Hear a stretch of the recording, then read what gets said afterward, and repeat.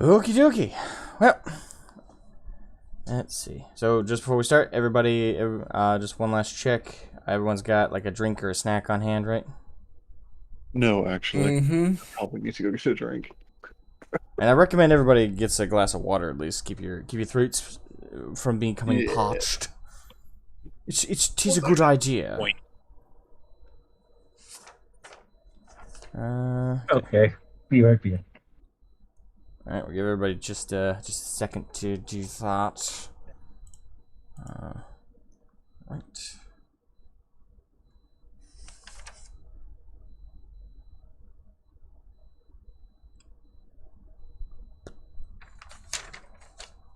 Take this opportunity to do what I intended to do for this.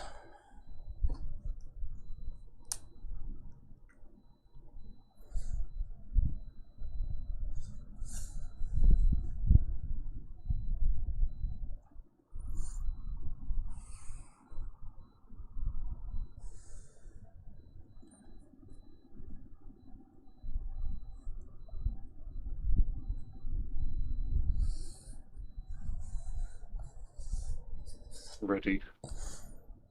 Alright.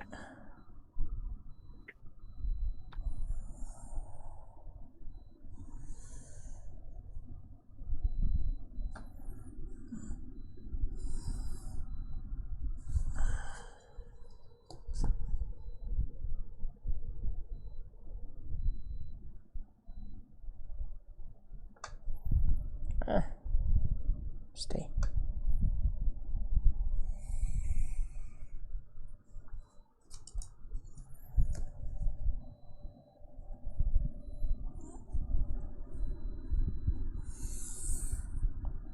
There we go.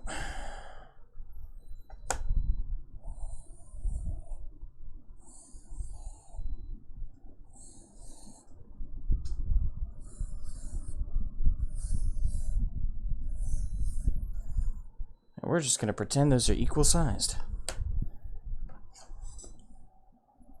Hey, look it. Draw a little.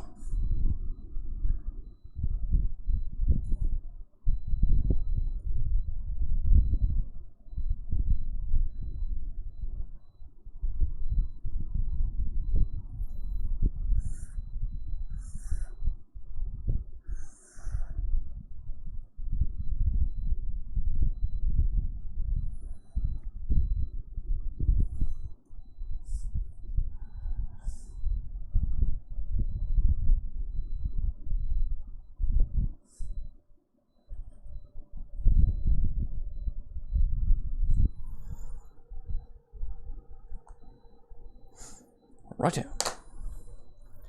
Alright, so that's all drawn up for when we get there.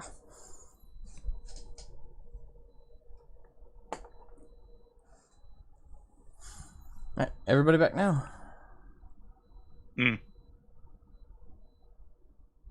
Yes. Oh, I am.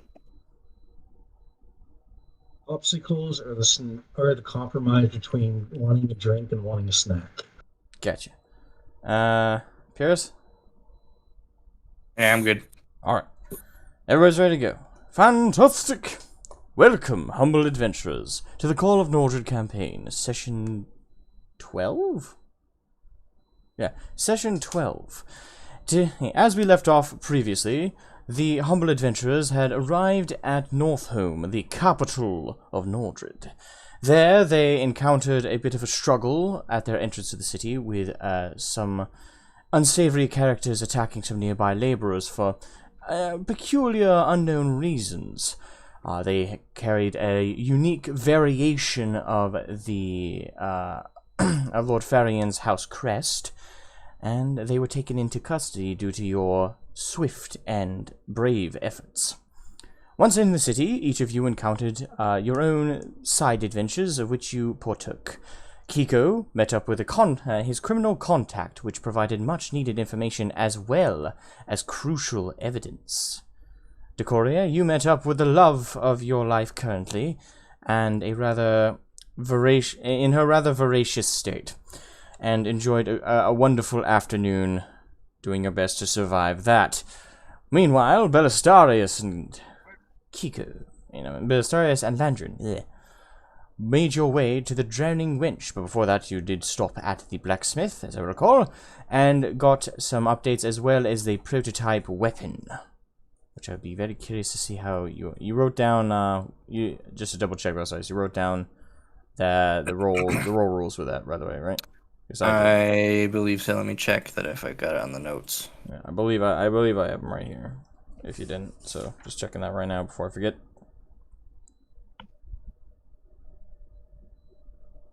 Yep, I got it. Okay, good.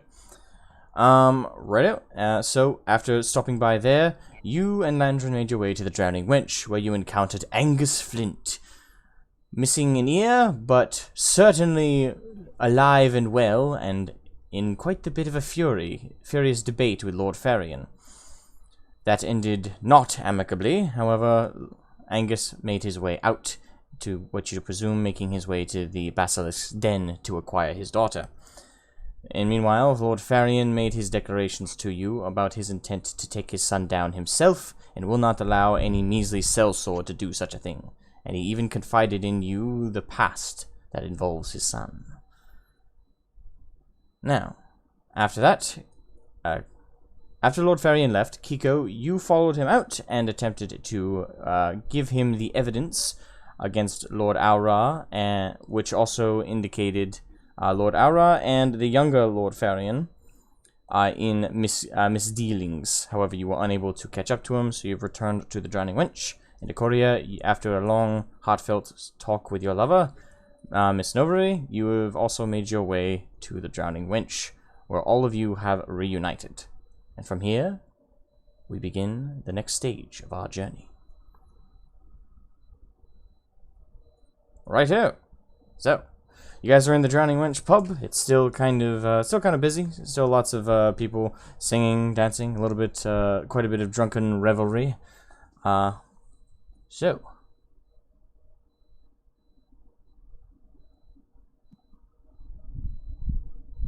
have I lost you guys?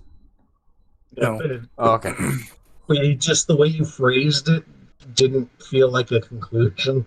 Oh, okay. But the silence was like, oh wait, it's time to go. Well, what a lovely evening. Belisarius, I must admit, I'm rather excited to see your prototype in action. As am I. See if it lives up to the the design.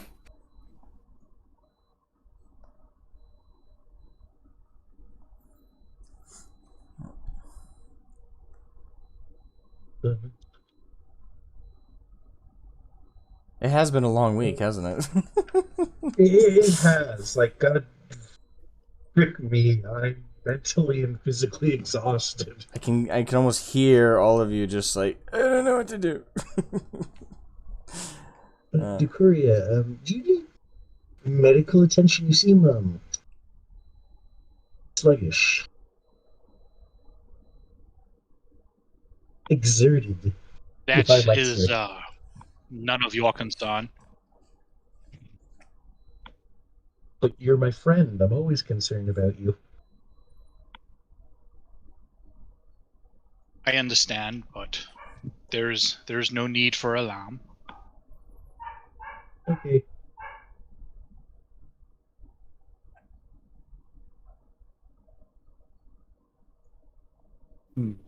I have a quick question. Shoot. What is the smallest drink size this tavern has to offer? Right, yeah. Do you want to walk over to the pub, the bartender, and ask? Yes. All right. So you approach a portly man, not super heavy set, but definitely fittingly has a beer belly. Big handlebar mustache, very bushy. He looks fairly friendly for the most part, though. A little bit balding on the top of his head, but still got a good bit of graying brown hairs. Hey, what can I get for you? Good afternoon, sir. What are your drink sizes here? This fine establishment. Before I answer that, how old are you? Let's see here. Let's see. I'm born. Let's see here. Presently at 22. Okay, definitely old enough. You look a little small, so. Well, the smallest drink size we have is this. And he pulls out basically a really tiny stone shot glass. It's about, on an average human, it's about as tall as your the base of your thumb to the tip of your thumb. And diameter-wise, it's probably it's you could if you put your thumb in it, it'd be like a little bit of a squeeze. It's a shot glass. Yeah, it's a really tiny shot glass.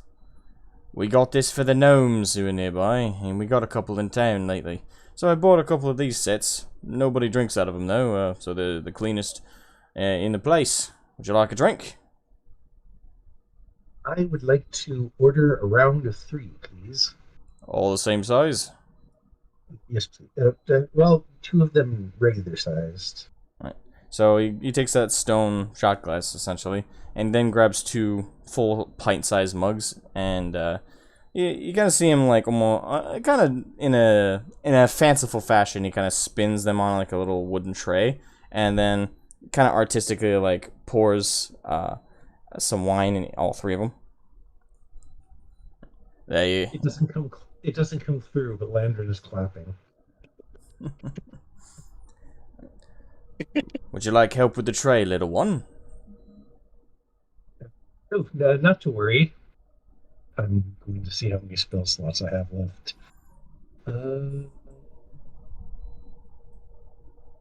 Character sheet. Work with me here. I have. Yes, I do in fact have some. Landron is going to cast. I do not have it prepared though because, bitch. Yes, please. I would greatly appreciate some assistance in the matter. Very well. He picks up the tray with one hand and makes his way around the bar. How much are the drinks, by the way?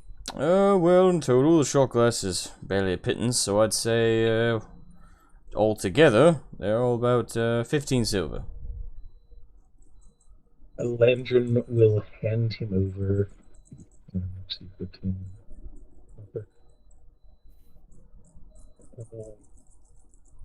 For context, the pints are both 6 silver. Your little shot glass is 3. It's 3. Well, Landron is going to hand him a gold coin, and I'm just going to assume he has change on him, and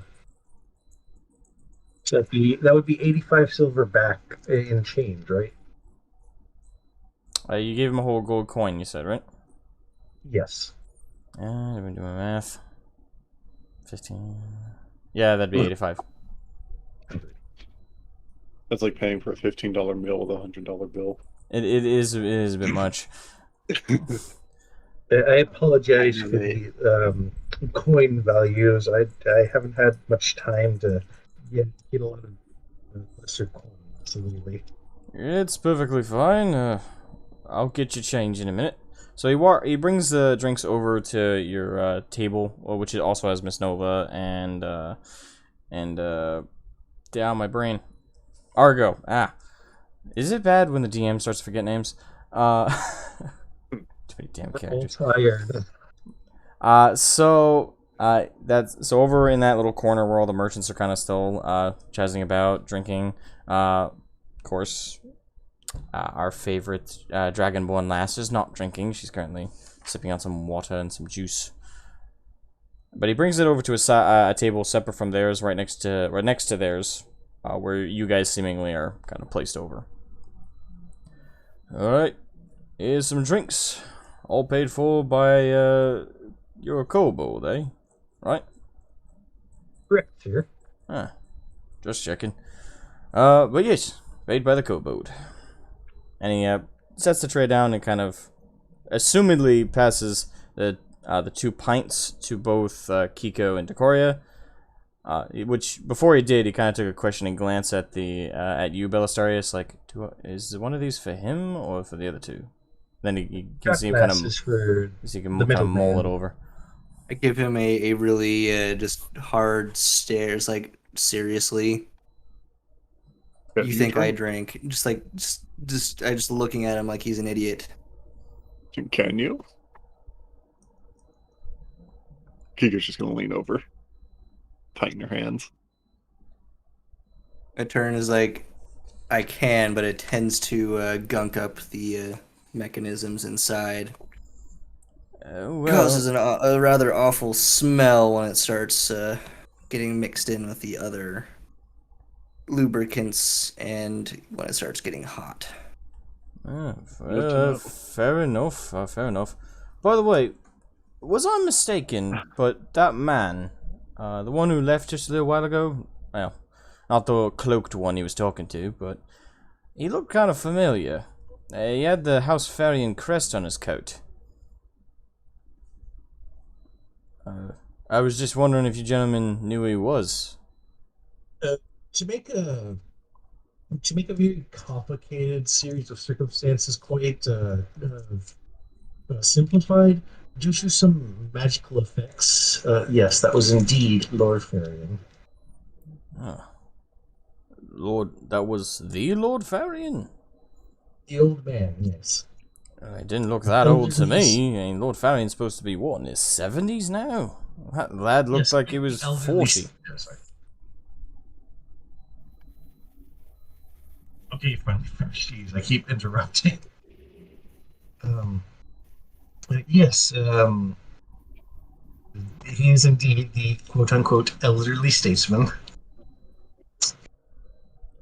I must be blind. I thought... never mind. I suppose my mind's going these days. I could have sworn I saw Lord Farion the other day. He looked a lot older. Yes. It's a long no, story. older. No, it was the same Lord Farion, yes. He kind of looks at you with like this really questioning look, like maybe at this point he's kind of wondering if you guys are all there in the head. I would like you to observe something from me, sir. Landrin is going to cast Mage Hand and lift up his drink. Now you can see this is magic. Magic ain't nothing special around here, lad. Indeed, so that is about the sum of it. He was old of body. Now he is young of body due to magic. It is a fairly straightforward circumstance. I have no idea how it works, I'll be honest. That's just my understanding of the situation. I'm just gonna leave it at that. Well, anyway, if that was Lord Farion, well, he probably ought to go to the capital. I hear Lord Rollo's not in good health. Of course, it's just a rumor, though, these days. Can't really trust everything the keep gods say. The way they tell it, every lord who goes in and out of there is on death's door. Well, enjoy your drinks, lads. I'll get you changed, little one. And he walks Your back to work. hospitality is quite appreciated. Alright. I thought this was the capital. It is. Well, he means, like, the buildings of government, specifically. Oh, The Capitol building. Like, I see. basically their White House. I understand. Or the Royal Castle. Or in this case, the Royal Keep. At the head of The the city. Citadel, man. The Citadel.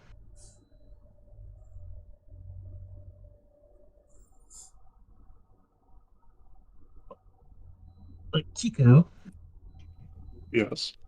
I would like to thank you again for stabbing me. Well, let me rephrase that. I would like to thank you again for attempting to help me better myself through training by stabbing me. Repeatedly. You're the one who's been dodged. I told you. What you did. You didn't do it. Thank you. There's do and there's do not, and sadly I did not. Next time, at least try. No, there's only do and do not. Either way, I have something I need to discuss with you for. Q's gonna look at the bartender. Wait, for? Is this the wrong kind of drink? Probably, yeah. Don't worry about it. Scribbles notes furiously. Birds do not appreciate wine on a regular basis. Not me. Alright, you guys see the bartender coming back around with a small sack. Mm. Right then. Here's your silver. I wrapped it up for you. Thank you, sir.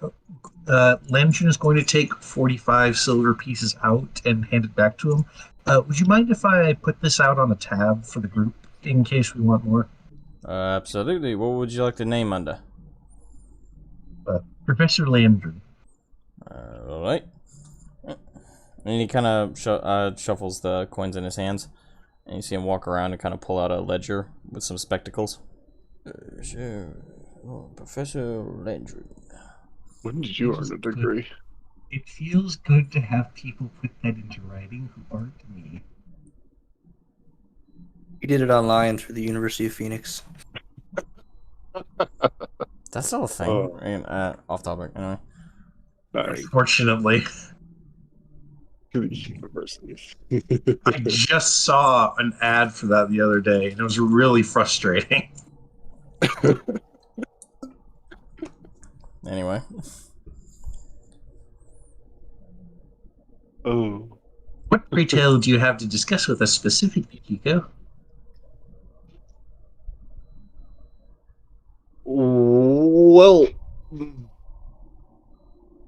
at this point, if you look at Kiko's drink, it's pretty much gone at this point. The entire pint of alcohol. Just gone. You just downed it. Just downed it. Well, while people just were not paying attention, Kiko has just been like, no.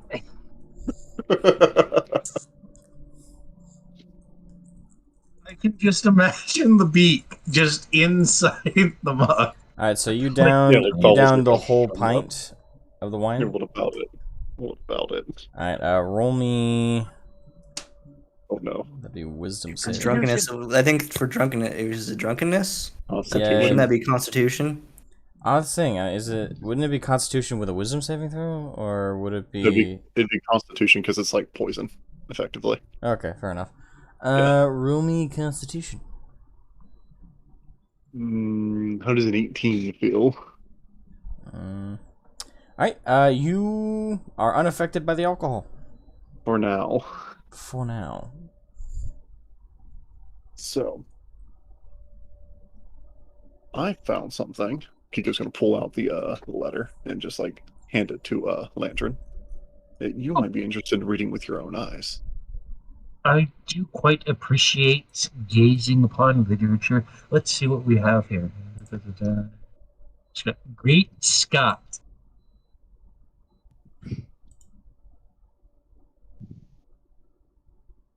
Lantern will just, after some increasingly interested perusal, just look up and like, this is quite incriminating. Alright. Would you like me to read out the full thing, or? I mostly remember what it was about. Alright. But it's fine. It's coded. The translation from the coded message is in Thieves' Cant, so in the written form of Thieves' Cant. Wait, hold up. So Yeah, I just realized that's why I'm wondering. Lantern has no idea. Yeah, so that's my confusion.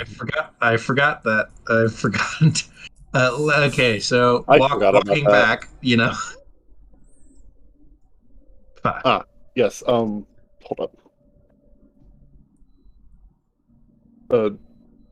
Does this tavern have rooms? Private rooms? You can ask the bartender. That's all I'm asking. Alright, so you walk over to the bar. Hello? You got private rooms here? We got one or two upstairs. If you're looking for a place to stay the night, cost you about 15 silver. No. Not like staying the night, just like a table to sit and talk. Private meetings and such, eh? Well, I charge about 2 silver an hour. That's fine. That's more than what we'll need. Alright. Hugo's gonna hand him 2 silver. He takes it, looks it over. and you see him reach under the counter and pulls out a little bronze key. It's the first room on your right. Once you get off the stairs. All right, and he hands you the key. Mm-hmm. Kiko's gonna take it and just pocket it real quick. And I go like back to imagine. I like to imagine Landron's been reading the Thieves' Cant this whole time, and she's just like, "Huh, This is such a fascinating treatise on deviled eggs." Well, trust me, there's a lot more devil in that egg than you think. Now, come on, with me. So everyone follows Kiko to the private room. Alright, so once you all get up the flight of stairs, you then turn to the right, and the door is a little locked. But once you unlock the door, you guys enter in. It's a very small room. We're talking like an 8x8. There's a single bed, which takes up a good majority of the room in the corner. There's basically kind of a in the wall cupboard. It's not really a closet. It's kind of small, and it does have shelves, so it's probably for storing smaller items. And other than that, there's a single counter right next to the bed. This was not what I had in mind, but it'll work. He's gonna walk up to the counter, take the note from Landron, just walk up, slam it on the table, pull out. I do have paper. Okay, cool. Pull out the paper that Kiko got from a while back. Does anyone have anything to... Oh, I do have a writing kit. Cool. And pull out Kiko's writing kit, and I assume, which has a quilling ink, I assume. Writing kits should have a quilling ink. Cool. And it's going to start... To me, it wouldn't really make sense if they didn't, because it's a writing kit. Kinda can't be a writing kit without the writing part. I mean, it's entirely possible that it could be some other kind of specialized kit. Like stone carving or something. That would be a chisel kit. It's like clay and I guess a chisel. Clay tablet with like the little triangle thing, so you can write in cuneiform. Oh, yeah, exactly. That'd be my luck. But either way, Belisarius, watch the door. And I go and stand basically in front of the door, so my bulk is now just blocking it, so no one can just barge in. Alright. And Kiko's going to start actually translating the letter from Thieves' Cant to something that's readable. Alright. By everyone else. Alright, so as you translate through, it says the following. Dear, this is the translation, by the way. Obviously, I'm not going to read the Thieves' Cant, like, coded wording. Yeah. Of course. Dear Lord Aura, the Khan has set upon me my task, and thus I set upon you yours.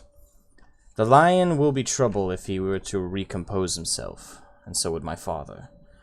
The bear will be dealt with in her time, but in due course, I ask that you handle the lion, as you are in the capital. I have sent agents of my own to deal with father. May he be taken out swiftly. I do not wish the man a painful death.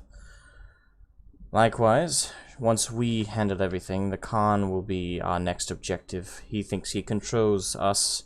It is quite the opposite. I wish you luck, my friend, as I hope you wish me mine. Humbly, Lord Farion.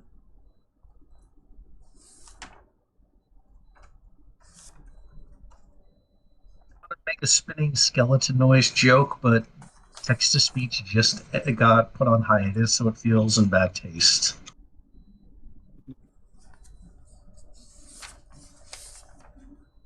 Testing. Is my mic on? I can hear you. Hello? Okay, good, because Landron is just practically spinning with a gas surprise. Like, Surprise, peek at your face. It just keeps getting worse and worse, doesn't it? This is potentially better for us. Potentially. This is potentially a good reason why we should hurry up and wander our happy little posteriors over to the capital to get ahead of this, like we tried to get ahead of. Down now.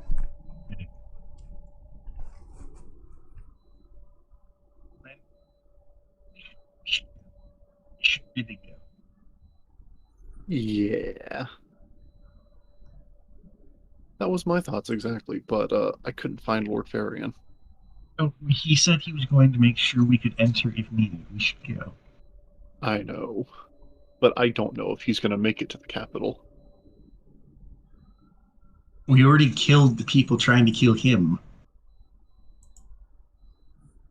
Not yet. City is probably crawling with various agents and scum of various factions, so you can't really say that he's safe. Well, only one way to find out. Speaking of which, would there be any way for Kiko to say, check the room to make sure no one's eavesdropping? Yep, you can roll me perception. Yeah. Perception. Let's go. 7. As far as you're aware, room is confined to you and yours. As far as I'm aware. Yeah, we should probably get going now. To find our dear Lord. Or Snake Lord. Alright, so is the party all agreed to head out to the capital?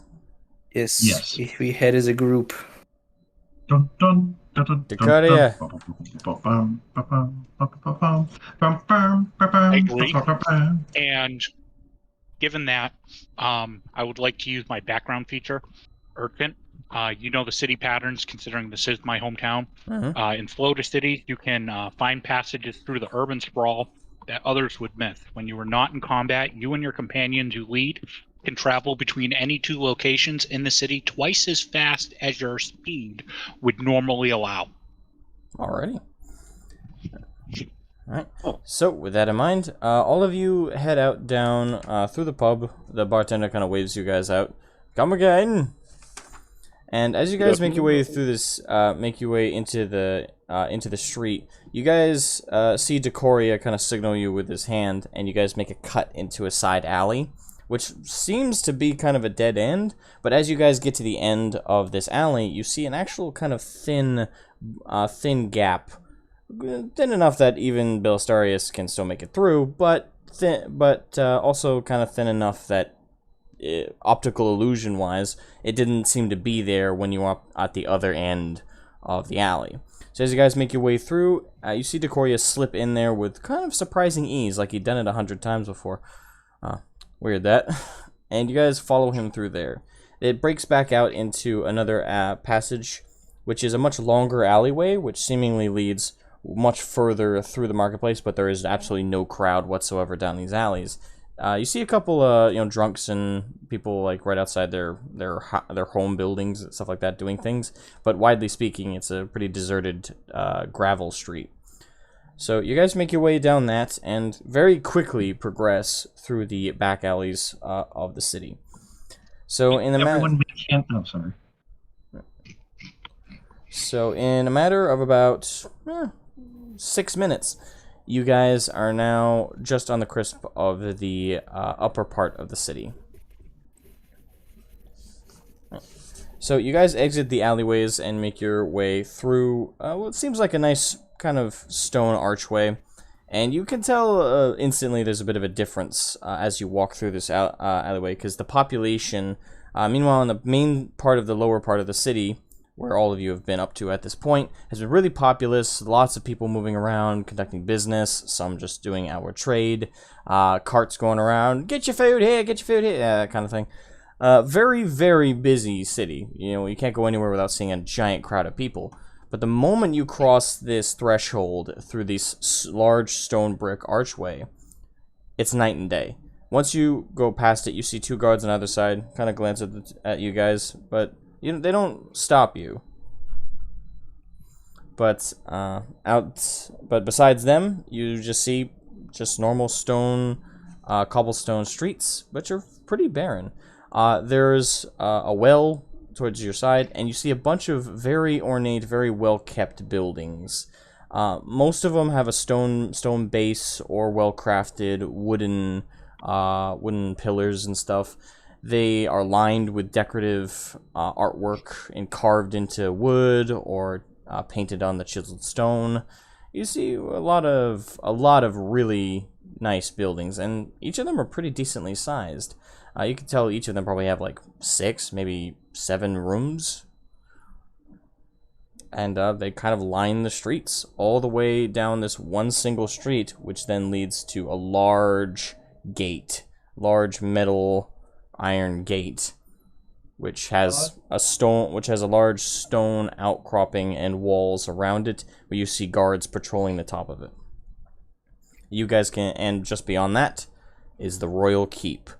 This large, very large, towering obelisk of a building, pure stone with massive, with about 2 or 3 massive towers that really spring up to see. The only thing this big you've seen in the city has been the Mage's Tower, which is even larger than this is in terms of height. But this building is large, and you can tell it was crafted with the idea of its military use. It's got many defensible positions, large sprawling staircases that lead up to the tops of the walls of the buildings, where you can tell archers are set up 24/7. This is a very large building. And then you guys can see towards, just through the gate from where you guys are right now, on the other side of the metal gate is a large doorway, essentially, to a double-sided doorway, which you presume to be the entrance to the keep. I have a question. Aye? Does this fortification have a buttress anywhere?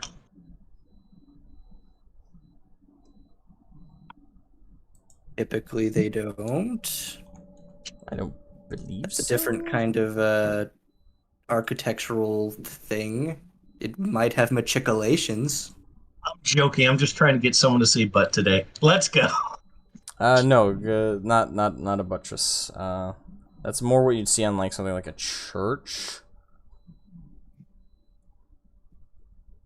At least as I understand these to be buttresses. This is more in like holy structures.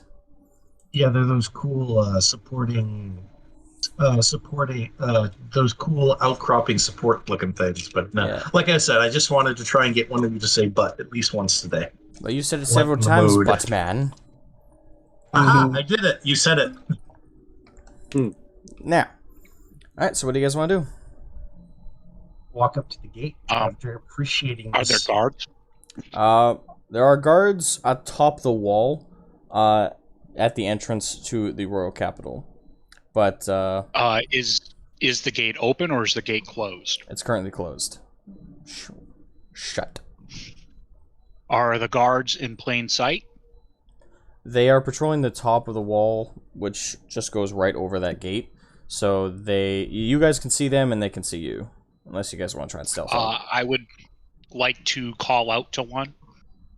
Alright, so, the party makes their way up to the gate. Alright, what do you want to say? I am Decorius Sedlak, son of Rexus Sedlak, current emissary of Elder Lord Farion. We request entrance into the capital. Yeah, guess what? I'm Her Royal Highness. These are talking about swallows. There hasn't been a Sedlak in I these look towns in forever. Don't you dare say that name on your tongue. I look up and I pull off my hood. Do you really think so? You see the guard, which is kind of hard to make out his features from this distance. He's pretty high up. He's about like 8 feet up, but you kind of see him like lean over the battlements. Yeah. All right, I'll give you that. You look a lot like him. And you see another guard. Because I am the son of Rexless and current emissary of Elder Farion. You see another You do guard come up not behind want him. to keep us holding on. Hey, you see another guard come up behind him and kind of whisper to him.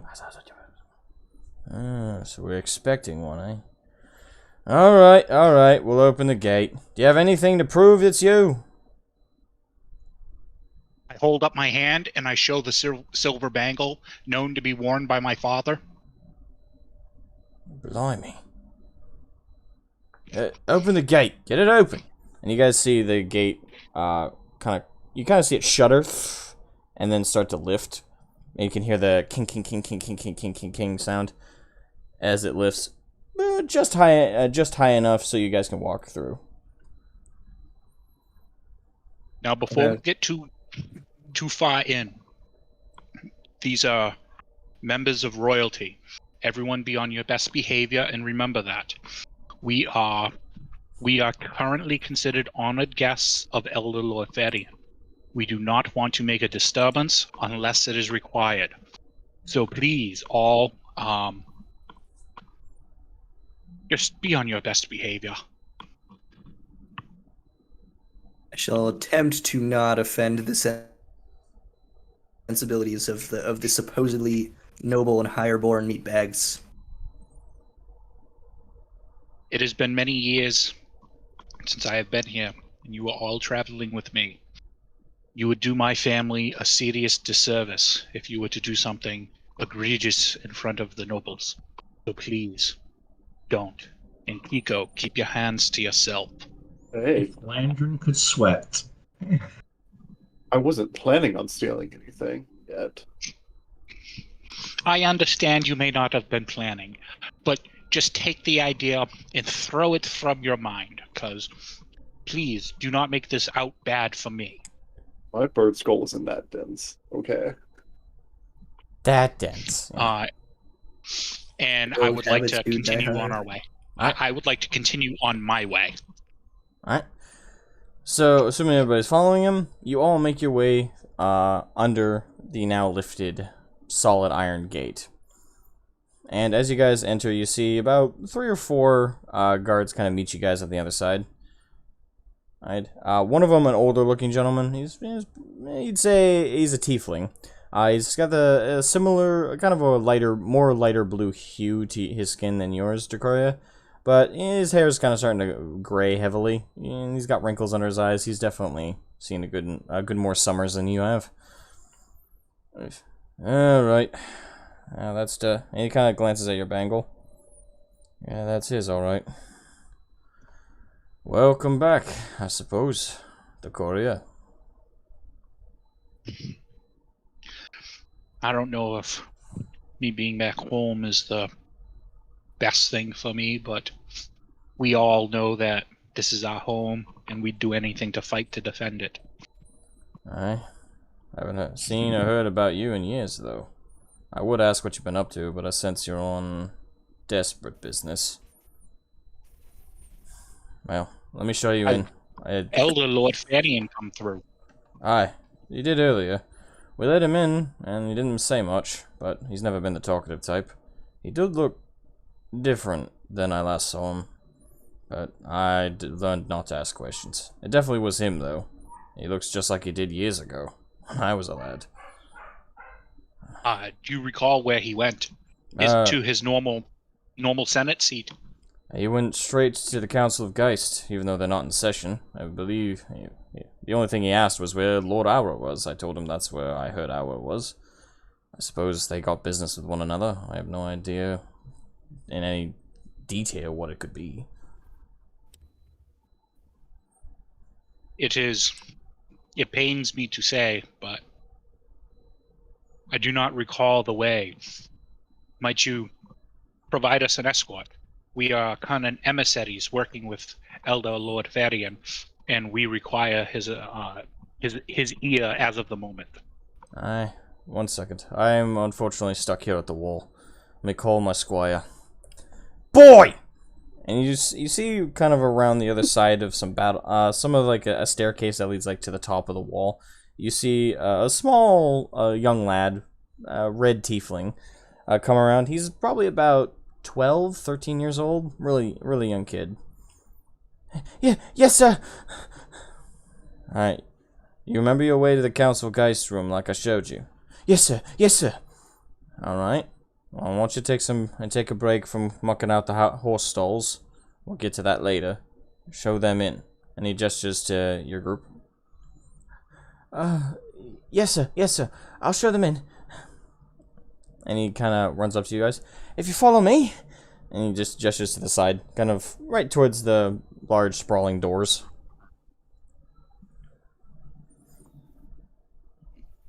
I follow. Alright. Yep. So he's kind of skipping about at a pretty decent pace. He seems like he's kind of tired, but he's really pushing himself.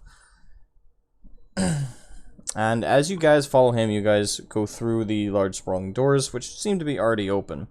You guys see guards kind of patrolling the halls, giving you guys looks, but they presume, since you're in there, that you must have, and they haven't heard any like alarms that there's a breach, that you were let in at the front gate, so none of them kind of stop you or anything. And also they see you being escorted by a squire. So, as the boy is showing you around, so, you want to go to the Council Geist room, correct? That is correct. That is correct. Alright, this way. And he said. Leads you guys down a very long hall. The wall on one side is all windows, mostly glass windows that kind of show out to a courtyard where you see guards doing regiment training. On the other side is a wall full of paintings of several notable figures. And as you guys go through the hall, you see a very massive painting, a very massive portrait further down the hall. And it's of a very large, kind of scruffy-looking gentleman. Very large beard, not bushy. It's kind of a sharp beard, kind of like it was very groomed, but at the same time had still a bit of a rugged look. And very thick black eyebrows, and from what you could tell, fairly spiky but short hair, and notably bright green eyes, according to the painting.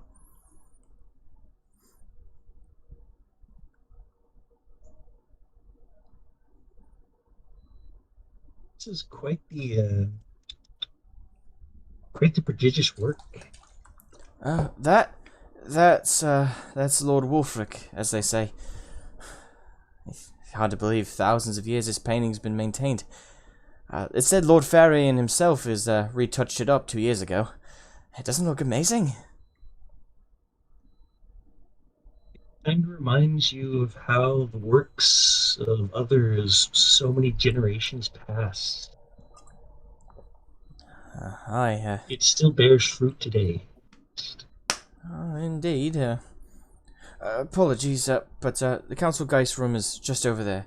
And he points to kind of a small, well, small relatively. It's a 6-foot kind of an egg-shaped doorway. Not like a blocky wooden door, like more decorative oval shape to it.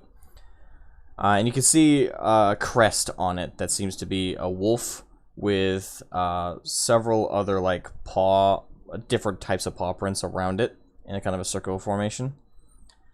The Lunar Geist. Well, I hear that's an insulting way to put it, but it sounds nice, doesn't it? It sounds quite cool. I'll be honest. Aye.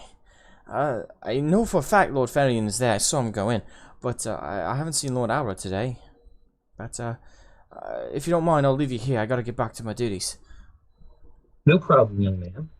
Thank you. Boy, before you leave, huh? A parting gift from a Sedlak.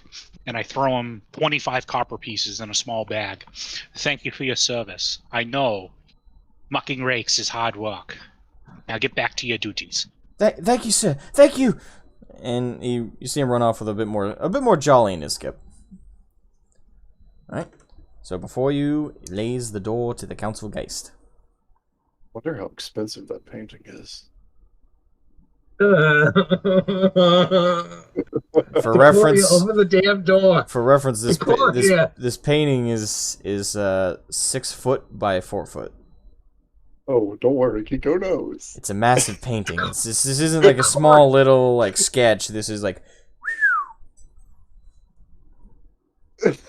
You are hiding this. Start the damn cutscene. Let me rephrase this. You are not hiding this. I don't care what you try and roll. I'm just imagining him trying. Pico's gonna give Decoria a like a knowing glance. Just gonna chuckle a little bit. Aye, and that's how you get executed. And I'm going to continue through the doors. Alright. So you clack open the door, and you enter a fairly circular room. In this circular room, it's about... how would I put this? So the room is fairly large. Like, there's pillars all along the side. This is not that room. This is another room I think you guys are going to get to. But you guys see...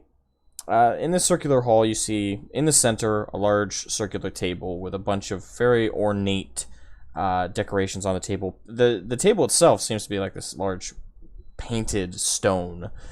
Each one is okay. So the painting, as it goes, is in the circle is these little block area sections of the painting, and each one has a portrait of an individual with a different coloration behind them, like yellow, green, blue kind of thing, and a different type of paw print towards the base of their portraits. And these are very detailed portraits. It almost looks like it could be a real person looking at you with how intricately each of them are painted. And you can tell that the table is a marble that has these paintings encased under some kind of substance that is solidified to maintain these paintings from ever aging or suffering from time. And the portraits all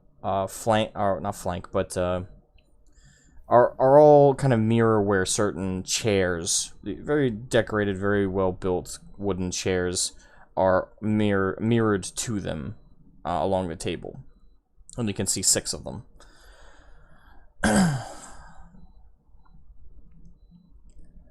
And other than that, there is kind of a railing up and kind of in like an upper section where it appears other people can observe meetings from down below. It's about 4 or 5 feet above where the actual table and the chairs are. So kind of like a peanut gallery section for certain other people or interested parties who might need to participate in the Council of Geist.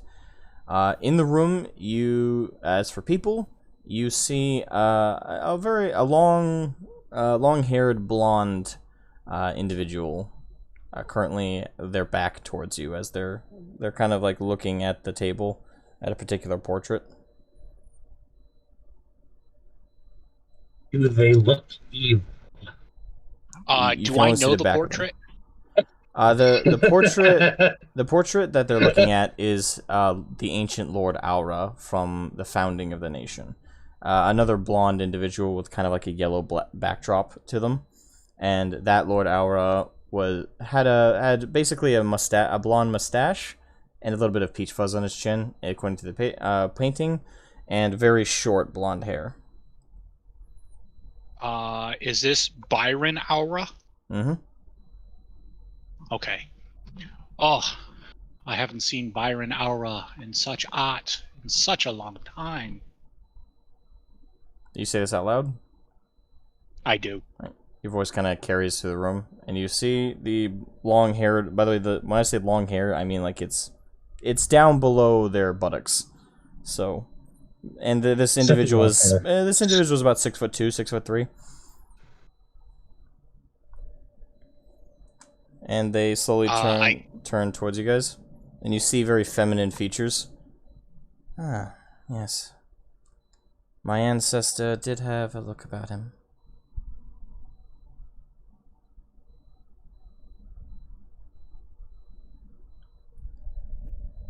Well, who are you then? And you see a person towards you, and this is a very tall, thin woman. Very sharp, angular features, and she has piercing silver eyes. Do I know what aura this is? This is Lord... this is commonly referred to as Lord, because she doesn't like being called Lady. This is Lord Myra. Lord Myra with a Y. Myra Aura. We're all going to call her Moira, right?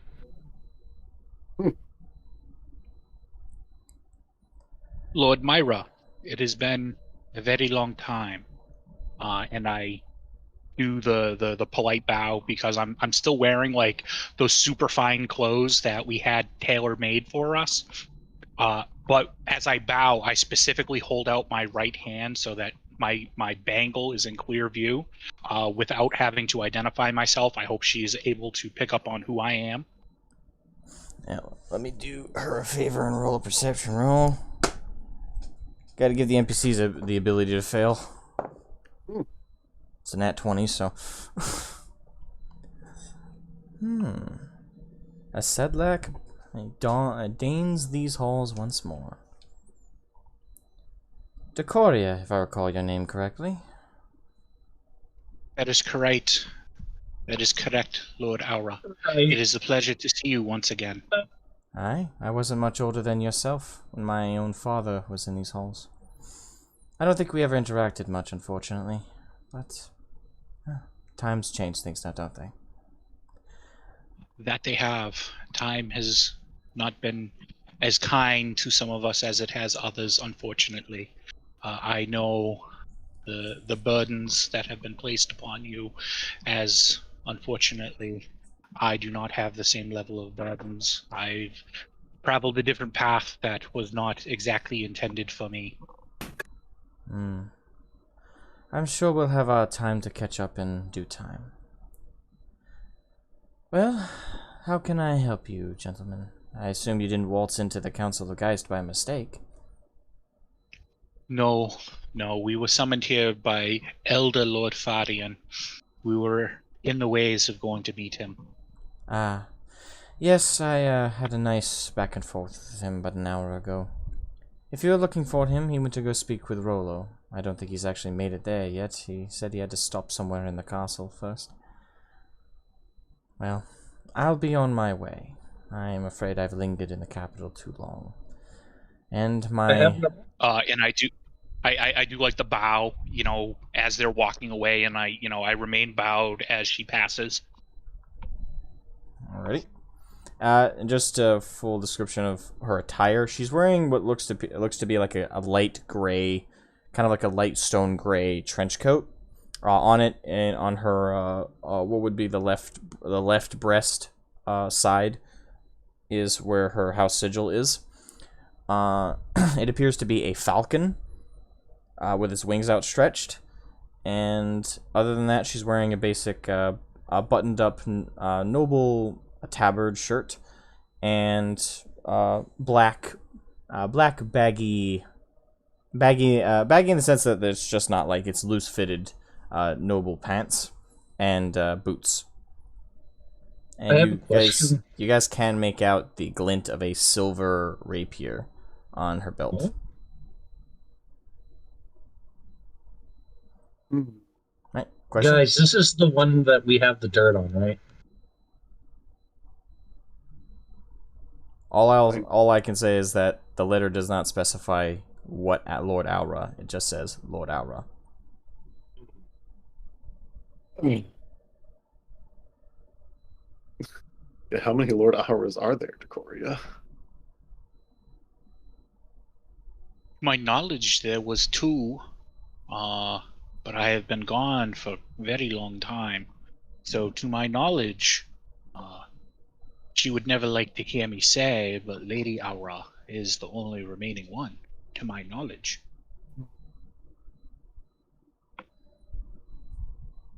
Right, so what do you guys want to do? I would like to go to the wherever Lord Rollo would be, right, in the hopes of catching Lord Farion on the way there. Right. So she gestured to the opposite side of the room, which is another oval door. Do you go through there? Yes. Right. So I assume everybody's following Decoria on this one?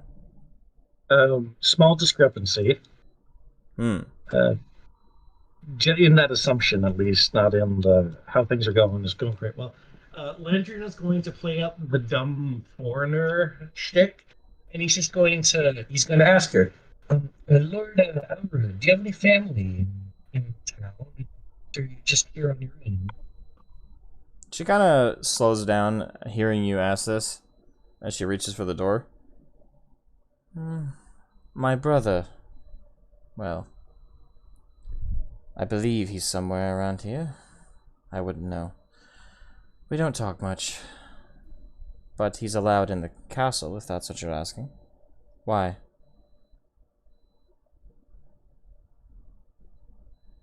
I really should have prepared that fucking, like, good BS reason why to ask. No, I'll be real with you. Lady Elra, things have been nuts. Like, Lord Farion was attacked on the way here. Like, have you heard about the trouble down in Ursine? It's Ursine Rest, right? Ursine, I don't remember her name. Ursine Village. Ursine Village. Have you heard about the trouble in Ursine Village? Like, things are going haphazard every which way imaginable, and sometimes it's just good to take stock of family. And I have heard much about what goes down in the south so far. I did indeed hear about the unfortunate attack, rebels, and the such. Don't worry, the Council of Geist intends to commit the full force necessary to eliminate these refuse. Of course, it may take some time, unfortunately. The Council has not been able to meet for some weeks now. But we have already called the Council. Lord Farion himself agreed that the full Council should be assembled for the following couple days. Letters have been sent out, but unfortunately, I will miss out on this Council meeting. I've already been in the capital too long. I've already given him my opinions on the topic. My forces will remain in my territory, and if we find such rebels, we will summarily execute them. That is by far my stance. Insight question mark? Is she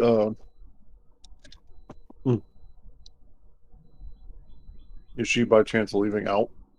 Does it look like she's trying to like leave stuff out? Roll insight. Yeah. just for the sake of embarrassing myself, never mind. He got 20. Natural 20. Jesus Christ. Okay. From what you can tell, she is definitely veiling her words. There is 100% something she is leaving out, and something she's not talking about. Oh, courtly behavior. And from what you can tell from the way she's talking, the way she's looking at you guys, she doesn't trust you guys one inkling. As far as she's concerned, from what you can pick up, she considers all of you strangers at the absolute kindest. Well, if there's nothing further, have a great afternoon. Good day, Lord Aaron. And you see her open the door, kind of bend slightly because she's taller than the door, and closes it behind her. Pico's gonna like elbow Decoria real quick, just like little. I'm aware she was withholding. She always does. That is the nature of the Auras. However, the Auras have been in kind to the Wulfrics. Not the Wulfrics, to the original Wulfric, founder of Northholm. There is much history that you are unaware of, and I understand the implications that are in the letter. However, I want to believe that it is her brother, and that is why I was very careful about questioning Lady Aura while we were here. We do not need to create a potential enemy or give away what knowledge we may have at this point in time. I was just curious if you wanted me to follow her. Not at this time. I believe if there is an attempt on Lord Farion's life, we will require everyone to be here in case a fight breaks out. Well, that works for me. And I continue through the oval door that was gestured to on the opposite side of the room. Alrighty. So, I'm assuming everyone's following him? Yep. Alright. So, you open the door, and it's down another stone hallway. Fewer windows on the side, and other than a couple of armor... what are those called? It's the thing that armor holds... sets? Yeah, it's the thing that holds up armor, though, like, for, like, decoration. Oh, an armor stand. Okay, yeah. Armor stand. Yeah, you see a couple different armor stands, some old armor, antiquities mostly, polished, cleaned, but definitely seen their heyday in long times past. And you guys make your way down the hall, and there's a more traditional door. It's fairly large. It's a dark wood with some iron, what do you call this, braces on either side that connect it to its hinges.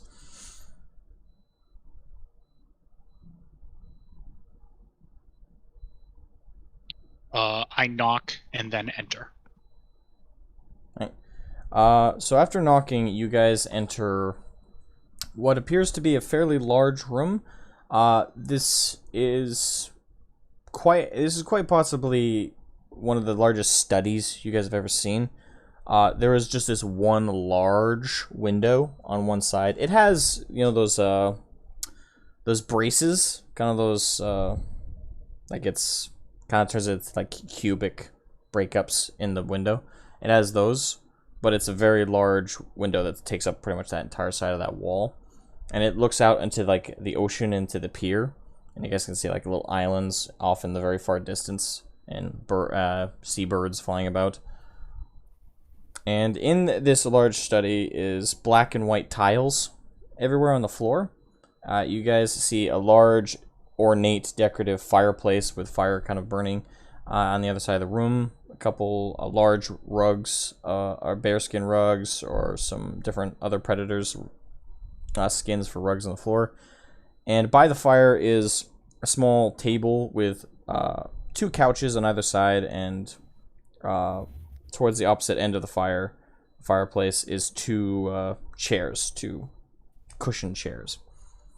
And right next to you guys in the entrance is a very large mahogany desk with 3 bookcases behind it. Once you guys have now entered the room, you guys see Lord Farion standing next to one of the large red sofa, where you see the top of a person's head with like hair, with what appears to be dirty blonde hair, kind of draped around the other side. But that's all you can make out over the sofa. I would like to turn to Kiko and say, "Hey, pass me that letter that you translated." You want the original too? Yes, and I will take both of those. Lord Farion, I do not wish to disturb. However, I bring news. You see him kind of jump a little bit, and he looks at you, and he puts one finger to his mouth, kind of like shh. You see him turn back. I would like to silently communicate with the rest of the party to move towards one of the bookcases and just be very quiet and like just pay no mind to anything. Don't touch nothing. Just move over away from the door in eye shot so that everyone can see where we are and that we are not causing a ruckus. All right. As Lord Farion turns back, you see him look over the sofa. Rolo, I need the lion. I need you back. The wolf left us his den. That's what you said. That's the last bloody thing you told the council with any kind of gravitas. Since then, you have been mourning the loss of our king. Do you think we do not mourn his death? Do you think the council is so happy to have lost him? To have to search for a damn new ruler? Even though everyone seems to ignore my suggestion that we hunt down his sister, No, no, what insanity is that? And here you lie. Or should I say sitting by the fire. What, waiting for everything to burn? You kind of see Rollo just his unmoving head, as far as you can make out from where you guys are. All of a sudden you see Lord Farion lift his hand, and you see him bring it around, and he smacks the side of the top of Rollo's head. You see it shuffle, and you see the whole chair kind of butt up a little bit. Damn it, man! Since when did the snake roar louder than the lion? Since when did the snake have more balls than the lion?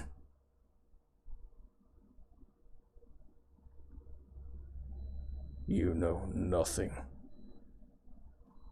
Oh, he deigns me with a word. How kind. You're pitiful. You're a disgrace. And you see, in what seems like the moment of a heartbeat, you see the chair nearly fly back to the wall, nearly smash against it. It's a and they're standing 6'5", 6'6", big, tall, muscular man. Stand up, and he has basically a goatee, a large goatee, a bit of a ginger goatee tint. This and very thick, dark, dirty blonde eyebrows and piercing blue eyes.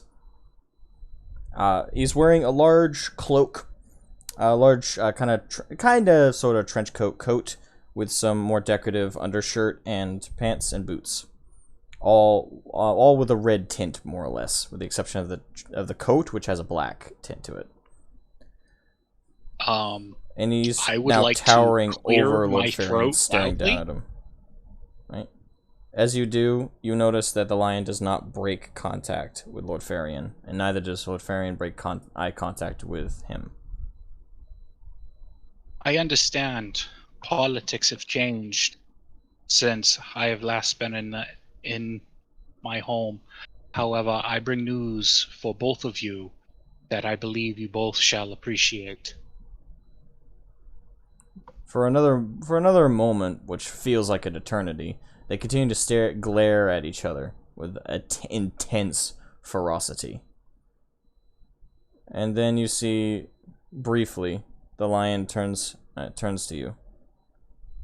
And you see him... At this moment, I confidently walk up, and I have both letters in my hand. I say, here is the original, that is in Thieves' Cant, that you may or may not be able to read. But here is a translated version of the original letter, and I believe you both would want to read this.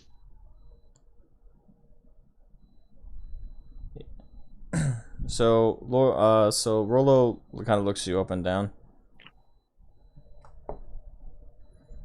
and his eyes kind of come over your bangle, and he looks back at Farion. Old friends resurrected, I see. Hand me the letter, boy. And I pass him the translated letter. And Lord Farion, you see, kind of roll his eyes and fold his arms. Of course, now you're receptive. I'm gonna smack you across the head. Shot it. And you see Rollo pull out some spectacles from as he reaches under his coat and pulls out some kind of a light tint, clear spectacles. He puts them on as he reads. Where did you get this? I would like to call up Kiko and have Kiko come and provide a level of information for acquisition of said letter. Friend of mine. That's all I can say. Friend of yours, you say? More like passing acquaintance, but nah. So, passing acquaintance, and you expect me to rely on this as some kind of evidence against a noble council member? I mean, do you want to compare it to their handwriting? I would like to provide a breakdown quickly and efficiently for Lord Rollo, addressing him as proper and prestidiously as possible of the events that have transpired and where we're currently at, to provide more context for the meaning of that letter, and that we have on good authority that we believe this letter to be 100% authentic due to all the events that have happened and the attack with Lord Farion and everything else, up to the kidnapping of Lady, I am blanking on her name and it's way too far, Lady Ruga, and everything else. Let's just say we've been through a lot, and this connects it all. Or a good bit of it. Alright. Roll me... Well, actually, no. Let me do this first. So, as you're explaining things, Farion takes the letter and reads it through pretty thoroughly. You have the original? We do. And I pass him the original. And as you're looking through the original, he looks up. This is my son's handwriting. So what you're telling me is you'd testify that your own son committed treason, and is still committing treason, and that another noble house is also aiding in this coup. I would. Farion, you're a fool. You see Rollo kind of walk over to the window. He puts his hands behind his back and he kind of folds one into the other as he's looking out into the bay. Even if I wanted to, even if I accept this evidence as 100% fact, whether Farion himself demands that his son is indeed the writer of that letter, it's not enough. As it is, we cannot possibly go to war with two houses, even with the help of these kobolds you encountered, as if we can trust them. A civil war is the last thing this nation needs right now. A quiet solution. Perhaps we can bring these two to heel and talk to them. You really think my son, who just tried to have me killed, is interested in being talked down to by you? What would you have me do? Send the entire army to fight one of the noble houses that makes up part of its populace? In this city alone? I do have a suggestion. With the army of the kobolds, forgive me, Lord Farion, I know we have spoken of this, but Lord Rollo, if the kobolds demand a sacrifice, that sacrifice is Lord Farion's son. We can wage war by utilizing the kobolds to subdue Lord Farion and put an end to one of the saboteurs and co-conspirators of the uprising to usurp the throne.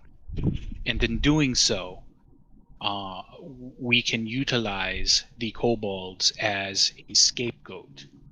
Then we can make peace with them afterwards. And that would solve one of the problems. Solve one. It doesn't change the fact that this house is being aided by another. Take out one... That is true.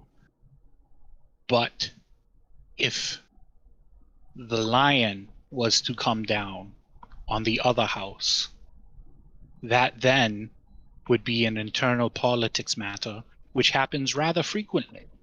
I remember many years ago during the house, you had my father quell many of these situations before of usurpers and co-conspirators. There's no reason why you cannot do so now. It would not appear to be a coincidence if one house was overtaken by kobolds that were seeking revenge for the needless deaths that they suffered at the hands of Lord Farion's son, and you having to come down and bring the hammer to trumped up charges or whatever the case may be. But I am sure that we have the ability to attack on two fronts with only actually utilizing a battle force from the capital on one. There is no reason why we cannot do this. there is no reason why we cannot put a quell to these unsavory usurpers.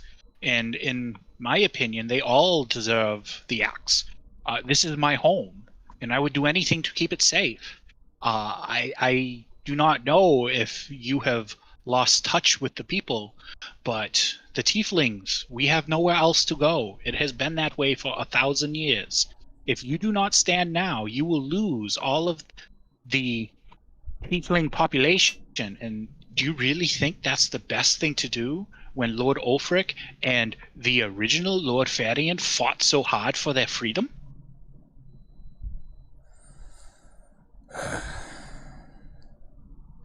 Let me ask you something. Do you know how much of our economy is made up of what Lord Farion's people produce? The miners. Over 40% of our exports are made up of our ores, of even our metals, our forged weapons. Do you know how much Lord Aura's people produce gemstones, as well as innumerable amounts of specialty items, also which consist of our export? Another 40%. They are the two houses that we cannot simply annihilate. Let's say, for the sake of argument, that I were to take an army, the entire capital army against Lord Aura, and I allow these kobolds to take their vengeance upon Lord Farion's son. Let's just say, for the sake of argument, that the people of both houses are just willing to continue their work after their lords are executed summarily. Let's pretend that's a fantasy that'll happen. Do you know how long it'll take to recover from sieges, from casualties? To get back to work, to continue producing our exports?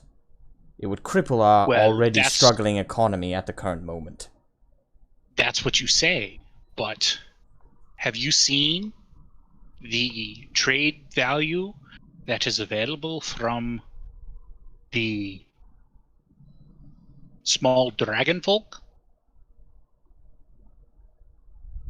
They have gems that far outweigh any value that we have ever mined, and they would be willing to trade with us. Food, which we have in surplus, in abundance, and minerals, and other ores, they mine themselves. Again, you can establish trade relations. So your two highest exporters could be solved by allowing these I just do not know how you don't see. There is so much more at stake, and there are so many opportunities to be given. Yes, there is I understand. Opportunities theoretically. These kobolds want Not vengeance. Theoretically. It is theoretical. Have you established any kind of alliance with these kobolds definitively, other than this military one, where they're the only ones who benefit? Have you already established trade relations with them? Yes, we have. Landrin here is the brother of the king. We have the ability to negotiate. I have a direct line with the queen right now. If you wish to open up negotiations, we can establish it this moment. Yes, I have thought this out. Obviously, you have not, because I am thinking for the greater good of the country, where you are lying on a couch, arguing, and not doing a thing, barely acknowledging the existence of everything outside of your quarters. Yes, I do know. Do you, Lord Rolo? Alright, at your words, he turns very abruptly, and you see his features start to shift in his face, and his eyes color change slightly. Go ahead. And you hear the son of Sedlak, one of the growl. greatest champions of this city. Go ahead, and you will have a revolution on your hands. And that will not be the revolution of the nobles. It will be a revolution of the people. Go for it.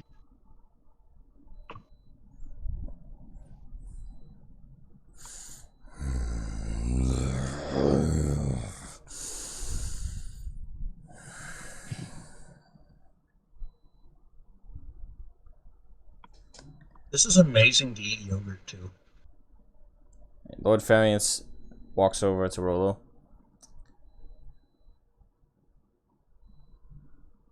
Look at me, Rollo. Why have you given up? Why are you arguing at every step?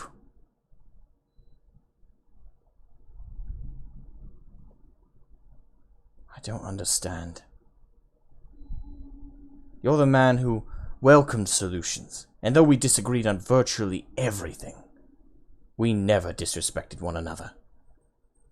We advised the king with pride. Instead, you stand here, and you seem to make excuses to let things fall further into darkness. Why? It's my fault. What? The king is dead because of me. How is it your fault? Did you poison him? No! Then why do you blame yourself? There's something I should have done. I should have known, I should have seen he was ill. I should have...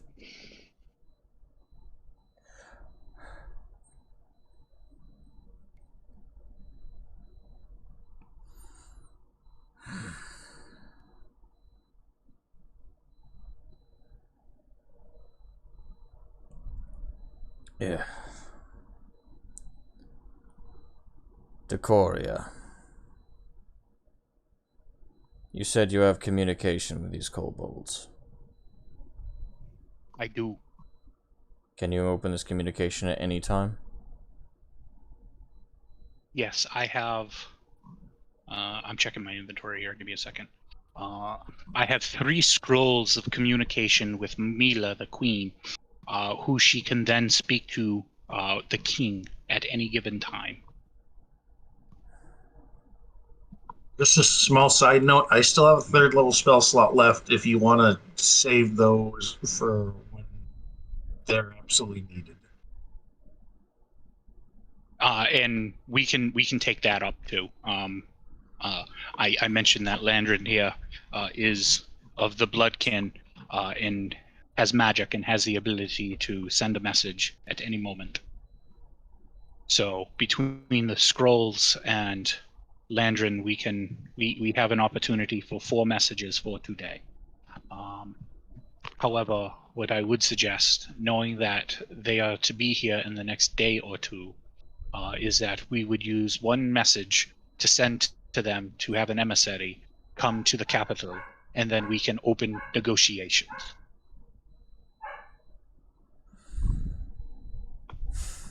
Lord Farion kind of walks over to the desk and pulls out his chair and sits down.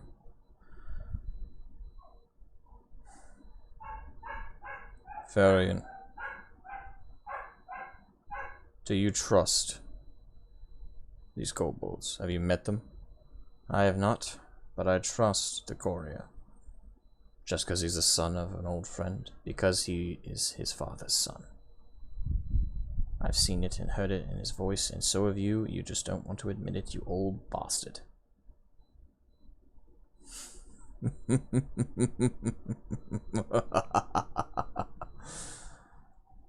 You see Rollo kind of lean back in his chair. Aye.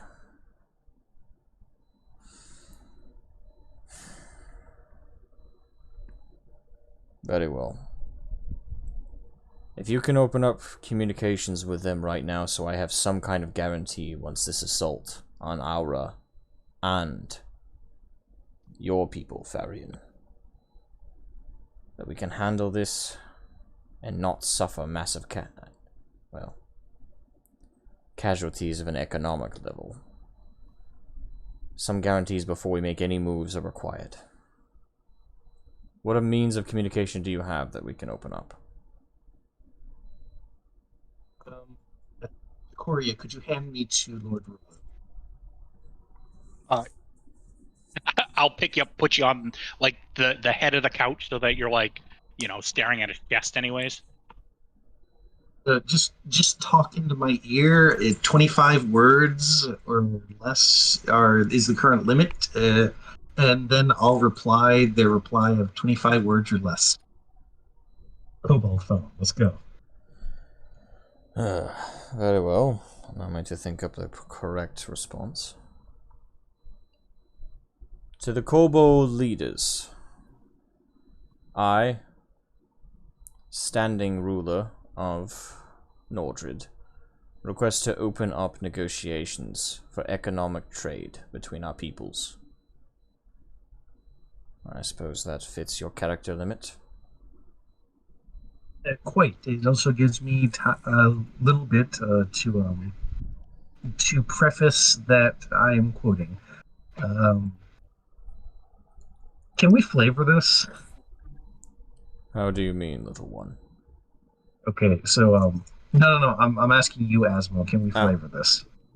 Flavor this. I like to imagine that he just picks up Landrin, does some sort of old timey phone tug or whatever, and just says the thing into Landrin, and Landrin just kind of opens up his mouth just opens up like an old sonophone or something, and whatever reply he hears, he just says back as it's coming to him.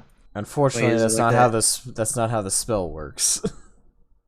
That just makes me think of the Stitch with the record player from Lilo and Stitch. Exactly.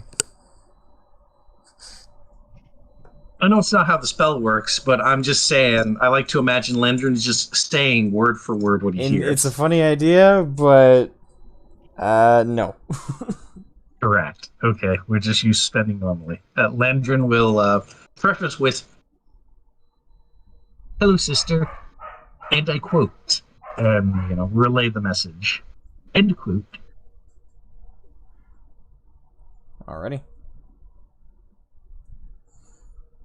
Alright, so about a moment passes, and Decoria, in your back, in your pack, and from the bag of holding, a scroll pops out and unfurls, and a blue light shines, and you guys see basically a ghostly figure of a small kobold.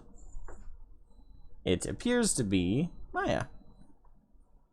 Landrin will go over Hello? and hear again. And she's trying to speak common. Hello?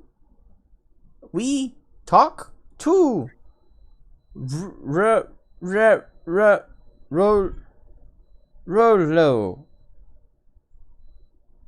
She turns to you, Landred, the holographic form of her, and speaks in Draconic. I'm not sure if I said that right. Said it quite right.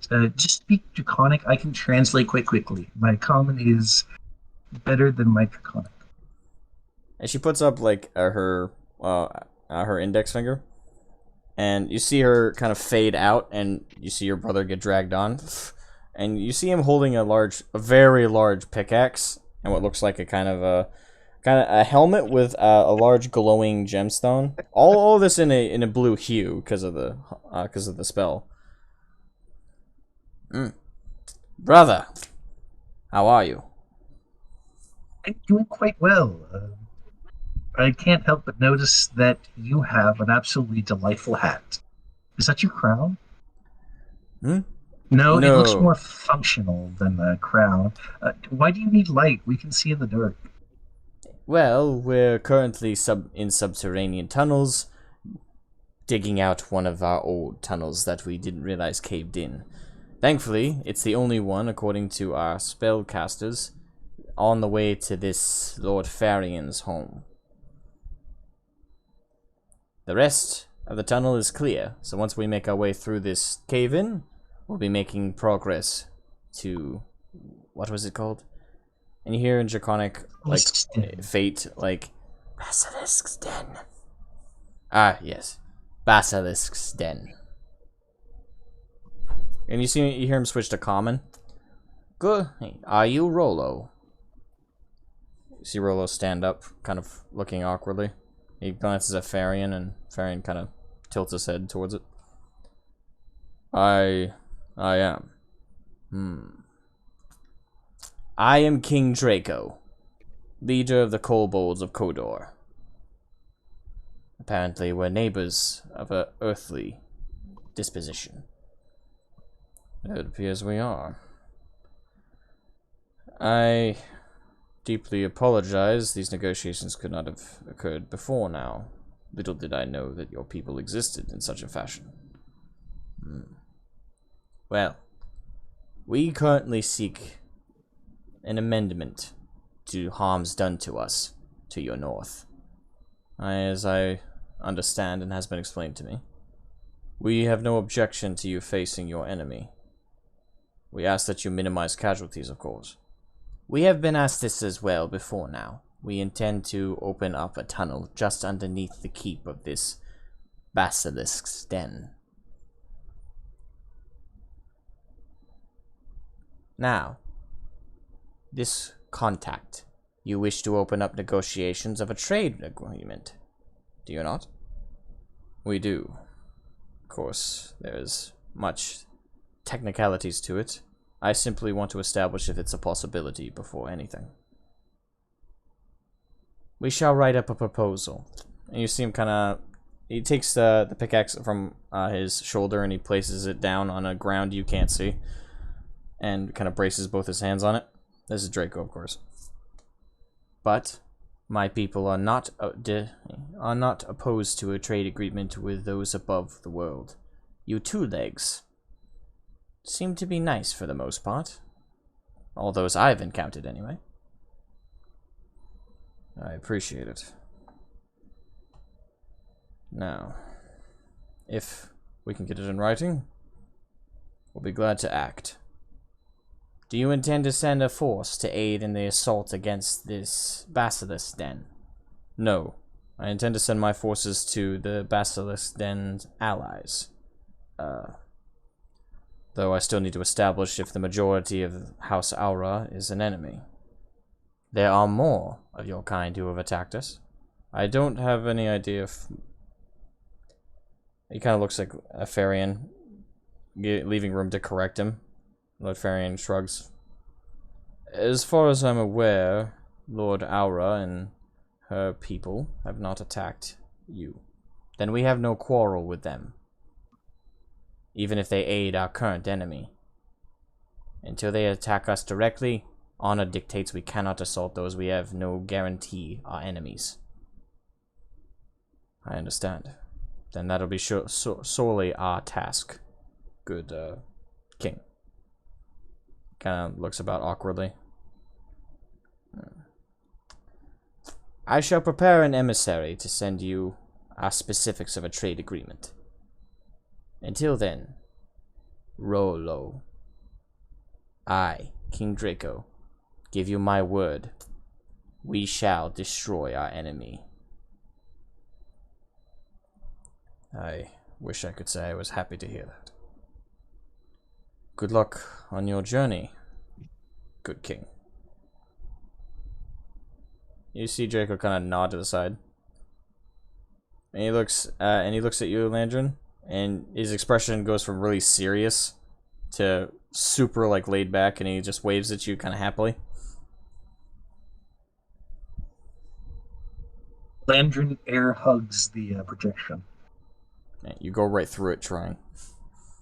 I said air hugs, not hugs. I know I'm going to go through. I just put my arms around it as best I can. He's a lot bigger than me. Clarification question. Did that expend one of the scrolls that I had? Nope. Okay. They used it on their end. Basically, it was a conduit. The spell itself was not exposed. Okay. Thank you. Could you put Maya back on the scroll? I wish to hug her as well. One moment. And Maya comes back on, and she has two pickaxes. What?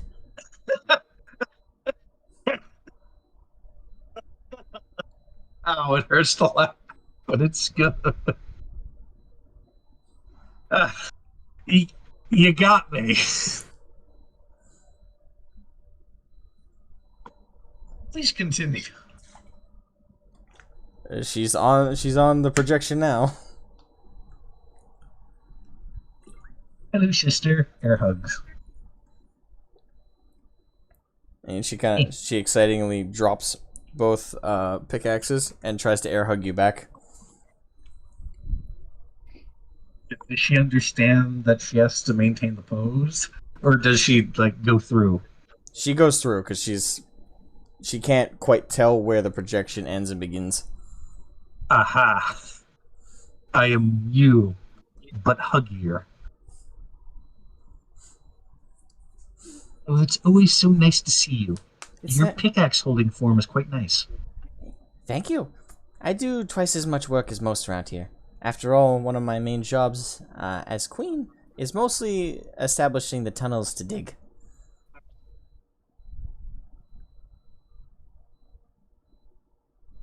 Draco kind of puts his hand on her shoulder.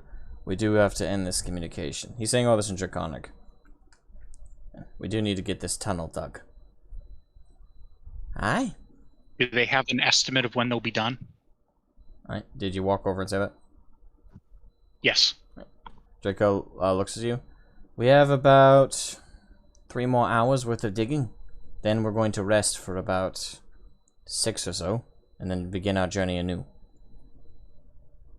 So how many days until your arrival so that we can establish our forces, you know, and I point to the party, to meet you there and be prepared for attack? 1. 1 day. Okay, thank you. And you, as the projection is about to phase out, you hear in Draconic Landrin, Maya yell, in a very, very aggressive Draconic, like, "Alright, you sods, start hammering!" And you're crashing. Projection ends, and the scroll rewraps itself up. So, as we said, Lord Rollo, the potential for trade negotiations is there. You have had your chance to communicate. So, as far as the rest of the plans, we have secured the ability to take down Lord Farion and his company with the hopes of rescuing Lady Ruga at the same time. So what is it you are going to do now? Will you hold up your end of the bargain and put to rest Lord Ara and the rest? Well, wait a moment. Farion. What is it? Where is Lady Aura? She was in the antechamber but a moment ago. Why?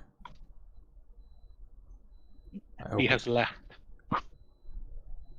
You see Rollo slam open the door and you hear him yell out, "Get the city watch to grab that woman now, and find that brother of hers. Am I understood?" And you hear a far-off distant voice of guards shuffling as their armor is, king. "Yes, sir!" Damn it. If we lose our chance. Farion, what do you think the likelihood is that Lady Aura knows about this? Knows about it, or is involved? Either. Knows about it, there's a chance. But you know as well as I do that she holds her convictions stronger than even I do sometimes. I highly doubt she's involved. But it is her brother. That's always been her weak spot. If she knows about it, she may very well have tried her best to ignore it. In many ways, that makes her just as complicit if we find her guilty. For now, let's focus on the brother. But I need her here back as well. I shall join the search then. And you see Lord Farion run out the door. His cloak kind of flapping at the speed of him running down the hall.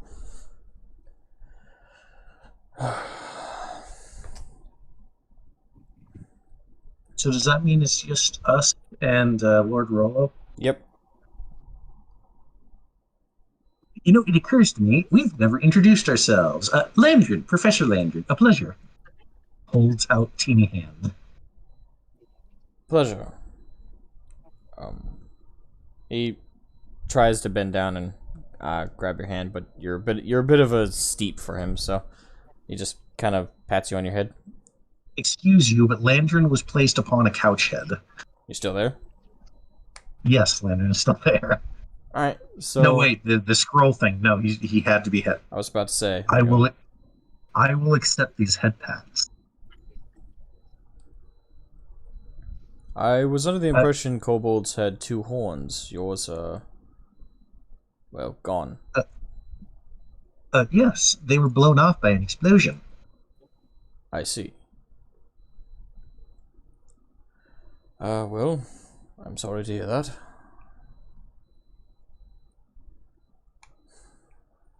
You simply must Almighty be DM God. What time is it? IRL? No, game time. Okay, game time. It is about 5 in the afternoon, almost 6. Almost dinner time is what you're saying. Its sun is going down pretty sharply. You have about another hour of daylight before it's completely blackout. Yes, well, Excuse me. I understand you knew my father well, Lord Rollo. I did not have the same opportunity. I am told that I am very much like him, and I hope I have not disgraced you with the words that I have spoken to you today. However, I felt in the time of need, it needed to be said. And if there are any ramifications due to that, I understand. As far as I'm concerned, any words traded, barbs or otherwise in this room, remain here. I will say this, you have your father's worst habits.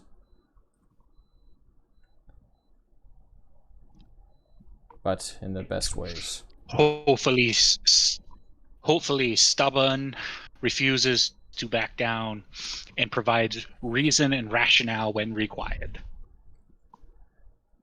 You want to hear a story about your father I bet you've never heard? I would love to. You saw that council room. Well, there was many a time where he, as the leader of the knights, would be in that room attending the king. On several occasions, despite the fact that knights are trained not to speak up during these meetings, not to get involved, he did not hesitate to speak out of turn. He would always apologize after the fact, but if he had something on his mind, he spoke it. Now, certain lords found this abhorrent, worthy of him being dropped from his position. Even I at times thought it inappropriate. Lord Farion always spoke on his behalf and always defended him. I, usually the opposite. Looking back, Lord Farion was right. Your father, on many occasions, spoke out of turn and said the right thing when no one else wanted to hear it.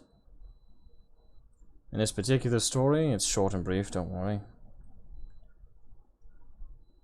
I was making a suggestion about new farm establishments on the outer regions of the capital city, setting up basically small encampments where farmers and a small contingent of guardsmen could protect them during the sunny, warm weather, craft their farms, or during the wintertime come back to the city. Farion suggested it, I objected. The lands that were being suggested weren't exactly ideal. Very unfertile, known for having dead trees all about. It seemed unfarmable and a waste. But when I said this, and I demanded that the king not even consider it, your father bellowed out from the rafters that I was a fool. The only other time I've wanted to kill a man so much was moments ago when you were questioning me. He ran down, got in my face, and told me that if I doubted the tiefling's ability to farm, that I should try it myself sometime. Plus some other choice words I shan't repeat. The king started laughing. Laughing his bloody head off. It calmed the room down, I assure you. But after a while, your father started to make sense. Started to make points that I didn't even consider. Made me feel irrational. I suppose I was, looking back. But he was right. So, in your worst ways, you're just like him. Certainly in your best as well. Do the realm and yourself a favor and never stop being stubborn and standoffish. Though I warn you, it will get you killed one day.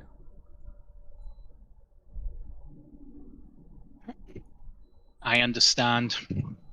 I appreciate your kind words, Lord Farion. This is Rollo. Rollo. Yeah, Lord Rollo. We all knew who I meant.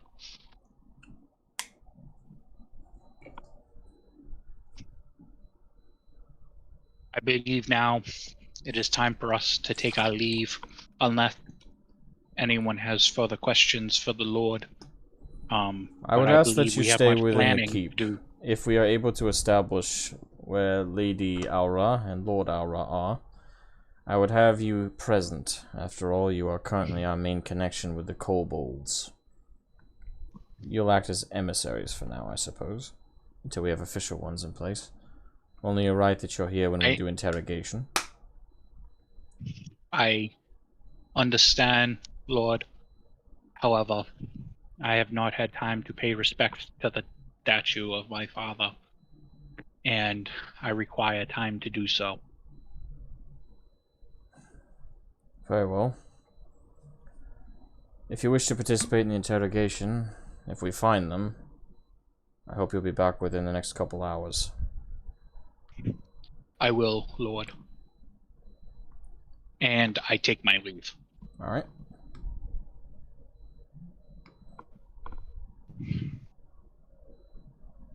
Assume everybody else does as well. Yep. Len would actually like to speak up again. Hold on. You haven't. Lord Rollo, you simply must officially meet Kiko and Belisarius. They are quite the pair of characters. Kiko, come on. Say that last part again. Come on. He's beckoning you forward. Is anyone else understanding him? You said beckoning you forward, but you're... Yeah, Landry, your mic is going a little bit... Testing, testing, 1, better. 2, 3. That's better. Yeah. Pico steps up. Alright. And I step up as well. Rollo looks you both over. A Kenku. Pleasure to meet you, madam. Pleasure to meet you as well, Lord Rollo. Yes.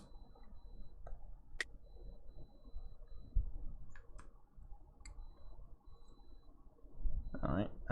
He glances Belstarius you up and down. I thought you were a man in armor till I get a better look at you. Are you a warforged? I am indeed, and particularly a unique one as well. Most warforged that I've seen are little more than mindless, if not skilled and well-made killing machines. Aye. We have a few in the... Well, we have a few here in the keep. Interesting. May I ask you something? Of course. From where do you hail, exactly? My far origins I don't rightly remember, but I remember waking up as in this form as a warforged number of years back. And let's see, in the catacombs beneath, not far from the Nova Imperium, I believe it is. Is that right? Sorry. Yeah, that is. Yeah. Okay. So in the catacombs, not far from the Nova Imperium. So that is where I originate, at least as a warforged. As per before that, who can say? I don't know. Well, it just so happens I have something for you. You see, yeah, he walks back over to his desk and pulls a drawer out. I was recently in contact with a dignitary of the Nova Imperium. They are in search for a warforged that is self-aware.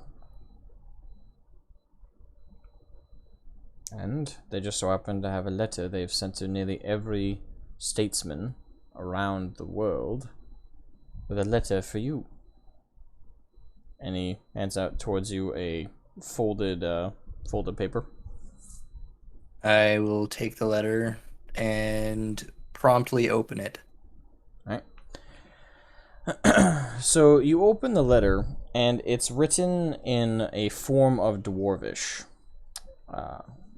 It is, however, still common. It's just kind of like the writing style is is of the Dwarvish kind of sharp cuts of like because they're used to typing in their like more runic language, so you can tell that a dwarf wrote this.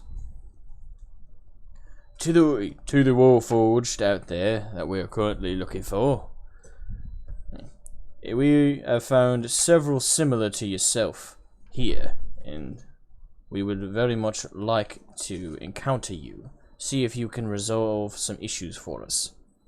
We don't intend to do any harm to you or friends you may arrive with.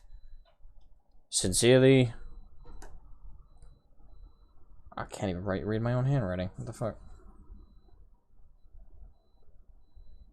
If they're dwarves, we probably can't read their handwriting either. Well, no, that's my handwriting, and I signed it cursive, but I don't know what I intended for the name there. Oh, that's a filler name to like remember what I had there. Stonefist. I'll just say Brock. White, the dwarven name. Brock, the dwarf. Fuck, what did I write there? I was thinking Scumfist, but Brock Could be works, like so. Brock, like sort of a Celtic kind of. I don't know. Let's go with Brock for now until Dragon I'll correct it later. Rock Dragon Breath. That's his name now.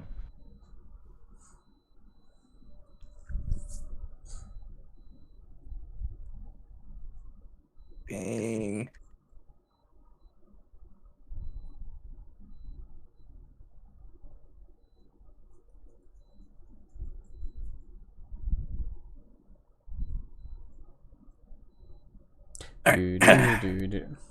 Alright, sorry, I was just typing the notes in. Alright, so I finished reading it, and it's like, basically, it's like if I had facial features, it would be one of like seriousness, but also like excitement. So it's like my eyes like light up.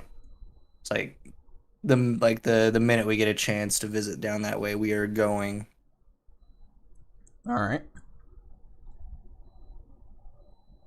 Imagine science. And then I basically just give everyone the rough gist of the letter, just as I was reading it. So I was reading it aloud. All right, Decoria's the only one not there, so. Yep, but I took notes on it anyways. Gotcha.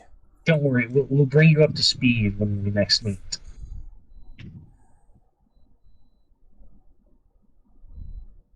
It's either there are actual intelligent warforged, or some other poor saps did the same thing that I did and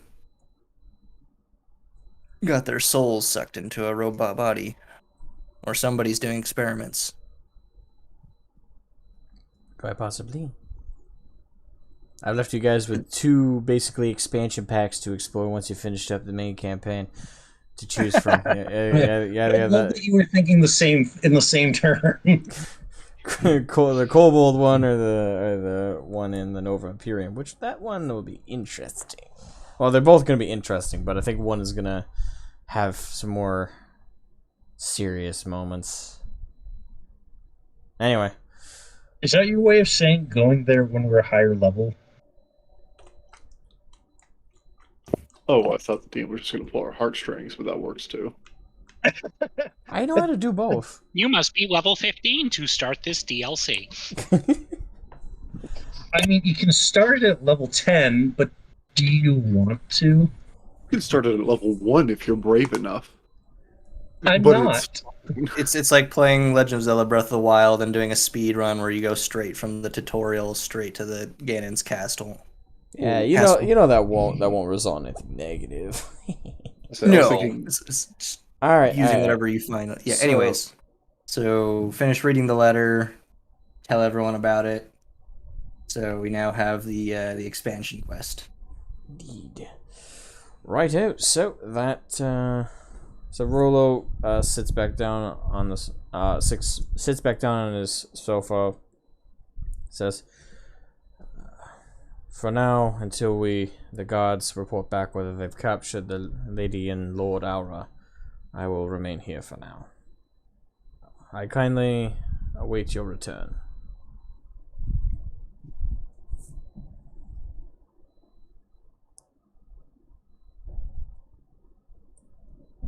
That was a nice way of saying get out.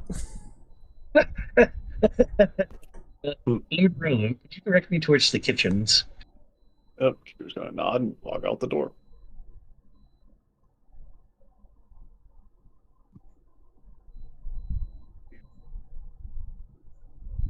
Did that go through? Or... I will be following. Let's see, where would I go? I'm assuming you'd. When was the last time you hung out with Kiko? You're either hanging out with Landrin or Decoria. When was the last time you got to have some quality time with the burb? I'll follow Kiko or wherever the hell he's going. Kiko doesn't know where Kiko's going. Blind leading the blind. Kiko was just going to wait outside for Decoria at Landrin. And Decoria's already gone. Oh, wait. Oh, He went to wait, go pay. He went to go press F to pay his respects. Oh, well. Y'all are behind. Brute vote. Well- Should we let Decoria have his moment in private, or do we barge in on it? I say that we barge in on it halfway through. All right. Sorry, you're not getting your dignity, Decoria. Onwards. Alright, so the party is now following after Decoria. Alright, Decoria, you're a solid 5 minutes ahead, so... And I'm also using my ability to get through the town quicker than they can, so it's going to take them much longer to get to me than it normally would. Gotcha. Try to foil our plans. Hold a moment. Hold a moment. Huh. I'm going to suggest something really dumb, but dumb in that precautionary sort of way of taping a gun to underneath every piece of furniture in a house just in case kind of dumb. Why don't we leave someone who can kick some ass next to the door just in case? Because we know someone is trying to kill Rolo. And, well, doing that was always going to entail, fucking with him while he's on that study. And while he is in a much better state of mind now than we could have ever hoped him to be in when someone tries to jump his bones in the bad way, the very bad way,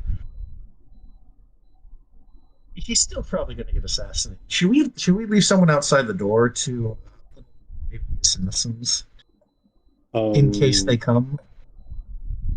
Kiko would be willing to stay. Actually, that is a good question. How high are the ceilings in this castle? Well, the hallways are about 8 feet up, and the room... well, in the Council of Geist room, it's about 20 feet up, because it's almost like a circular tower-esque feel in there. And in the hallway is 8 feet, and in the study, it was about 8. It's about 8 or 9 feet as well. So, or is this like a really fancy kind of like? Oh yeah, very fancy. Does it by chance have like the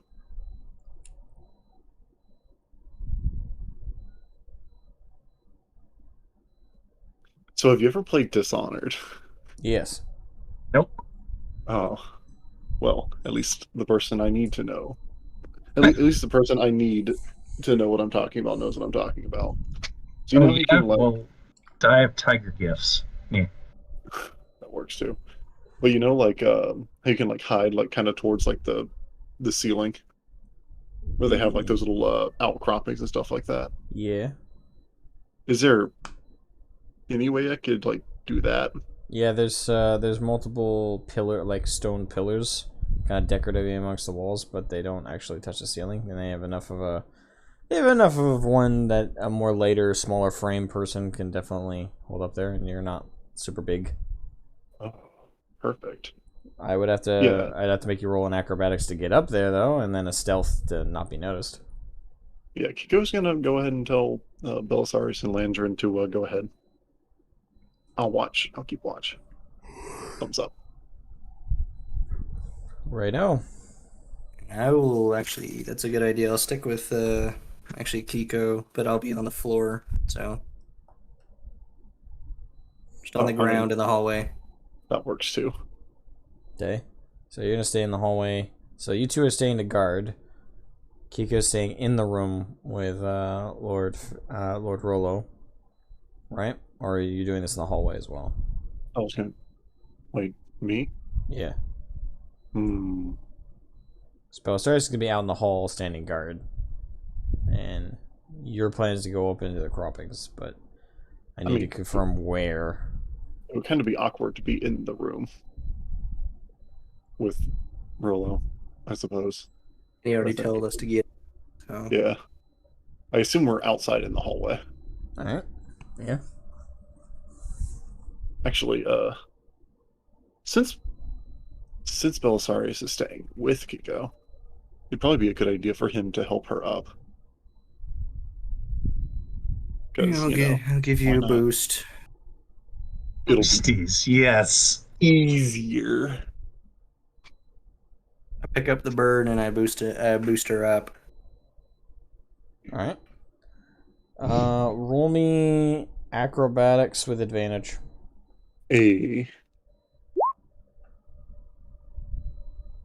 Good, I needed it. 26. Yep, you're up.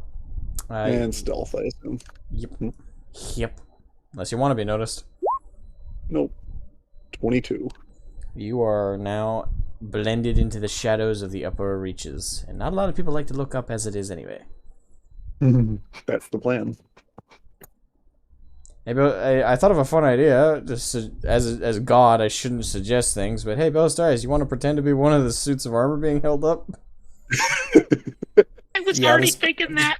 Just standing against the wall. Yes. As God, I shouldn't be giving suggestions, but see, that's basically what I'm doing already. So it's like just unintentionally roll me. Would that be performance? Wait. Yeah, it's not really performance. I'm not like trying to pretend to be. Well, it's basically just me holding still, so there's no acting skills involved. Yeah, roll me stealth. Just. All right. Okay, my dice are all over the place. Roll me stealth with advantage. I mean, you're a large metal man. It's kind of.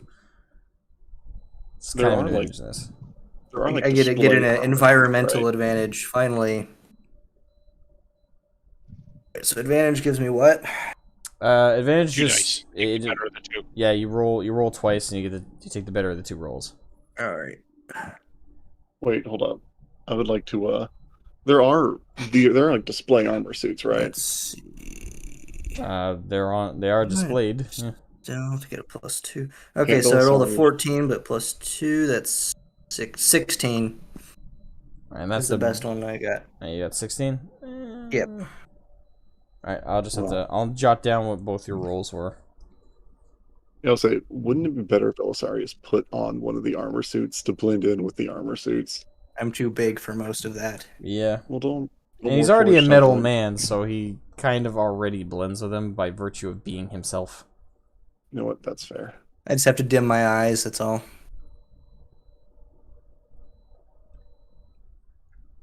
Alright, you said you rolled a 16? Yep. Alright, I noted down your rolls. For the enemy's perception rolls. Alright, so we're gonna change perspective to Landrin. What are you up to? I still feel like I should flip a coin on whether I should go for the kitchens or go to catch up with Decoria. Go to Decoria, it'll be funny. All right, someone call it heads or tails. Tails. Oh. Heads, where am I going? I thought we were just calling which one. You won the coin toss. Dang it. I guess I'm going to Decoria. Alright. You make your way after Decoria. Alright, we'll change the perspective to Decoria himself. Alright, you are at the statue in the town square. So it's a little later in the evening, I'm presuming. It's about sunset right now. The sky's kind of got a purple violet hue right now. And the shadows of the buildings and everything are really starting to kick in. Yeah, I presume the crowds have died down. It's not as busy. You still got a strand of people here and there moving about, but it's not the large bustling crowds of the daily commute. So I would like to kneel in front of the statue, almost as if like a praying style kneel. And first thing I want to do is pull out my wineskin and take a big sip from it. All right. Put that away, and I would like to commune with my bangle, with Dacor, and I would like to speak with him. All right. So you think deep into your own mind as you kind of channel your thoughts by virtue of just, the process of thinking about it into your bangle. And you kind of, in your own mind, you call out silently to Dacor. And after a moment passes, you hear a voice respond. Yes? Decoria? And kind of in your mind's eye, as you stand, as you are kneeling there in the town square, you see his figure next to you. Though you know inherently he's not actually physically there, he just appears to be. I do not know. I do not know if I live up to the name of my father. I was scared half to death in front of Lord Rollo the Lion. All I could do was talk. All I could do was try and make him see what he was doing and if it was right or not. But I question every decision I make. I don't know what I do is right. I don't know if I live up to the Sedlak name. I am but a mere shell of who my father was. Well respected, earned the trust of many people, and I don't know who to turn to. I can't talk to my friends about this. This is not their burden to bear. This is my home. This is where I belong. And I can't see what Lord Farion and his line and what Wolfric done. I can't see it destroyed. I don't know. Did I do the right thing? Damning 2 houses? There are hard choices for us all, Decoria. In case of living up to your father, I wish I could relate as well as I could. After all, you know my father. Not exactly the best of men to look up to. But I, knowing your father, can say that in many ways you've reminded me of him. I've wanted to call out to you in those moments where you spoke to Rollo. In fact, I almost called out your father's name. You're more like him than you realize. And you do our family proud. I won't pretend that the idea of 2 mighty houses that built this kingdom being burnt to the ground over modern issues is a good idea, nor is it pleasant. But even your father had hard choices. I still remember his last one, and even though it cost him his life, he didn't regret going to face the raiders. He stood by his decisions and understood that they needed to be made, even if they were, in the end, the wrong decisions. Your wisdom carries beyond your years, and I think it does you a great service. You've become quite the man, quite the Sedlak man. And I would say, if nothing else, though I still don't love every decision you make, you are certainly better than you think you are.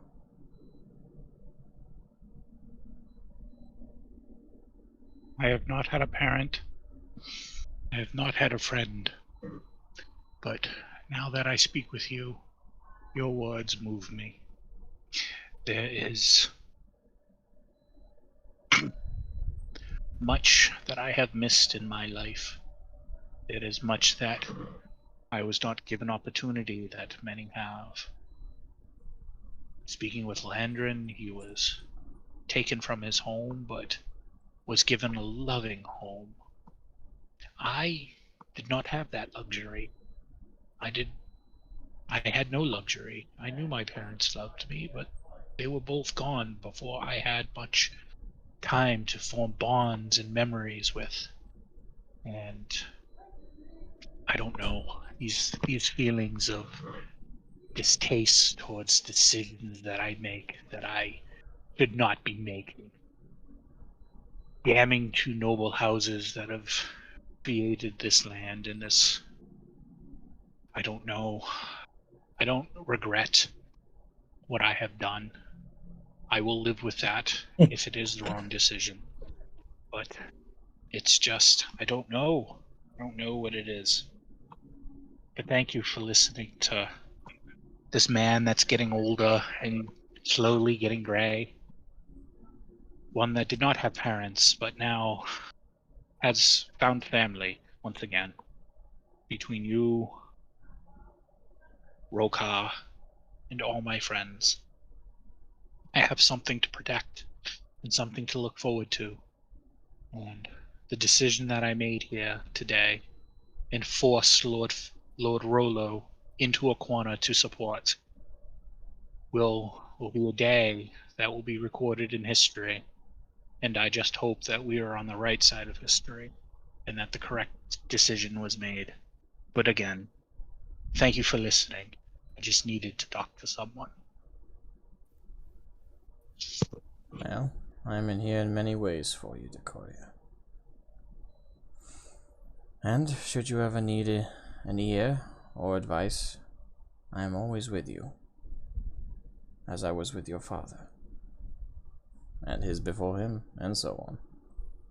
It's been the pleasure of my spirit to guide this family through the worst of times. It's a pleasure I continue to have. I can't imagine a better man for it. And now, I bid you adieu. We have much to do. Please be watching. And let me know if I do something dumb. I will do my best. I will ask one question, though, now that I have your ear, though. Of course. My father has been silent ever since we got to this city. I have not heard a single thought from him gestured my way. It could be he's given up trying to speak with me back and forth, but I was wondering if you'd spoken to him. We spoke a day ago, but not today, not since we've made it to the capital. I will make a note to speak with him the next chance I have to ensure all is okay. Aye. Oh, selfish thing to ask, I'm sure. Well, I will take my leave for now, but know I am still here and still listening. You kind of feel like an ethereal kind of touch on your shoulder. And you blink. Thank you, and he's gone. as I pat my shoulder, knowing that he is there. Alright. I get up, I brush off my legs. I take another sip of my wine, and I slowly meander my way back to the Geist Council. Alright. On your way back, you see Landrin kind of running in the Noble District as you guys meet up right around the stone archway. Oh, Landrin, you have things you must do? There you are, Decoria. I just wanted to make sure that you didn't have to spend too much time alone, but I tarried a degree just so you had enough time alone. There's such a thing as dignity. Yes, I just needed a moment to reflect. The decision to damn 2 houses of my home was a very hard decision, and I feel as though I forced Lord Rollo to make that decision. Granted, we know it's the right decision, but this is my home, and I just want to make sure that I was on the right side of history when this decision is made, because we will be in the record book. We will be part of history here this day. Decoria? Landrin places a teeny hand upon your shin. Aren't you tired of playing nice? Leans in. Don't you want to just go a little apeshit with me?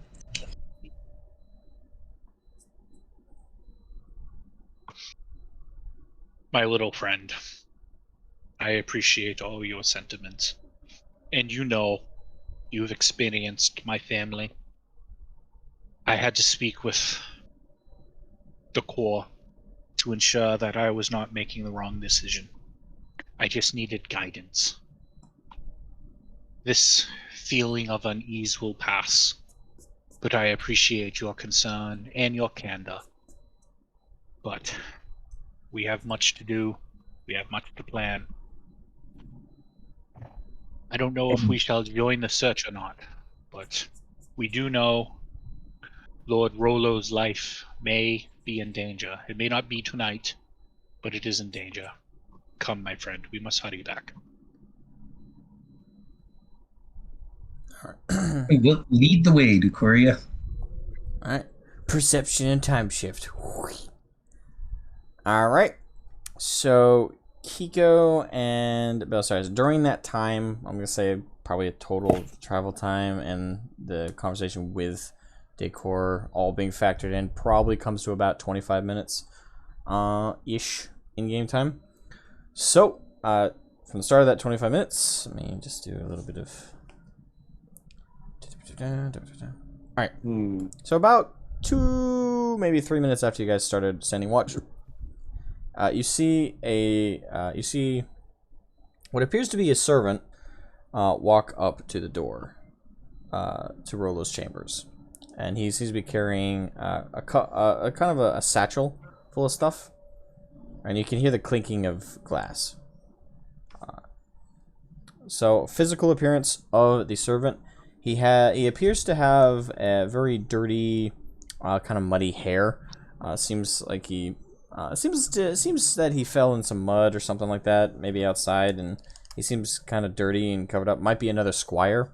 His attire does appear to be a little bit better than the boys, though. It seems to be a servant of the castle. But he comes to the door and he knocks. My lord. My lord? What? You hear Rollo's booming voice come from in. Yes? May I come in? Of course. You need not ask. He kind of opens the door and walks in. And then you hear the door close. About 5 or so minutes pass. And you hear some muffled conversation between the two of them. And then another couple minutes after that, the servant opens the door, closes it behind him, and then walks at a fairly brisk pace down the hall. Does he did he leave the satchel in the room? Roll me perception. Yes. Perception. That skill. 13. I rolled as well, so I got a soft 20. On 18, I get, I think, +2. As far as Yeah, you guys can tell, he has a empty satchel on him. Unlike before, where it was definitely full of stuff. Would it be possible to insight his bearing and or attitude? Absolutely. Roll insight. Yes. 15. 6. Okay, Kiko, from your shadowy corner, you could not tell one way or another how the guy was acting. Luckily, Basilisk, from your very opportune location, you were able to observe that when he first arrived, he seemed kind of nervous, seemed kind of put off by what he was doing. But as he left, he seemed a little bit lighter, like he was a little bit more relieved that whatever he was tasked to do was done, and walked away at a fairly calm pace, but brisk pace. Kigo's gonna look down to Belisarius and nod. He's just gonna you stay there. I'm following him. Kind of look. Okay. In what way are you following, Kiko? Is there any way I can stay up where I am, but just kind of follow along the side? There are multiple of those same pillars with that outcrop on the top of the ceiling. Unfortunately, they're all about 4 feet across each, so each one's quite the leap. But if you want to roll an acrobatics for me, and we can use that as the standing roll for each of your jump attempts between them. And it also, if you roll good enough, I'll give you a pretty damn good pace to keep up with the guy. Let me see. Is it possible I could have advantage thanks to my second story work class feature? Can you read me exactly what that feature gives you? When you choose this archetype at 3rd level, you gain the ability to climb faster than normal. Climbing no longer costs you extra movement. In addition, when you make a running jump, the distance you cover increases by a number of feet equal to your dexterity modifier. Although I guess this really isn't a running jump, is it? No, it's more like a leapfrog. Okay. So it's just straight roll then. Yeah. I'll risk it. No promises I'll get that biscuit, though. 16. Yeah, that'll do it. We'll use that as your roll for jumping between each of them. So you swiftly jump, and kind of almost on all fours, you're kind of making each a leap, and you kind of feel like your bird heritage is kind of hitting here as you glide between each of the top of the pillars. You do definitely hold your glide a little bit as you make it to each one, and you almost soundlessly land on each and every single top pillar. So you follow him down the hall, and he turns to a side door, not into the Geist Hall, in the Geist Council Hall, but into another side door. There you will have to drop down to go through the door to continue to follow him. That's fine. I will do that. Right. So you slide down. I'm gonna have you roll me another stealth, by the way, now that you're down on the floor. Stealth. I can do that. Ooh, 15. Alright, let me roll something. Alright. So you silently continue your trot down the hall, and you're definitely shadowed enough that you continue to appear to be unnoticed. Appear to be unnoticed. Alright, so you go through the side door, and you kind of enter what appears to be a kind of semi-storage room.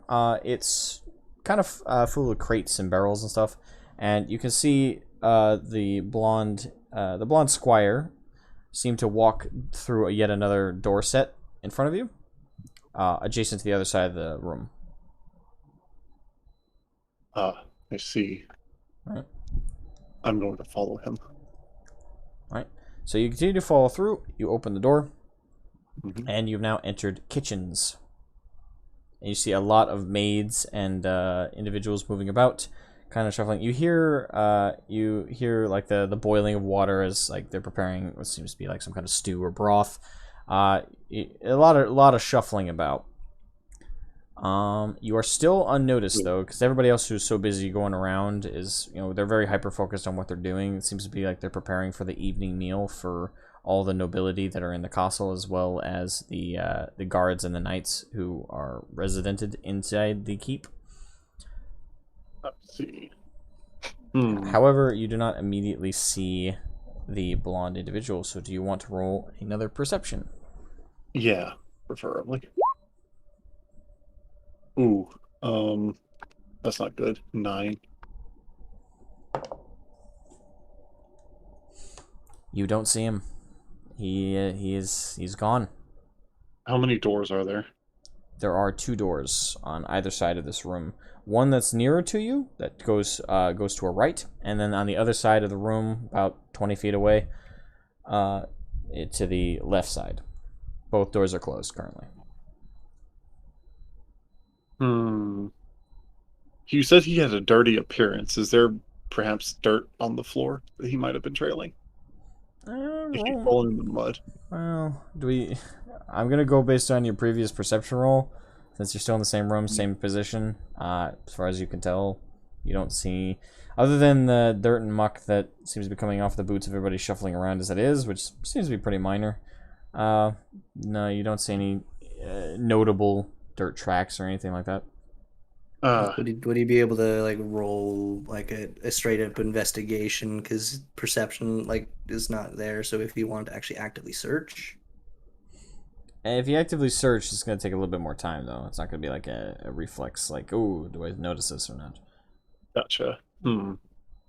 I'll try the door that's closer to me, since he apparently did leave the room fast. Alright. Go. Alright, so you head to that door, and you open it, and it leads down to another hallway.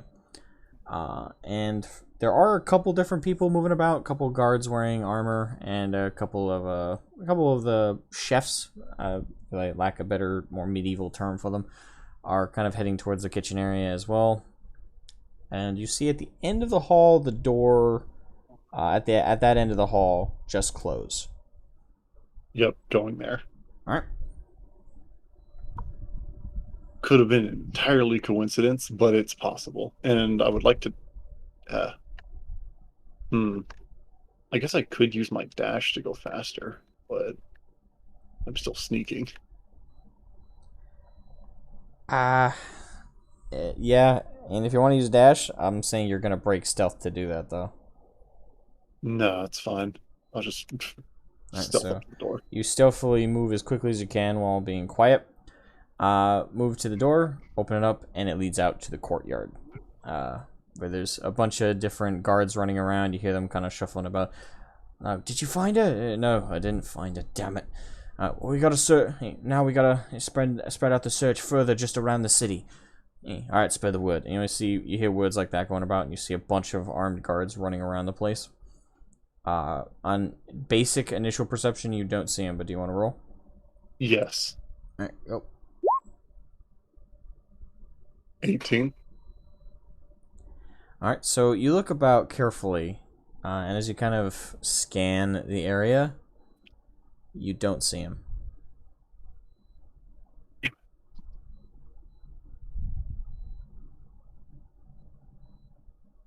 Oh, dang it. He probably went through the other door then.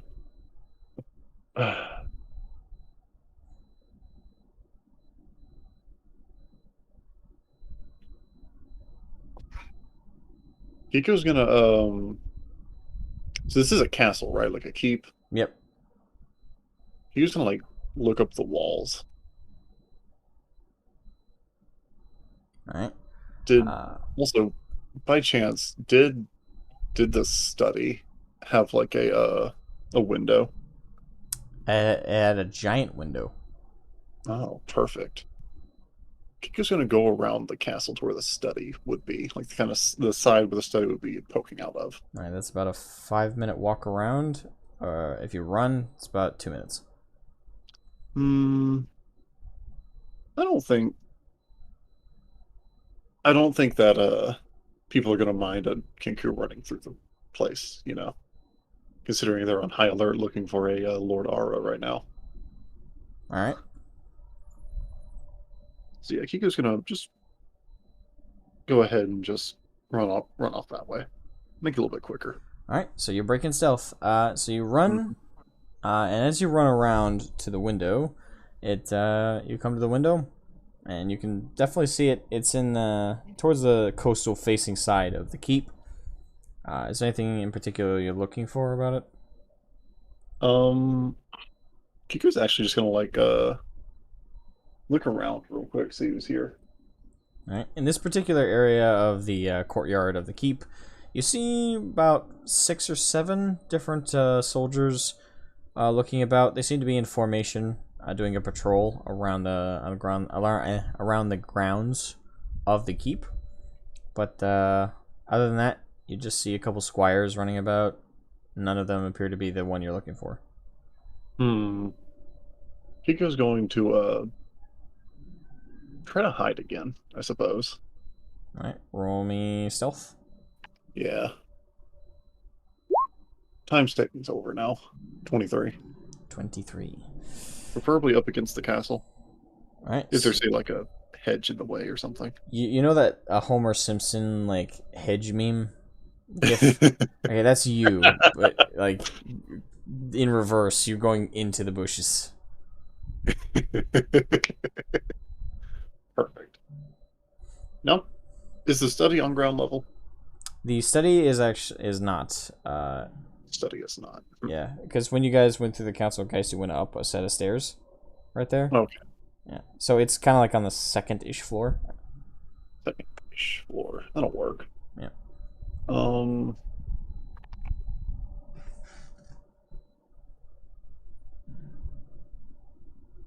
It's not very high up, but it is up. Okay. Well, now Kiko's gonna climb up the wall.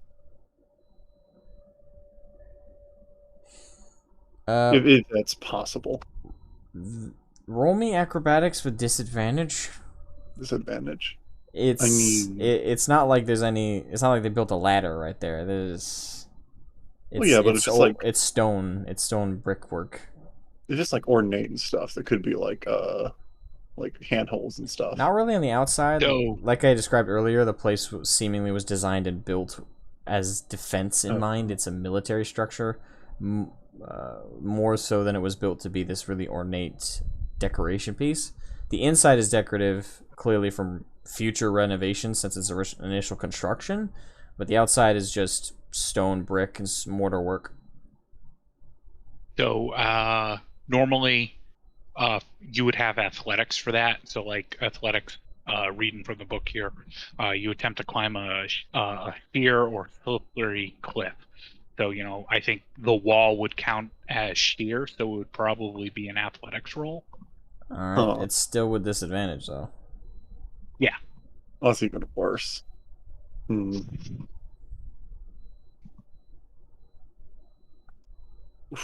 a thief. Don't you have climbing gear? What the hell, man? Man, what kind of thief you think I am? Like, I might have a grappling hook question mark. Do I have 10 feet of string, bells, candles? I'm looking for. If you had it, it would be called climbing gear. Is it just climbing gear? I have 50 feet of rope, and a will to use it. How? Oh dang it! I don't actually think I have anything like that.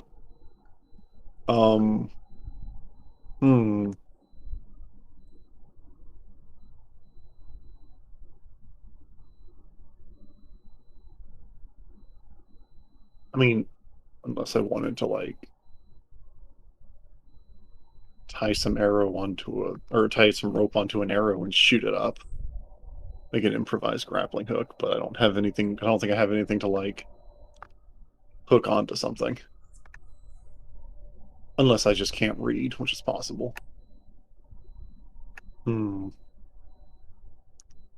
Is there... No, Thieves' Tools is like lockpicks and stuff, so no. I think Kiko's just gonna try to climb it. Okay, roll athletics with disadvantage. Let's see. Oh, huh. Oh, that first one would have been good. That first one would have been fine. Oh, my disadvantage sucks. Alright, so you tried to get your fingers, so to speak, in any crevice you can. However, in your attempts to do so, you just you get about 2 feet up and then lose your footing and sheer slide down. Like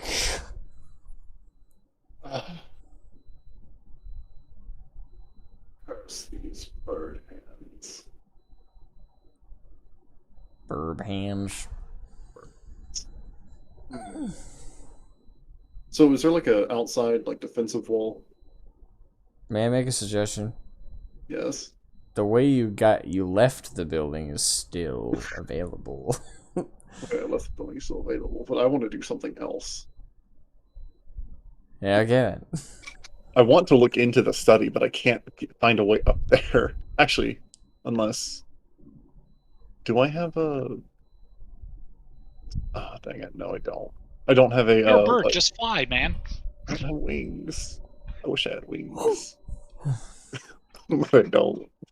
Roll. I don't think he's that kind of bird. Flap those chicken wings, why don't you?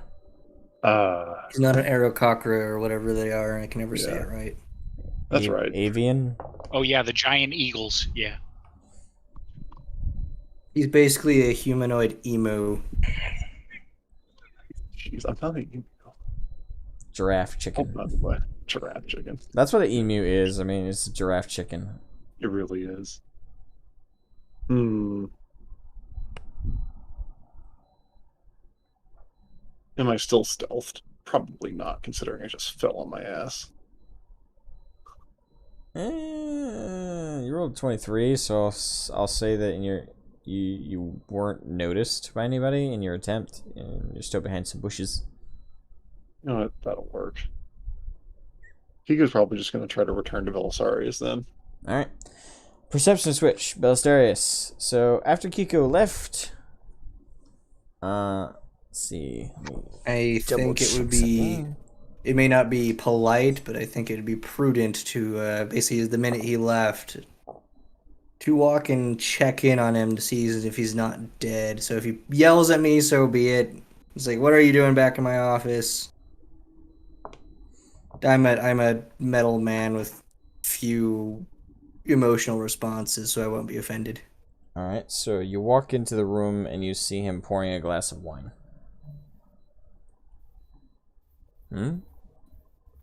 What are you doing back here so soon? I apologize. We left a moment and saw someone coming in looking... I don't know if you would call it suspicious, but things are particularly dangerous, so I just figured I would step back in and just check on you. Well, the young lad seemed familiar to me. And he just brought some wine. I was pouring a glass. I'd offer you one, but I take it you don't drink this. I do not, but is it not prudent to check to see if it's poisoned? Not to saying I'm doubting the young meatbag who came in here with it, but somebody could have slipped something. Fear you not, these glasses, and he holds up the glass he was pouring the wine into, are enchanted with such runes we learned from some dwarves many, many years ago, to disenchant as well as purify anything that goes in. Now, of course, it doesn't ruin the alcohol. It's still effective there, but no. This glass is how each Geist member is able to safely trust the drinks we have in these halls. And he does lift it up, and you do see some etched in the glass, some runic shapes. If it were poisoned, one of the runes would have glown a green color. It has not. I'm perfectly safe, I assure you.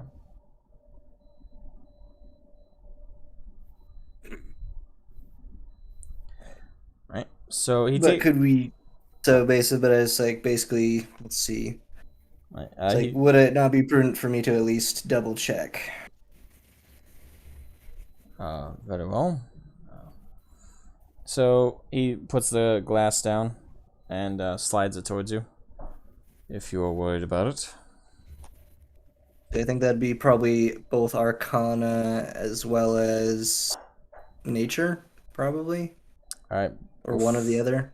Before you even get to it, he sets down the bottle, and you hear a bit of a click, like something is underneath the bottle. And roll me Constitution with disadvantage.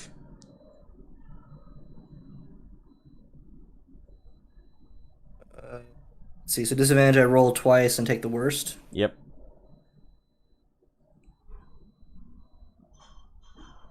Well, one was a nat 20, but the other one was a 16, sorry.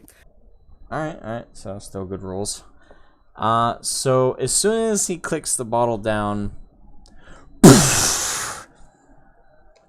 take 2 points of fire damage. Fucking explodes. Alright, let me roll his disadvantage. E. Okay. So, after the bottle explodes and shards of glass go everywhere, and his desk is lit on fire, you see Rollo blasted back to the opposite corner of the wall, and you hear as his body slams against the stone, and he falls to the ground limp. And blood is pooling around him. I will immediately go over and cast, let's see, I think, let's check my spells. Alright, second level Cure Wounds. Okay. So that's 2d8 plus 4. Assuming he's not dead. Do you want to check his vitals before you cast this? Yes. Alright, go ahead. Alright, so that'd be, what's that, That's an nature check? Investigation? It says investigation. I mean, either way. See, I rolled a 10, but let's see, what do I get for investigation? Plus 7, so that's 17. Alright, he does still have a pulse, but it's very faint. Okay, so I'm casting that spell. Alright.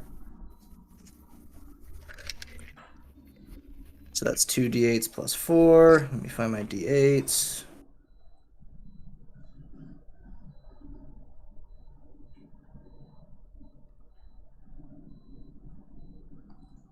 Yeah, that's 8 plus 3. Alright, 11 plus 4, so that's 15. So that's 15 points of healing. Alright, you brought him away from death's edge. So as you kind of lift him up and have him face upward, you see like his flesh is like really like torn up by the explosion and the glass shards. And one of his eyes has been pierced by a shard. And as you cast the heal, a lot of the glass like pops out of his flesh as it stitches back together. The injury is still there and still rather bad, but the profuse bleeding is stopped, and he appears to be out of the worst of it, out of the worst of the injury, but he is still incapacitated and unconscious.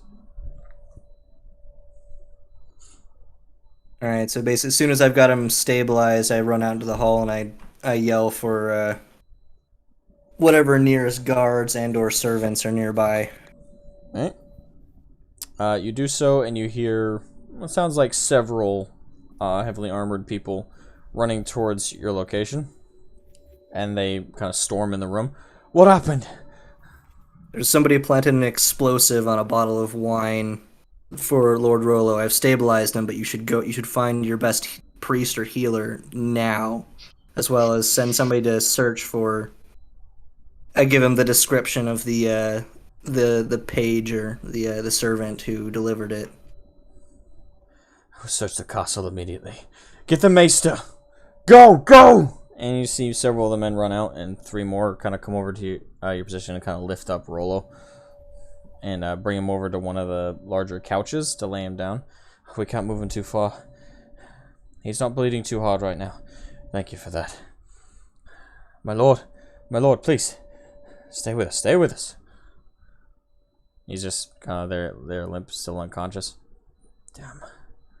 What did I say? What did I say? Someone's going to try and off him. Someone was always going to try and off him, castle or no castle. Belisarius, you madman, you did it. I think. Alright, so it's at this point that Kiko, you get back in and you kind of hear the ruckus through the kitchens about people talking about how Rollo assassination was attempted. You even hear guards yelling throughout the castle, "Assassin! Assassin!" And you see them running about saying, "Look for anybody who looks out of place. Grab them immediately." And we're just running around. Oh. Uh-oh. That would include you. Probably would. Quick, grab them instead and coordinate the search.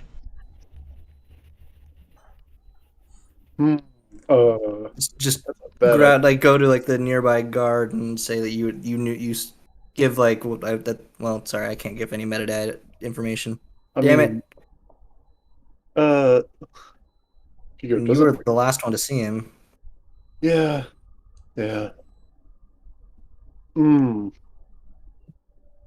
That's not good at all. Tell them which way you saw him in the general direction. But at least they can swarm the area with troops.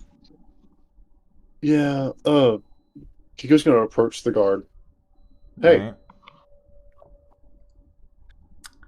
Right. So you approach the guard, and he turns to you. And it appears to be the same gentleman you saw at the gate before, the tiefling, with a lighter blue hue to his skin than Decoria, the older gentleman. Oh, you. Mm-hmm. I know who it was. It was one of the squire boys. One of the squires? I don't know what happened, but we saw him go in to Count Rollo's office, or wait, Lord Rollo's office. Do you have a physical description I can use? Anything like that? Kiko is going to describe him in the best way Kiko can. 3 more guards run up. It's like, "Sir, is that the culprit?" No. This is one of our guests. Any defining features about the lad? Age, hair color, eye color, anything like that? Yes, Kiko is going to give us much information as she can. Alright, so... And the direction from which Kiko lost him. Alright, so...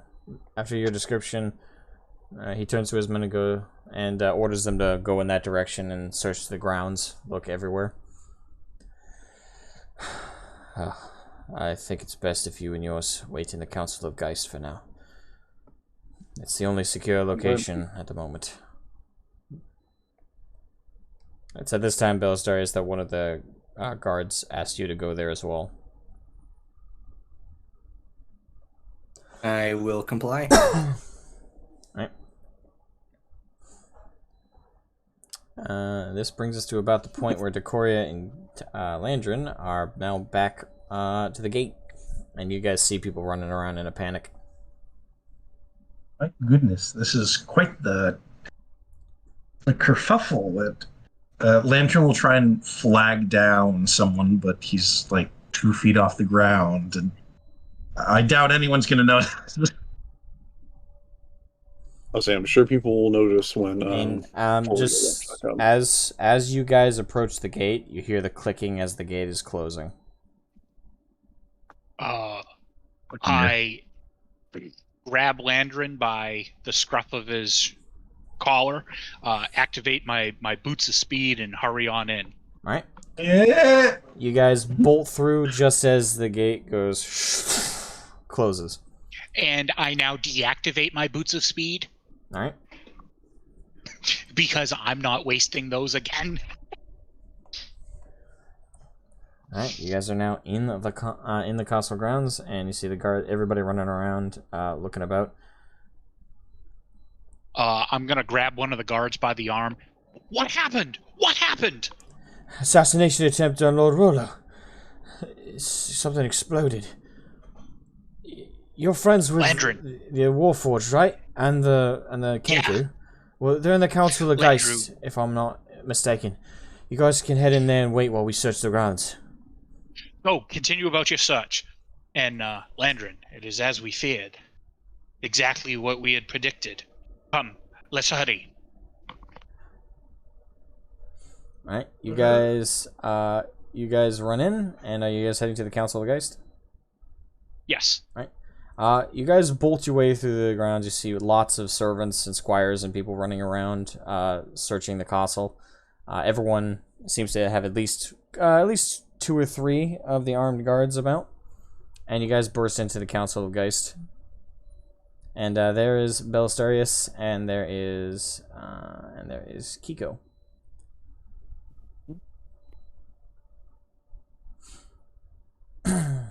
What a time to leave, I say. Well, you got back just in How time is- for the action. How is Lord Rollo? He was stable last time I left him. I'm not a healer, but I know at least enough healing spells to at least stave off death. Did no one stay with him? When I small left, horde there were guards, and I believe they summoned the Meister and other healers before I was summoned here. Alright. So, about a minute passes, and you guys start hearing the clashing of blades from both doors, Oh, and the screams of combat. As I feared. We're heading out. We're heading out. yeah. Alright, which door? Which one goes towards Rollo? That would be the door past the table.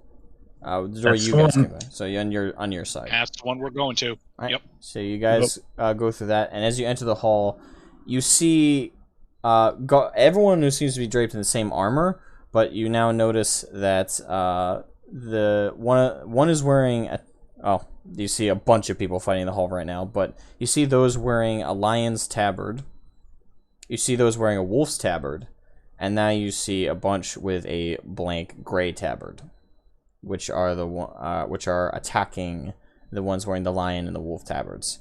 And there are quite a few dead bodies on the floor right now who wear both wolf and lion tabards. And there is a lot of white tabards. Do we have the ability to skirt through the battle and make our way through, or is this a stand and fight situation? You guys can try and sneak through, everyone seems to be engaged in mortal combat at the moment. It doesn't seem like there's any free agents that are going to attack you guys if you try and make your way through. I believe protecting Lord Rollo is the best, so I will try to make my way through. Right? Yeah. I follow in formation. Right, so you guys all run kind of in single file around the slaughter really right now, and you hear several cries of like as people are like slashed down the middle, have their necks cut, being stabbed through the gullet with pikes as you make your way through, and very few of the casualties, just glancing about, are on the white tabard side. They definitely have taken their enemy by surprise. So you guys make your way through, and you get to the door, and you open it, and the room is empty, and Rollo has a dagger in his chest.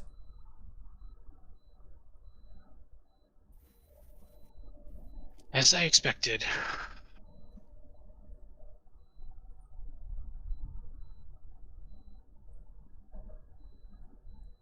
I was trying to say that for fuck's sake every time.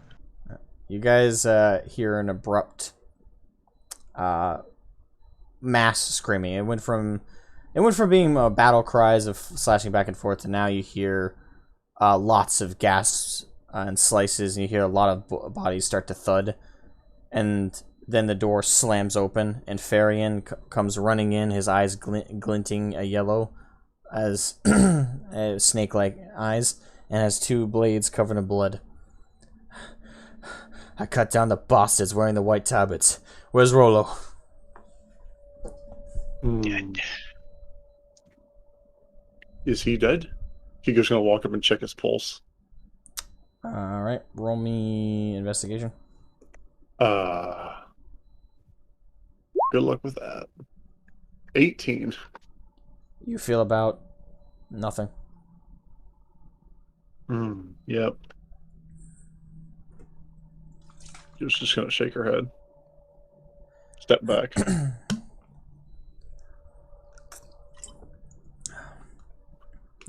Farion's breathing heavy. The bastards. I was out running about in the courtyard.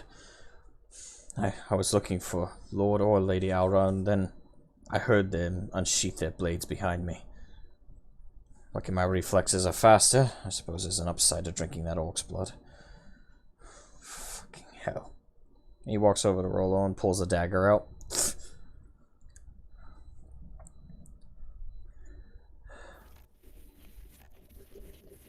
What do we do now, my lord? We need to evacuate. The entire castle is under siege. Whoever these men are, they are either well paid or loyal to one of the houses, but they're not wearing tabards marked. Whatever the case, the castle is lost. And I think the capital is as well. Where do we go? We head to the Basilisk Den. We have no choice. That we retreat back further south to Ursine village. I doubt they're compromised. At least I hope. So we have the king of the kobolds coming tomorrow. I suggest we go to the Basilisk Den and meet with him. And at the very least, we put an end to your son, however it may be. Even if we do, I have no doubt that a fair share of our men are amongst those committed to this coup, this slaughter. I do not think it's an exaggeration to say we are at war. Civil war. I would agree. We must go. Well, You still have men that you trust. I have a few in Basilisk Den I trust for sure. And I have a few in the capital, assuming they're not currently having their throats slit. We need to go now. Agreed. There is a small, interesting wrinkle to all this.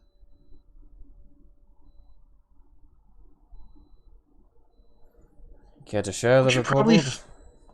Yeah, we should probably find the late king's sister so we can put her on the throne, because she seems to be the only viable option at this point. Unless she's being propped up by the opposing faction as their puppet ruler and they've already found her. I doubt it. And considering even I don't know her whereabouts, I'd be very shocked if they did. Whatever the case, we need to get out of here. We're heading to Do you have a Basilisk. means of escape? There are several. There's one secret tunnel, but to get to it we need to go through the kitchens. The other option is to try and fight our way out through the front. I highly doubt we'll have the opportunity to actually succeed at that. We might be able to rally some of the defenders to come along with us in that second option. There's a secret. I vote for the first. We get whoever we can find who's loyal on our way and get out through the tunnels.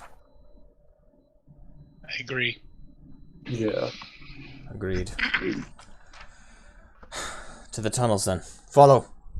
And Lord Farion unsheaths both his dual swords again and runs out the door. I follow. Right. As you guys follow out, you see the carnage left behind. Many bodies strewn upon the floor. Some piled up even over each other. It's easily a good 80 plus people in this hallway alone who have seen their fate. You see several squires gutted along the floor, and several maids looked like they were given a swift death. And of course, many, many armored knights and guardsmen on both white tabard, red, and green.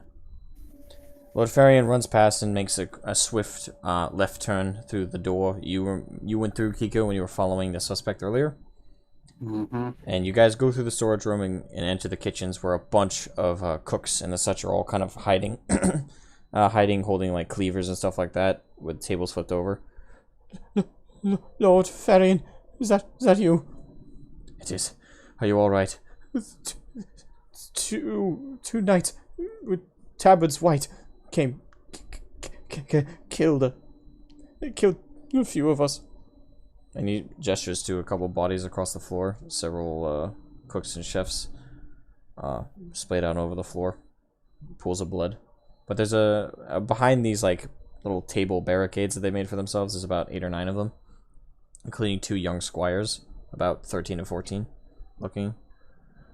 Does one of them look recognizable? No, neither of them look familiar.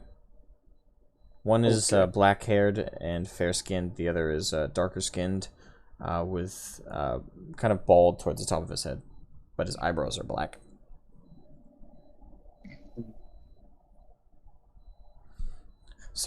So what would you do? Is the castle going to be secured?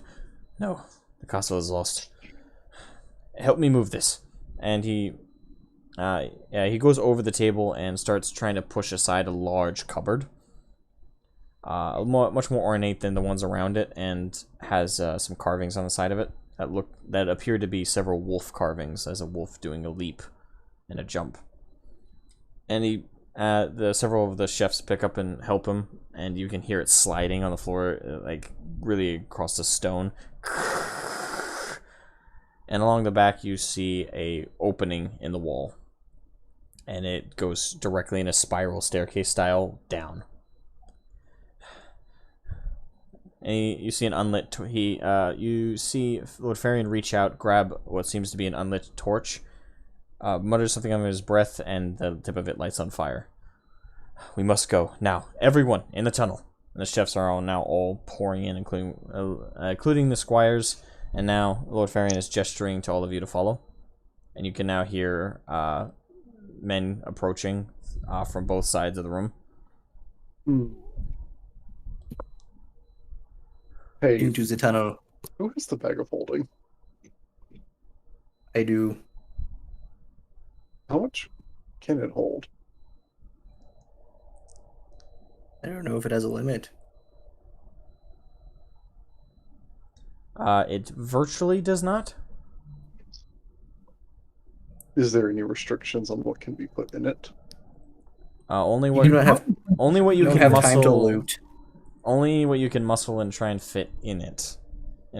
entrance. But so if it's too big to fit in the gap opening the bag of holding, you won't be able to get it in. So it's not like you can put a whole couch in there because it's not going to fit the opening. But you can put daggers, poles, hell, even entire logs if you can fit it around it.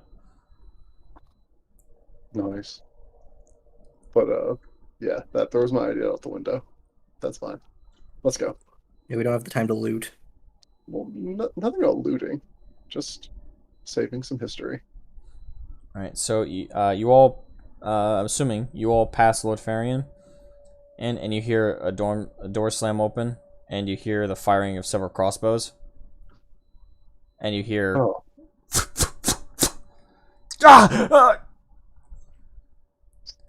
and you guys see Lord Farion's face at the entrance. Go! And he throws at you guys the torch, and you see he put all his full weight into pushing the cupboard in the way again. And you hear it slide shut. And you hear, just from underneath the cupboard that's now in the way, the clashing of blades and the yells and screams of war cries of Lord Farion.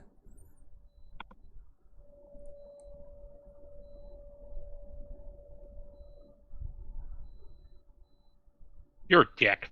I really liked Lord Farion. This sucks. All right. let's get moving, boys. All right. So you guys make your way down, down the spiral staircase, and it's for a good, solid 5 minutes. It's a 5-minute descent, until you guys come about an open tunnel underneath the ground. All dirt and stone.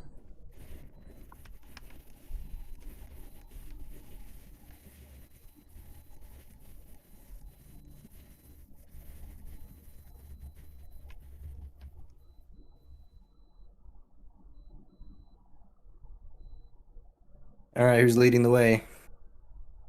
Landrin can see down here, so he will. Kiko cannot, but there's a torch for that. And I'll hand the torch to Kiko. And Decoria, you can see because of your sight ability. Mm-hmm. Yep, I see if it's as if it was daytime. The tunnel from both of your visions goes quite a ways, even past what your vision can see. So, and you don't see any lights or anything across the distance, but you know that the tunnel is a straightforward tunnel. No, doesn't look like there's any bends or turns from the gaps of your vision, so it's just a straight run.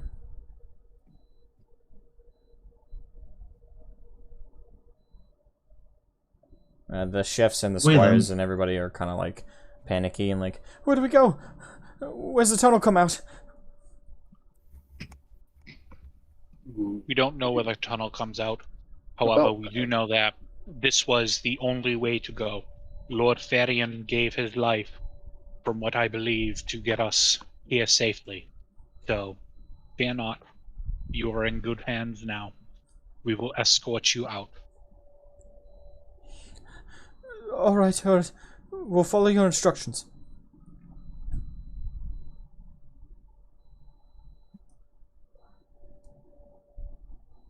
How wide is the tunnel?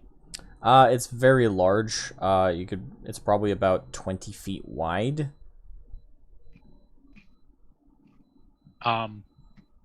If so, I think I would take lead. Then Balistarius and Kiko would be on the left and right, and then Landred would be on the end, and then we would have the chefs and the squires in the middle, and we're essentially creating a circle around them, and we're escorting them through in that fashion. If everybody's okay with that, sounds good. Seems sensible to me. Yeah. All right. You guys start to hear the sounds of crashing above in the staircase. Wait, weren't we already leaving? Hurry. You must hurry. Alright. You guys immediately start making headway? Mm-hmm. Alrighty. And we'll take a break, intermission, right here. Alright. 10-minute intermission. Everybody sound good? Bathroom break? Yep. Sounds good. Although I'm not okay. You okay? What's up? Oh! I was starting to like Lord Farion too. Hello, everyone. Welcome to the Hungwell Hammer halftime show. I'm your host, the severely annoyed Hungwell Hammer.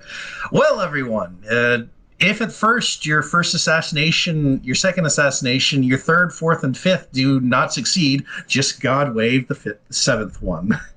It's like the Deathcore Krieg always say. Eventually, someone will get through and get the job done. Yep.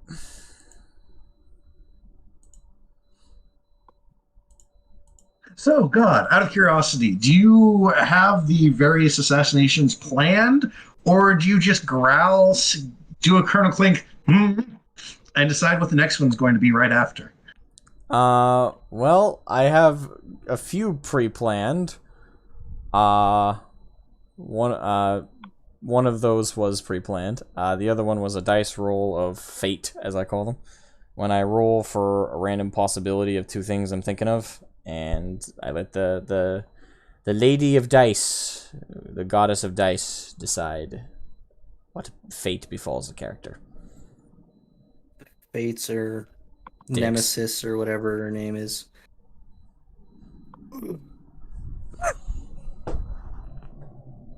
I just remember it's like Nemesis was like one of the patron goddesses that a lot of gladiators would make offerings to at like the gladiator schools.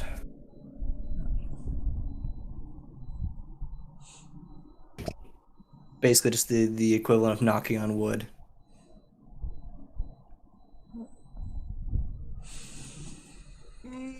Alright, I'm gonna run and go pee real quick. Feel free to curse my name and my existence while I'm gone. I'll do that while you're here.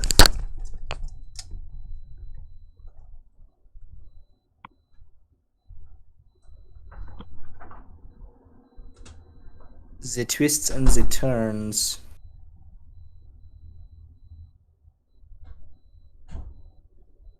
I'm only mildly annoyed because I used one of my spell slots and stabilized him only to have him just shanked like not even an hour later. You can hardly call it twists and turns. It's a fairly straight railroad track.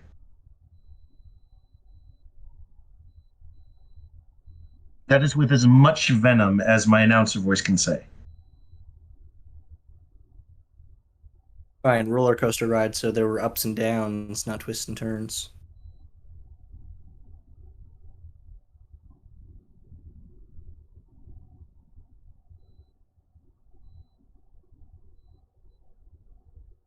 Now all we have to do is escape, rally with the Kobold army, and then rally the remaining loyalists. Do you guys just want to take over Basilisk's Den and make our own kingdom? Because the campaign just turns into us just taxing the peasantry every session. And I quote, "You are in the castle of Castle, surrounded by the town of Town. Wait for the end of the month for taxes to come in and begin improvements."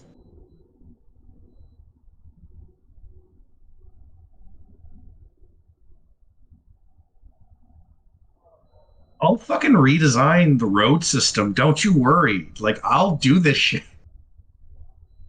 Because out of all the many, many, many nobles and officials and what have you and leaders that we've encountered, they're all either dead or kidnapped. And that's a very consistent theme. What's a consistent theme? Everyone we meet that's in a leadership position is either dead or kidnapped. I mean, Braun's not kidnapped or dead.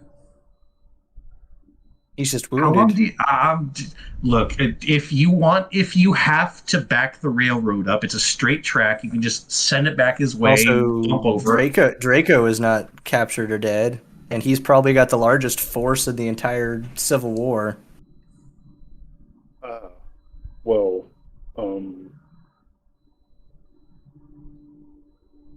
I know this might be a bad time to bring it up, but like, Landrin, Decoria, you got some messages to send to some people. You mean sending? I think so. That's the message spell, right? Because I gotta go warn the frickin'. I never left.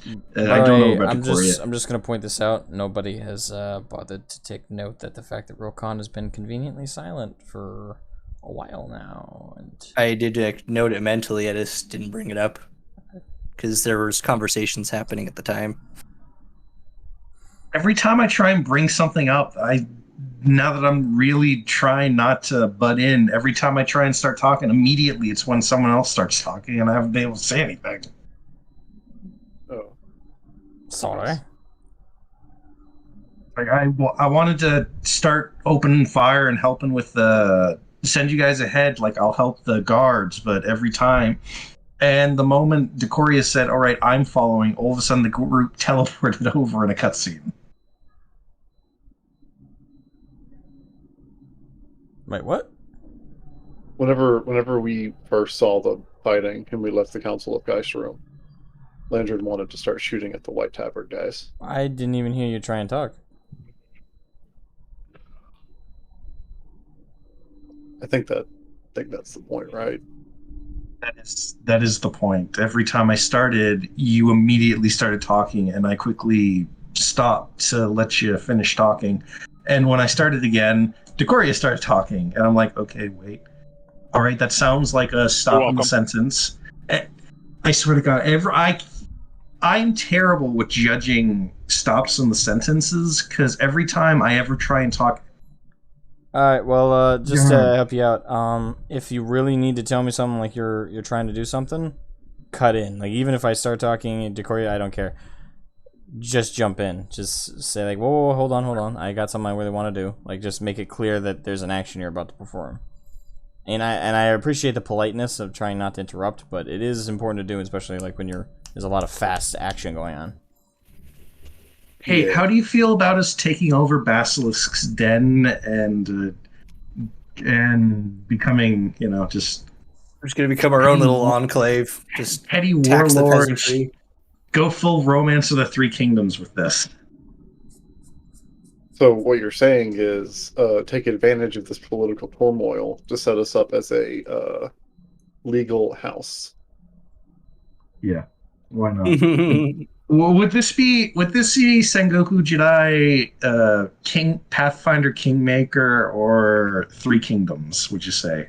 I would say it's more like, if you guys know your history, more like the anarchy in England's history. The anarchy, not a anarchy. The yeah, there was a period in like the first half of the 12th century that was called the anarchy after the death of Henry I. Gotcha. Basically, there were two claimants to the throne, and it just turned into an every man for himself because it was just a stalemate. So just all the petty barons just started just killing each other, taking each other's land. I mean, I like the sound of House Sedlak. Just saying, just throwing it out there, guys. I do. It does sound good. I was thinking more along the lines of I think it was like the fall of the USSR. Just a bunch of people with guns went around and was just like, hey, we own this place now. And because they didn't have the direction of, the higher ups, they're just like, oh, okay. So a whole bunch of people got rich after the fall of USSR and Russia by just going up to businesses with guns and being like, hey, you work for us now. In the perfect Russian accent that sounds so appropriate. You work for us now. You work for us now. You work for us now, eh? Exactly. We have gun. Okay. Everybody ready to go? People need another moment to process. I never left. I'm not, like I said, I'm not like as irked as everyone else. Like, wait, it's a twist, okay, but I actually find it entertaining. I'm gonna find out one way or another. I can rewatch the VOD. But what was said while I was gone? My exact words were, "What twists and turns? This is a pretty straightforward railroad track." Wow. Ouch. Okay, no. I understand. Lantern. That hurts. That hurts. See, I for one appreciate what's going on. We are now in a very interesting situation, and we have the ball in our courts now. I would ask the question though: why do you feel railroaded? Well, I mentioned it's just thing. Every time we make friends with a leadership position, 2 out of 3 times. Yes, but railroading is a very specific accusation against a DM. So, okay, I'll ask again: where have I refused to let you guys have a say in what's going on? Where has that happened? So I think what Lantern's kind of alluding to is that, like, the assassination where it was like, hey, here's a bottle that explodes. Oh, that didn't work. Just goes and stabs him. Yeah, that was a die. Yes, Yeah. and it was your decision to leave him. That is fair. See, the second I came back, I was like, well, why did nobody go with him? And then it was like, oh, he's dead. Son of a bitch! Yeah. I'm just wanna saying, point out I've that I was standing there railroaded waiting, and nothing. You guys, Fine. quite frankly, could have prevented all of that from happening. I had it planned out, and either way, there was plenty of opportunity. There was nothing that was, this is going to happen no matter what they do. No. You guys had 100% agency throughout the whole thing. Kiko actually came really close to stopping this. And I quote. I didn't It's his do anything nice to way of stop saying it. get out. No, I it's was- like Hiko got close because you followed and got you lost the suspect, but Yeah, no. I don't even think that would have helped. Yes, because but it's like, even if I, Landrin, you say like that proves some kind of railroading. Did you actually have to get out? Okay, I'm just gonna say the train cars we can hop back and forth I gotta admit, they're pretty awesome cars. Yes, but you still haven't proved what's railroaded.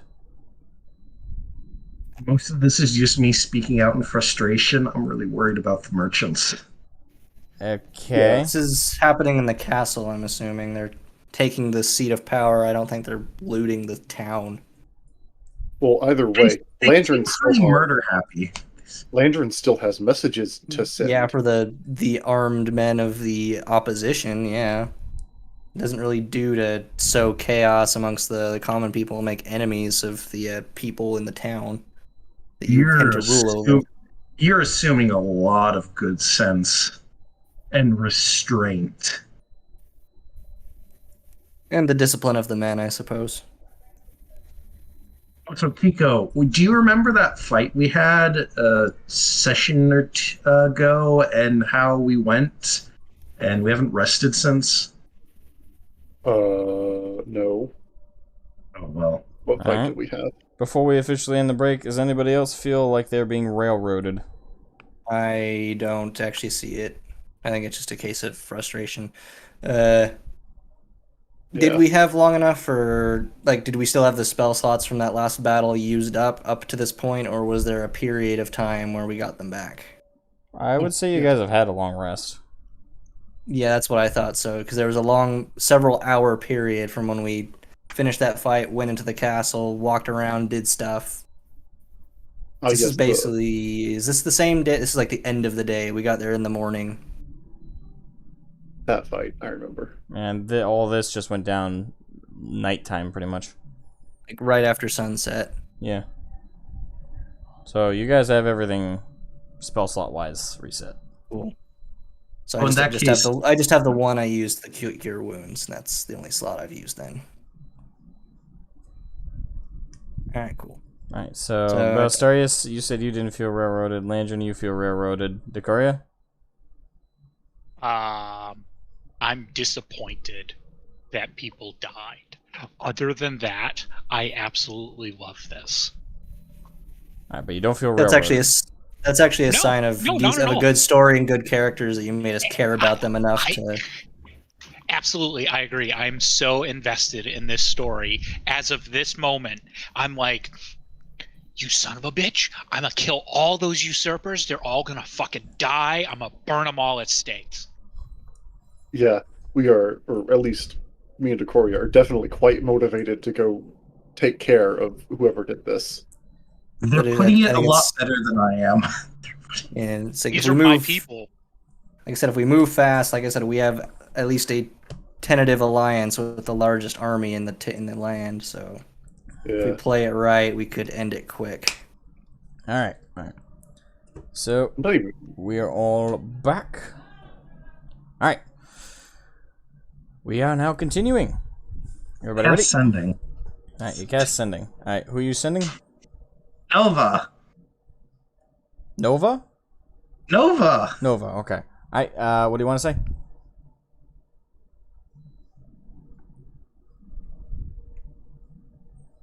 You just want to know if she's safe. Yes.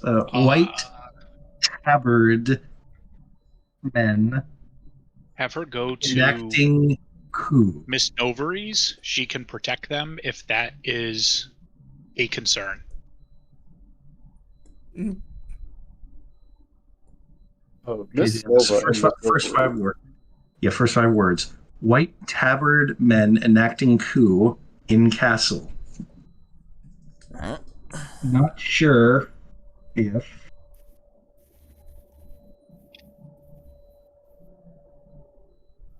conquering or slaughtering all. Please. That part might be unnecessary. I would just say it's like there's a coup going on. Go hide with take cover with Miss Novery. Please be safe. Miss Novery is in town. Refuge. Okay, that's 25 words. She has 25 words back if she wants to use them. Alrighty. Alright, so you send the message, and about a minute passes. And you hear in your head Miss Nova's voice saying, "Miss Novery collected us. Violence in the streets, riots, white tabards attacking everyone. City under siege. Please be safe." Okay, that's gotten my biggest concern out of the way. I'm going to go into this with the rest of this with a clear head. You too. Thank you. Oh. Me too. I'm like, for fuck's sake, I gotta worm something in here about Miss Novery, please. Landrin is also going to turn immediately to Decoria. Miss Novery has already collected our merchant friends and quite possibly a few civilians around town. This siege goes, the city itself is under siege, along with the assault going on within the capital proper. We should really go. We should go. I should go. I'm Commander Yes, Shepard, and this was my favorite agree. store on the Citadel. Thank you, Kiko. You're welcome. Well, we need to keep moving. All right. Well, we probably should, as we exit, we should probably send a message to the kobolds and rendezvous. Alright. Oh, you better bet I'm keeping a third level slot on me for the nuclear option. Fireball. If we weren't in the cavern, I would say it would be prudent to collapse the cavern behind us. You can collapse the entryway. And the entryway to the larger cavern is actually kind of small by comparison. It's only 6 feet high and about 4 feet wide. So it's like a single we doorway. heard them coming after us, so they are pursuing down the tunnel. Yeah. I say we wait still to have the one of entrance. those small. I have I actually a still big have one one of left. those small. Oh, you got a big one? Well, I don't know if the small one would be worth it because then we could save the big one for something later. Where am I? I know it's, let's see, bag of holding. There we are. I have basically 1.5 barrels of the big barrels of purified black powder in the bag of holding. That might be a bit excessive for So, what we need. Probably just need the how half much one. would we? Oh, my dude. Yeah, because I think either my half one or your half one would be more than enough to collapse this so that we can escape unimpeded. Yeah, and I say we wait until our pursuers get close and then collapse it, so we take out some of them with the collapse. Might as well inflict some casualties. I agree. And we're outside of the city proper once we exit, right? Assumedly, possibly? You don't know. You haven't gone down the tunnel. Yeah, we'll figure that out, I guess. So we'll just continue down the tunnel until we get out. Alright.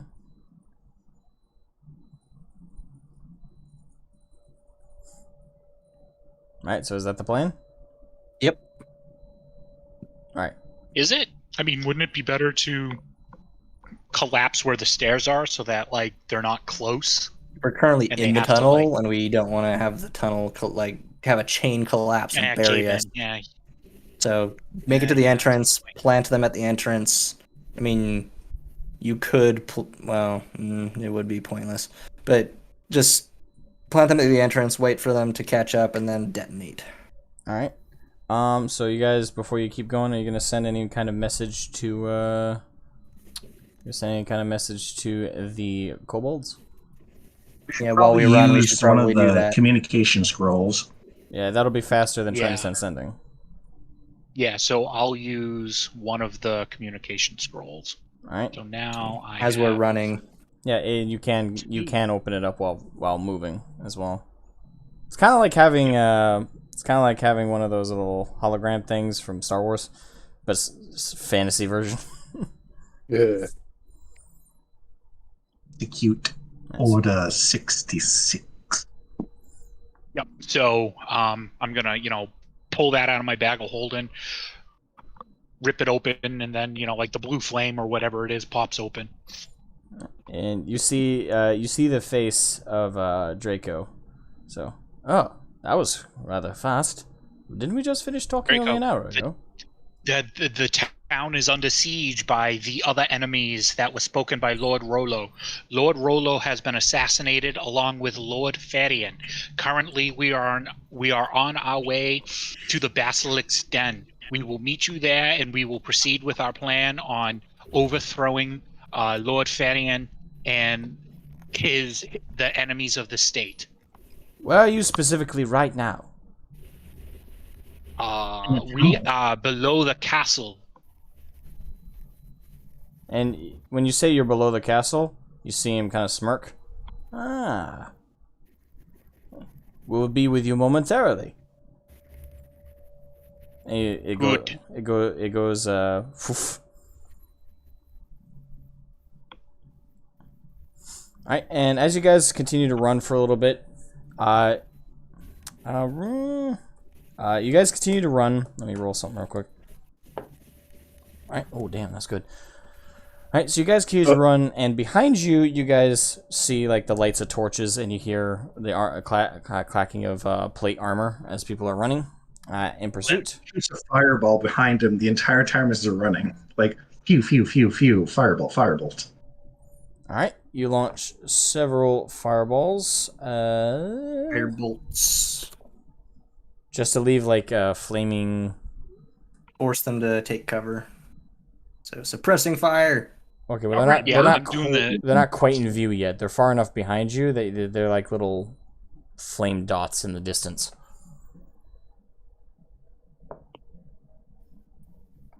And most of them are encumbered by heavy armor, and also the fact that they have, technically speaking, compared to you guys, decreased visibility.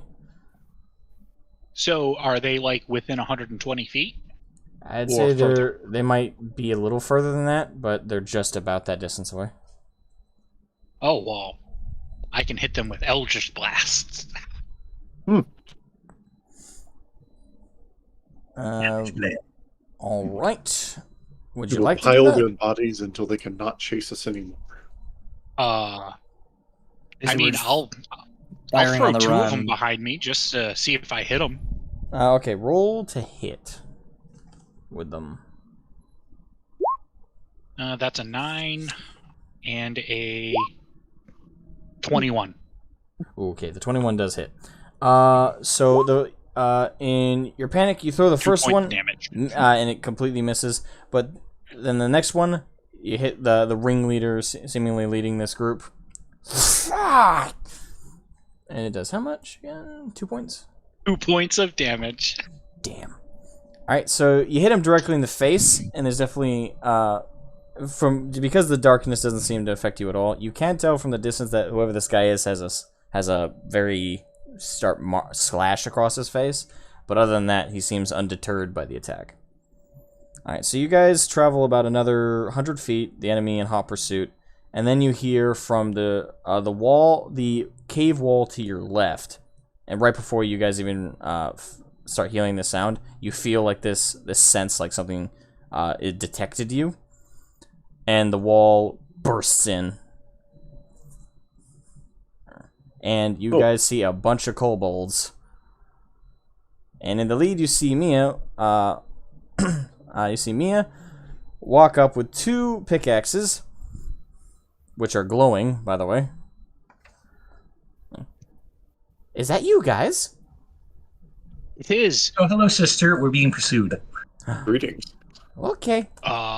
So she hears you guys are being pursued and waddles between you guys and the incoming men in armor, and you hear her go, "Dasuba xia bu sai ya, through shaft, and she slashes in both directions with the pickaxes, and you see a energy shock wave go in a perfect cone upward, and it brings down a large amount of rock in one specific area. And you notice somehow it's only in this specific area that the rock comes sliding down. Nowhere else. And completely seals off the entrance that the soldiers are coming from. Whew. Is that geomancy? Aye. I can't be the lead foreman of the kobold mining colony if I weren't very good at geomancy. She's saying all this in Draconic, by the way. She's still not fluent in Common. Oh yeah, it's quite the specific niche. Very important for underground dwellers. That face when even your sister-in-law is a more powerful mage than you. Oh. You guys hear the clanking of armor coming from the entrance of the kobolds made, and you see Draco with a large contingent of heavily armored kobolds. I acquired my armor just in time. Oh. And he sees the cleared off entrance. I told you. She defeated the problem before it even became a problem. Appears so. Are all of you alright? Physically.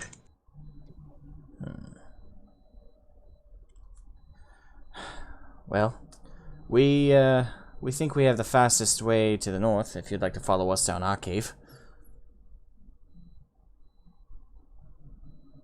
And all the kobolds in the back are all like nodding, like, come on. I mean, we still have like the cooks and the servants with us too. So is there... we have civilians with us.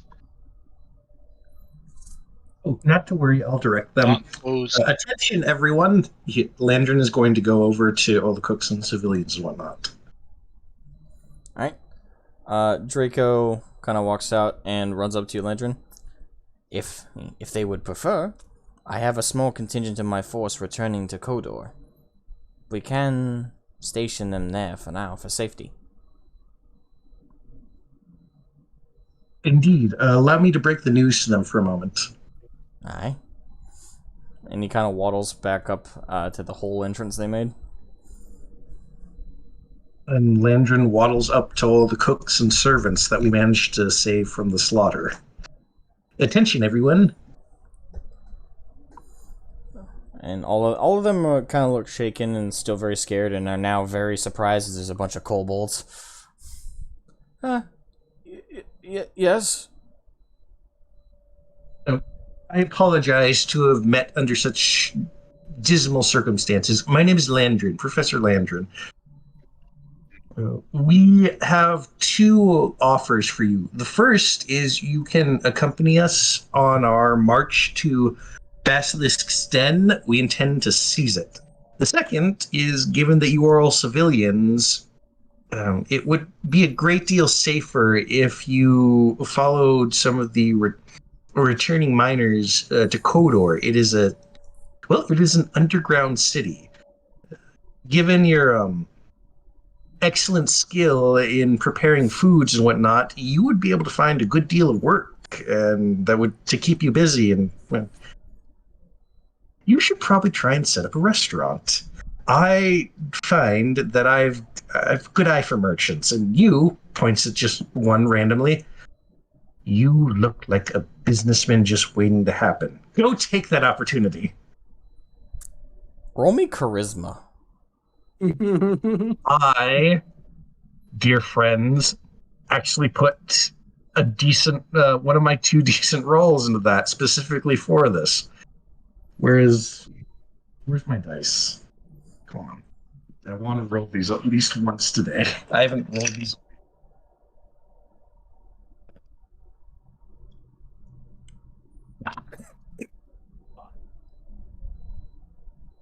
Where'd you go? Wah, wah, wah, wah, wah, wah, wah, wah, wah, wah.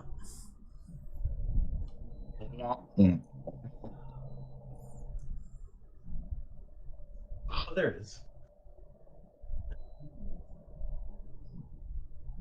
15 total. 15 total. Okay. So the small contingent of chefs and two squires kind of whisper amongst themselves briefly. Several of us have family on the surface, and well, we'd like to see if they're safe. But the two squires are orphans taken in by the keep. They have no connections back, and Are you sure, lads? And the two of them kind of nod. They seem rather taken with the idea of visiting the place of the kobolds. About two more of us seem to have the inclination to go there as well, but that means we're split down the middle. 4 to this place, and 4 of us need to go back. 4 of you are welcome to join us. This tunnel should take you out to a place of relative safety. Oh. If I may, Draco is speaking. Well, naturally. Brother, I could provide them an escort down this tunnel to the entrance to the other side that hopefully leads to the surface. Off game, that was what I was telling them to do. I'm just really bad at talking to people still, it seems. That and the kobolds aren't that good at social cues as it is. You know what, the heck with it. I'm just going to roll with it. Excellent idea, brother. And he gestures behind him, and about 6 heavily armored kobolds with pikes come forward. Right? All 6 of them speak common, so this should be satisfactory. One of these days, I'm gonna slip up, and I'm gonna see him, and I'm gonna say, "Brother," just on pure reflex. Oh boy, it's gonna happen, I assure you. I'll tell you what, brother. Alright, go for Randy Savage. Alright. So, the 6 kobolds gesture to the 4 individuals that want to return to the surface, and they start to follow them. And the others are kind of going through that same hold entrance.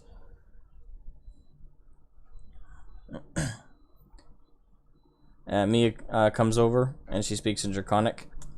Well, shall we? Let's shall. Decoria, Belisarius, Tico, prepare to experience the joy of being stuck in a hold. Well, that's an experience I have a lot of experience with.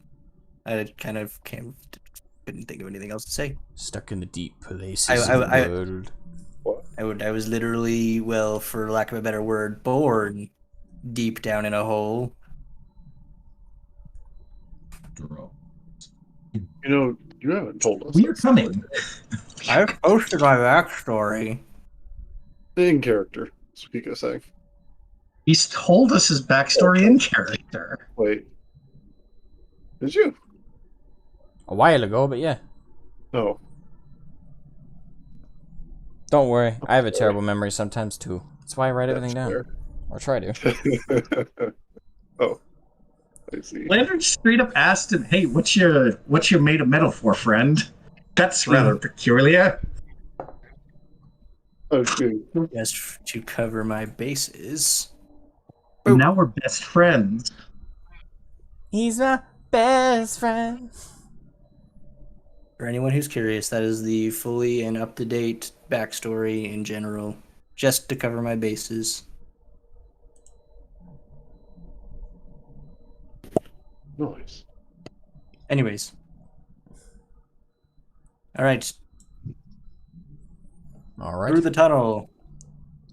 Secret tunnel. Oh god, no. Yes, someone said it besides me. No! Secret I tunnel. refuse! I reject your premise! I will have the cave crush your warforged corpse. Silence. Secret tunnel. Who wants a roast bird? Silence. There's just 2 more of us left to do it. Decoria, would you like the honors of the last dance, or shall I? I would be I'm not doing deeply it. disappointed if we just ran into a random group of hippies in the tunnel that were singing that song. I can and will summon an Umbra Hulk. Hey God, Oh no. dear God, to whom I am so faithful to as a devout worshipper.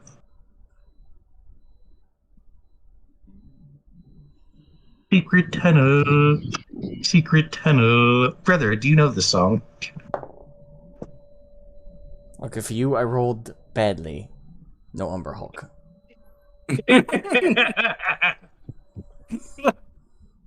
Okay, enough of that. I suppose this isn't a railroad. We're not dead. We didn't run you into a got me there, Balrog. You got me there, Asmo. You got me there. We didn't wake up the Balrog. Damn it. Not yet, anyway. I'm going to become the Balrog if it means raining the life out of the Khan, I swear. Alright, so you guys follow the rest of the kobolds through the entrance that they made, and you see Mia kind of do this circular formation with one of the pickaxes, and it glows a purplish color, and you hear her chanting in like an ancient language, and then you kind of see all the rocks around it kind of just like kind of like reform the wall. So even if they make their way through, they probably won't be able to get through there. Your ability to double tap a problem is quite inspiring, sister. I do my best. And now that you guys are in this side, you are now surrounded by a lot of kobolds. A good majority of which with pickaxes, but there are many who are heavily armored with weapons. Well, just thankfully, we were right nearby when we got your message. It turns out our tunnel was just adjacent and parallel to the one you were evacuating in.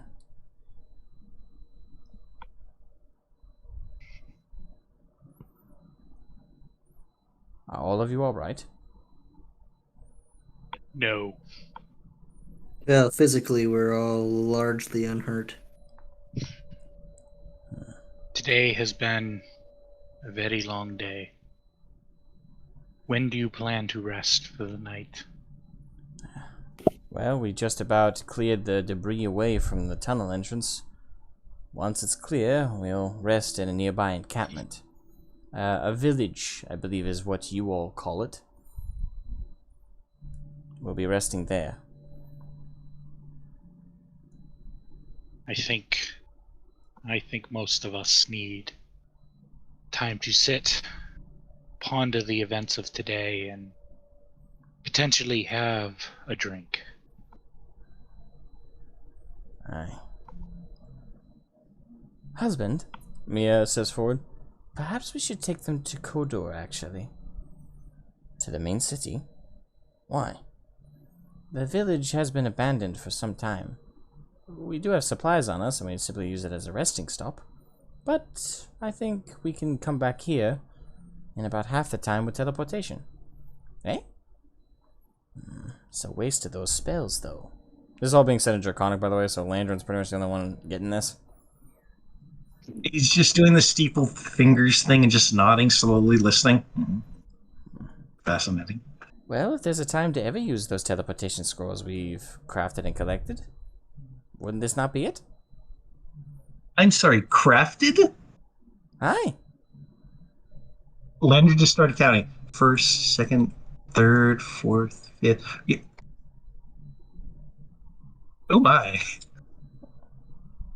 He just mentally goes through the list of spell tiers to get to teleportation circle, much less outright teleportation. He just like, the word crafting rings through his head several times. Like, privately in his head, she scares me.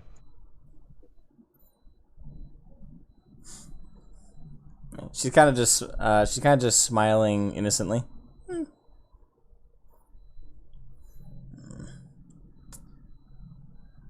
Landron is going to take out his spell book and show it to her. Do you know any of these? She reads through most of them and seems not to know. She kind of... I don't know most of these.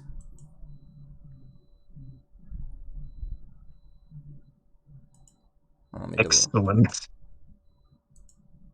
So she's very specialized. Time for magic exchange. Always be on the lookout for avenues to get new spells into your spellbook, wizards. Thanks for coming to my TED Talk. So Draco turns to the rest of you and says in common, "As my beautiful wife just suggested, we can teleport you all to Kodor directly and rest there for the night. That is an option. It would be a longer and more comfortable rest, or we can have a shorter, more rugged one at the encampment."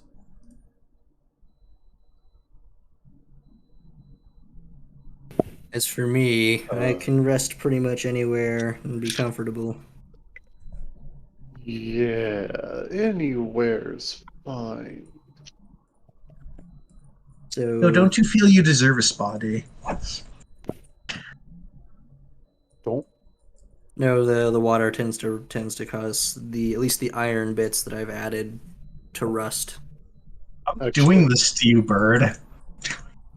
Kiko knows that they're talking about, like, Kiko's been told they were talking about teleport magic, right? Mm-hmm. Okay. Landrin would be explaining this a bit. Yeah, I'd rather not risk it. Not, just kind of disappearing and reappearing. Not my thing. Well, I mean, not in that way. Split the party again.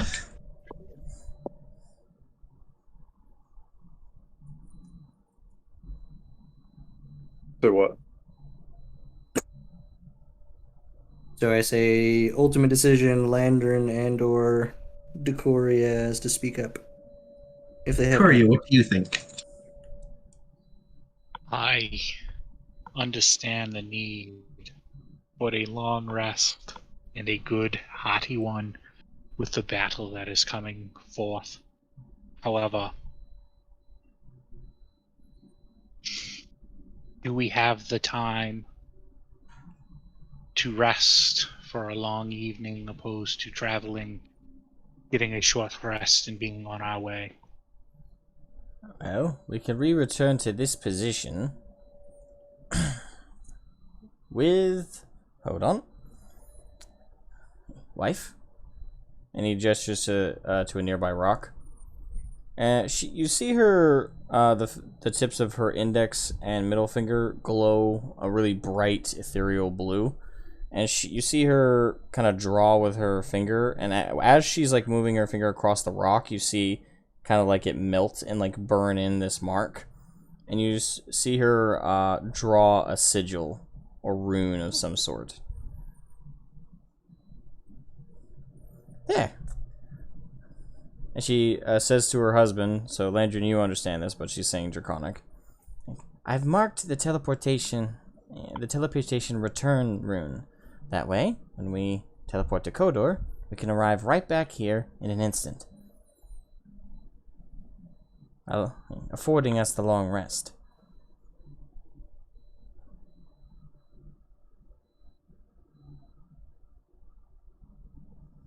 I am both eagerly interested in the site and willing to be patient to see Kodor if the rest of the party feels it would be more expedient to just take a shorter rest. Or is the time with saying we get back instantaneously? The time difference is minimal. Yep. Yeah, it'd basically be the difference of like maybe half an hour to an hour.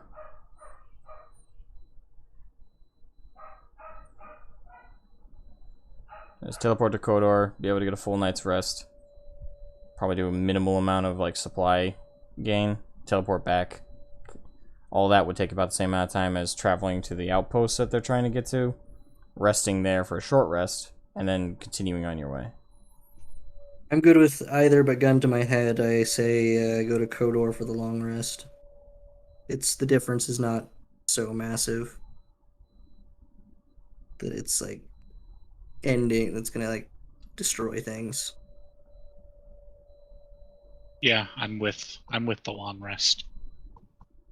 All right. That's 3 votes for. Somebody Kiko's- knock out Kiko. Akiko's not going to like it. But Kiko will take it. All right, all aboard for Kodor. And you see her. So you see a bunch, and all the miners are continuing what they're doing. You hear them clanking away, and you hear like kind of mini explosions. And if you glance over, you kind of see all of them have the end of their pickaxes glow this energy, and when they hit down, it bursts forth a bunch of dirt. So they're making headway. But right before her, she's all aboard, and all the nearby armored kobolds, with the exception of like a small contingent that are guarding the miners, all kind of swarm into this little, into like this tight formation, and they gesture for you to do the same. Yep. Alright, so you guys, the squires, and the 2 chefs, plus all the kobolds, and even Draco kind of squeeges in there. Alright. And she flips her pickaxe to the opposite side, because just for a visual, her pickaxes are this solid black iron of some kind with a bunch of runes on it. And one end is like this block, like this square block of iron, while the other end is the actual pickaxe. So it looks almost like a scythe in certain ways. Obviously, though, it's not like a blade; it's a actual that. So she switches it to the hammer side, for lack of a better way to describe. And her eyes. Matic? Yep, her eyes. And she closes her eyes briefly as she crosses them in front of her, and they start glowing this really bright teal. And her eyes open, and they're like glowing that same color. And she slams the right one down, the left one down, and she starts waddling to the side, chanting a particular unfamiliar language. But Belastarius, you kind of sense a familiarity to it, like you've heard it before. And So is it derived from like Gnomish or Dwarvish? it's derived from a much older language.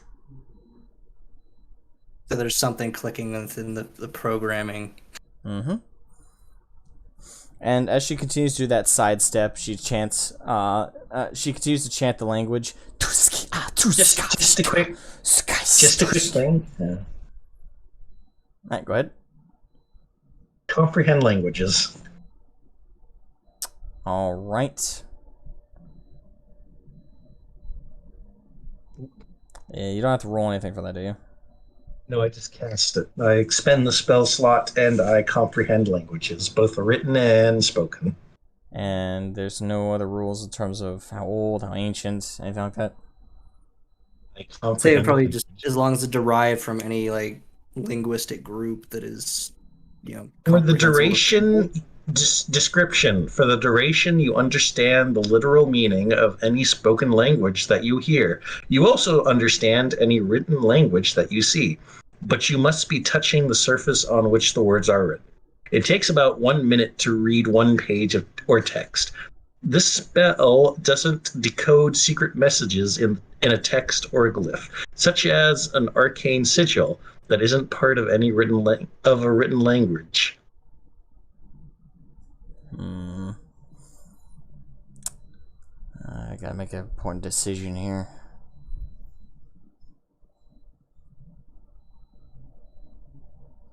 Personally, I would rule that means you don't get to magically understand Thieves' Cant.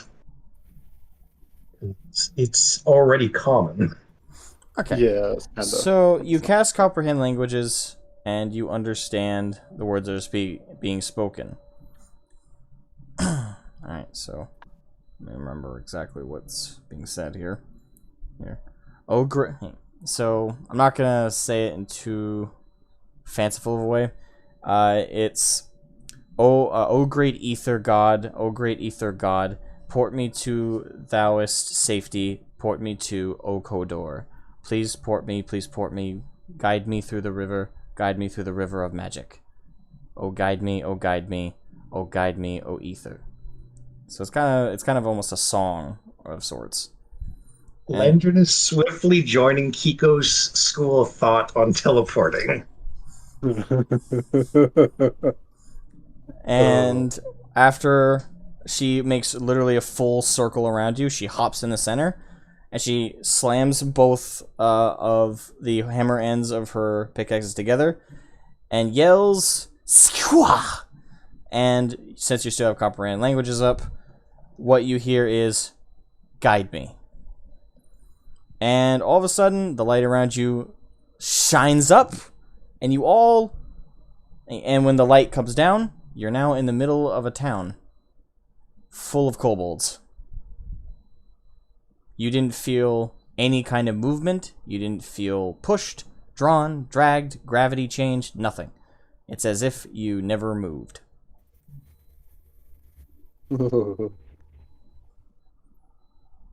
And now you guys look around, and you are in this massive metropolis. Above the city is a gigantic, glowing orange gemstone. It gives off the radiance and feel of a hot summer's day. The whole city is glamored in its light. It's not too piercing. It's not like a spotlight. It feels like the radiant light of the sun. Not too hot, and it doesn't feel like you have like like you're an ant under a magnifying glass or anything like that. The whole city is bustling, and this is a city. You could see massive buildings off in the distance. One would carved completely out of stone and rock. Careful done mason work everywhere. The city streets are all this smooth marble stone almost. The buildings are all well crafted with interesting different wooden designs on them of different creatures that you guys aren't familiar with, at least inherently. Depictions of creatures that you assume from the Underdark. You see again a sea, just a sea of kobolds wearing all manner of attire. None of them wearing pants. All of them wearing different cloaks, robes, drapes, and several patrolling wearing armor. Very ornate, very decorative armor with gemstones worked into the craftsmanship. And you can sense an energy coming off of them, so it's more than just the raw metal protecting them. And you can even hear off in the distance the sounds of hammering and mining off in the distance. And in the opposite end, you can smell some fresh meats being cooked in massive pits and sticks amongst like a catering district of some kind. Just a bustling city. And even with your appearance, nobody seems too alarmed.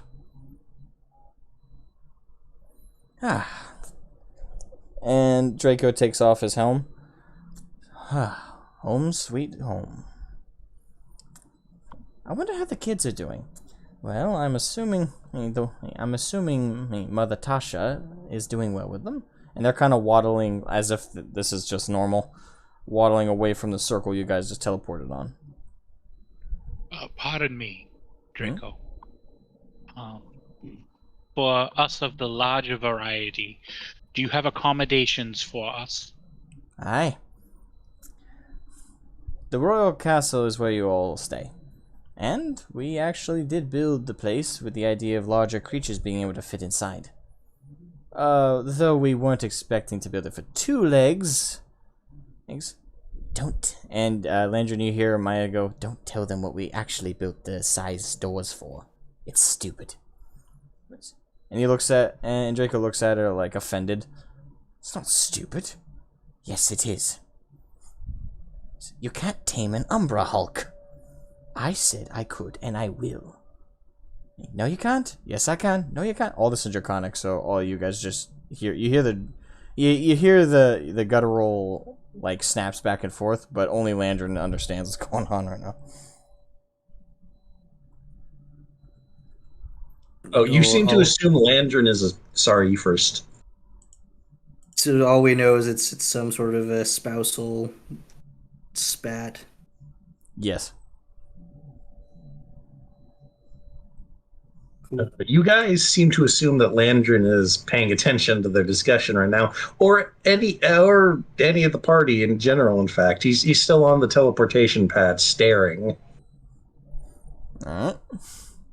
Someone might want to slap him out of it. Well, I'm gonna take a step forward. I'll say they have asking Pico. what's her name? The queen's name? Maya. Maya. Okay, I'm asking her about the tongue that the teleportation spell was said in, and what she knows and where she learned it. Would you like to know? I would, because I didn't understand specifically, but I recognized it. Something to do with my construction, I would assume. Well, in the Geomancy Conclave, which I am the leader of, we've uncovered over the years many ancient artifacts from societies long past. From it, we've been able to derive certain magics. Of course, we've only been able to translate so much in this time. I'm not the lead researcher on the matter, of course. I only benefit from the teachings of those who are doing such noble work. She's saying all this in Draconic, by the way. So she's kind of nudging her husband to translate, which he is. I am listening intently, and once I get that, I ask, could I have access to some of the translated works that would be either Common, Gnomish, Dwarvish, or even Infernal? Those are the main languages that I speak. We've translated most of them in Draconic. But I think we could work on Infernal translation. Good. It's if you have any available, I would love to get a hold of them. Any information about my past and about ancient civilizations and ancient spells and tongues is of great interest to me. Of course. I'll send word to the Conclave.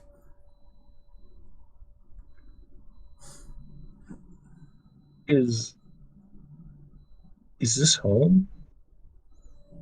Aye, brother. This is home. The city I helped build.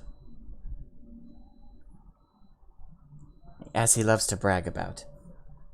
Don't I have the right to brag about it? You act like it's a miracle. The bare bones of this place was already built.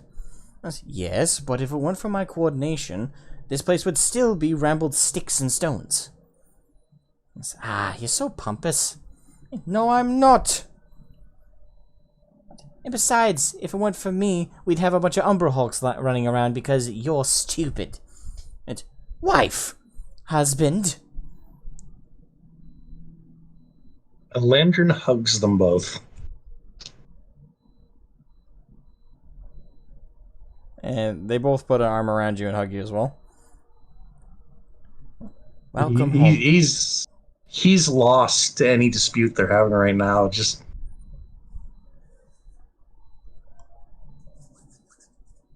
a battle is going on inside his soul between sorrow of not having found this place sooner and joy of the fact that it's happening at least now.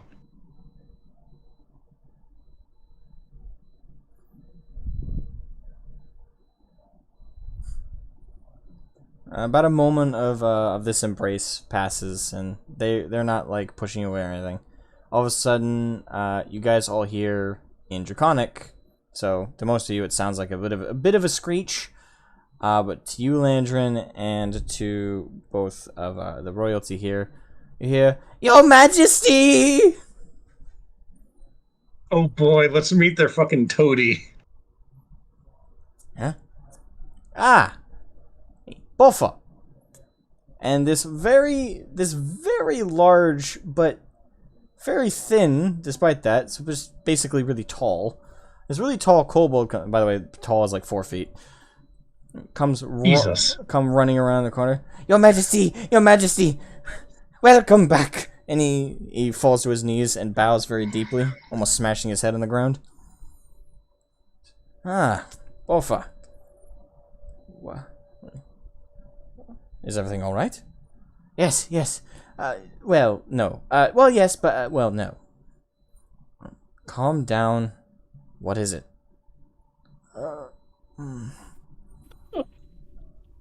Well, it's General... It's the General. Which General? He kinda gives Draco a deep look. Oh no.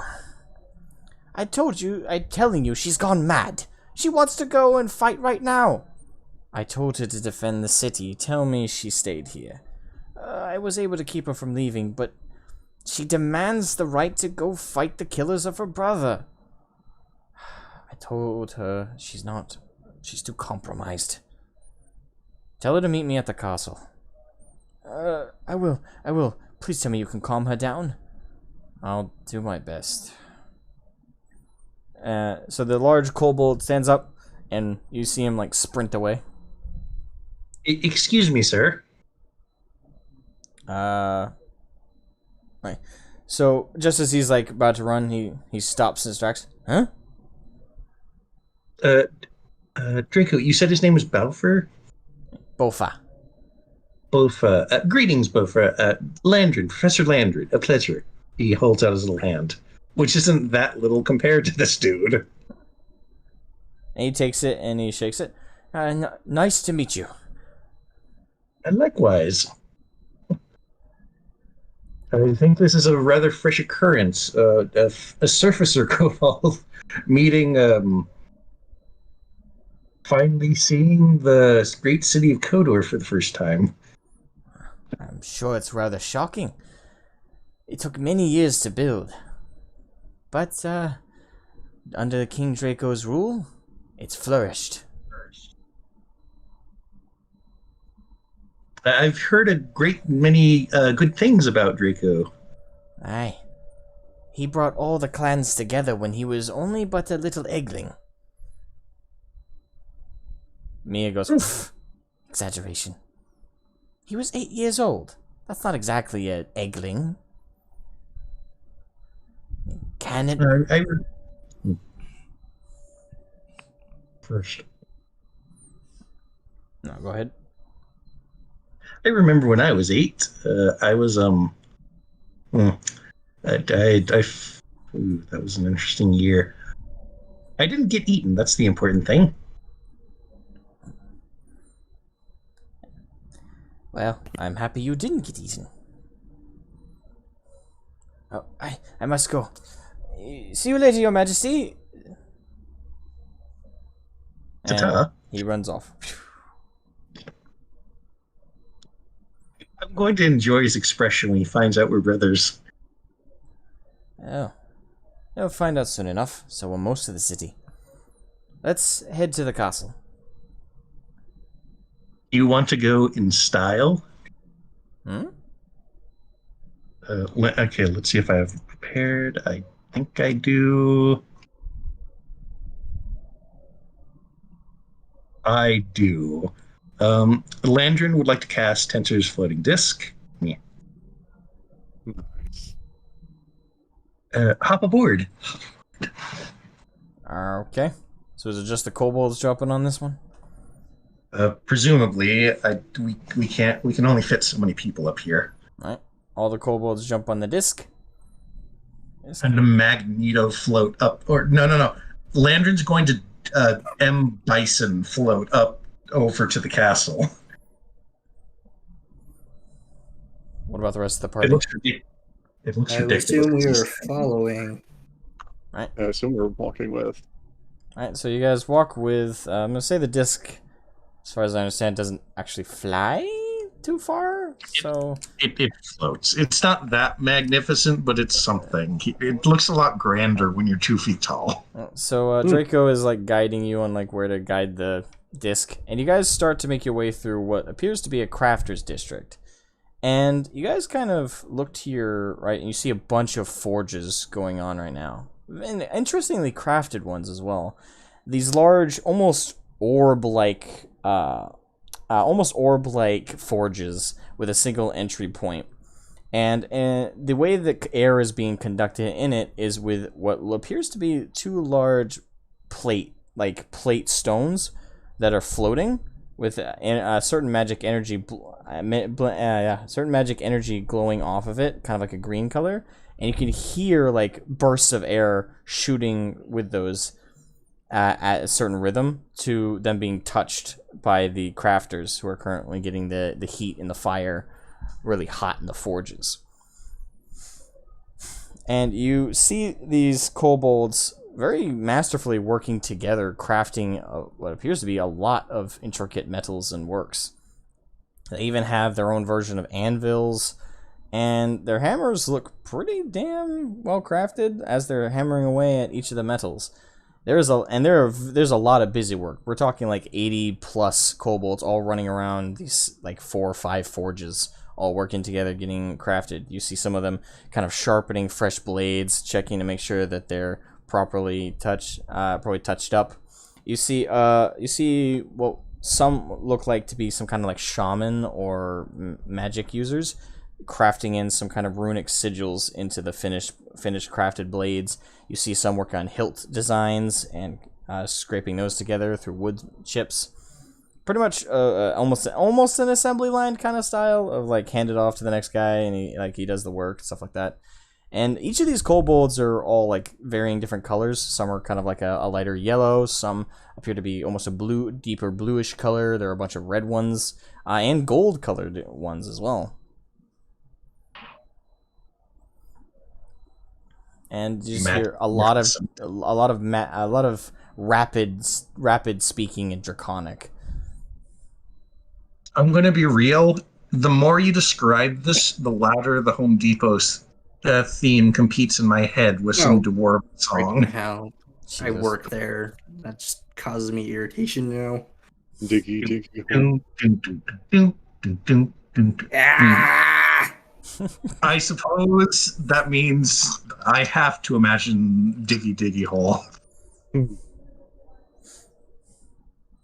I am the dwarf, and I do. So you guys pass that district after a little while, and you kind of go through what seems to be like this really thick residential district. It takes you guys about 20 minutes to get through the residential district alone, and there's a lot of buildings, and some are even currently being constructed by the kobolds all running around, and there's a lot of them, like a shit ton.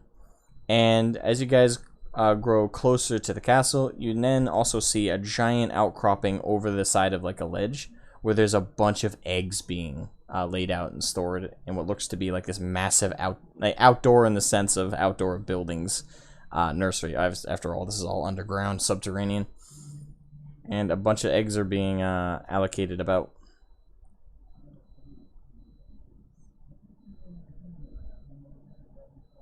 Man, we really do breed like nobody's business. Oh, that is the latest stock. I actually have one egg down there.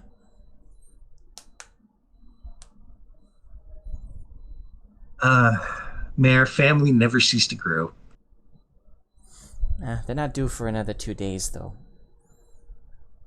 Don't worry, wife. I'm sure they'll be healthy as the last few. I'll check on them later. Aye. So then you guys, after you pass by that kind of like little side ledge area, you now are starting to come about, and you can now make out what appears to be the castle they were referring to. I don't know if I'm going to be able to do this verbal justice, what's in my head. Hold on, let me see if there's some kind of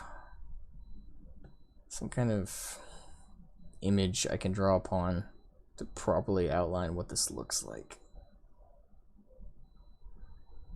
And I'll try my best to verbally describe it with an image that I can cite. But I need that first.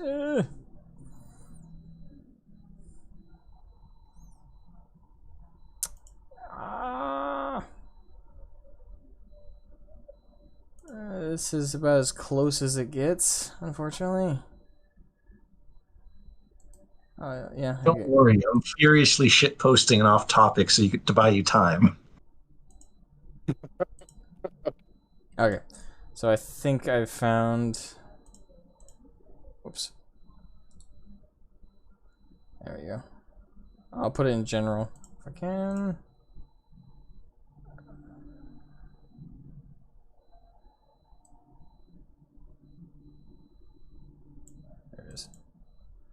Right, boom. So, think Yo. something like that. Think something like that, but even bigger. So it's this Fear. it's this very well crafted stone castle, and it's massive. You could tell a lot of it has been carved directly out of the stone rock of the walls of the surrounding opening in this giant subterranean cave. Would you still call it a cave? Yeah, I think it's still considered a cave. Just in my mind, just kind of think of Erebor from the Lonely Mountains, like the sheer grandeur of something like that. Yeah. Now my question is, can we see it? Oh, well, yeah, that's why I'm trying to describe it. Well, I mean, like, I think he it's means dark. lighting. Yeah.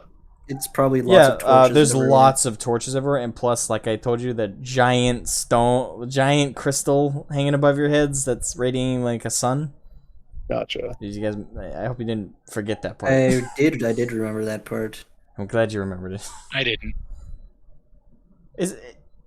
Why do I tell you people things? You forget it immediately after I tell you.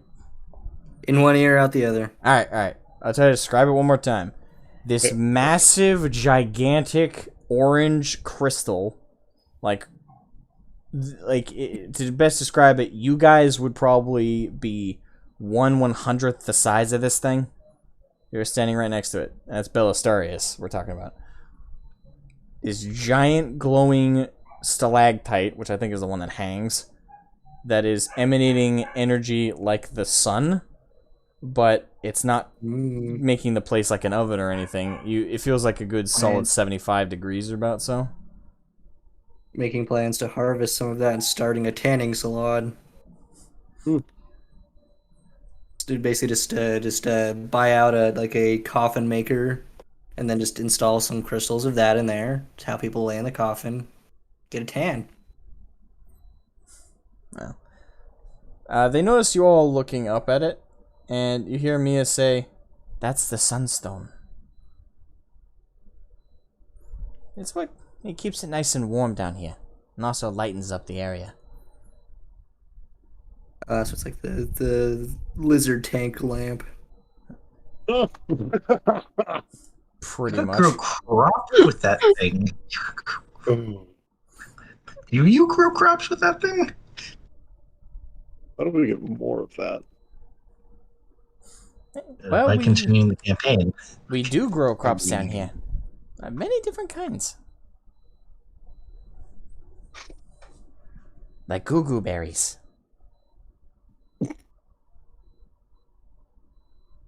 How many times do I have to post that gif of Daffy in the Sherlock Holmes outfit? How many times are you going to make me do this? I don't make you do anything. You choose to do it yourself. You know darn well that's only 90% true.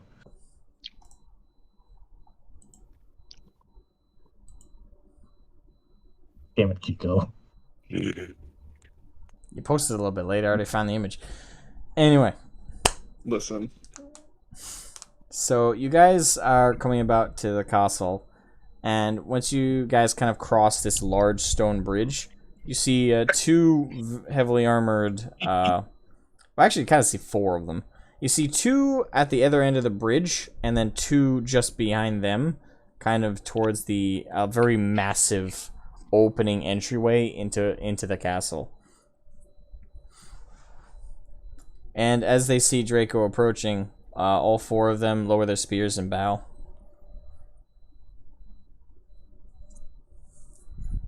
Your Majesty, welcome home today. They all say, like, in turn.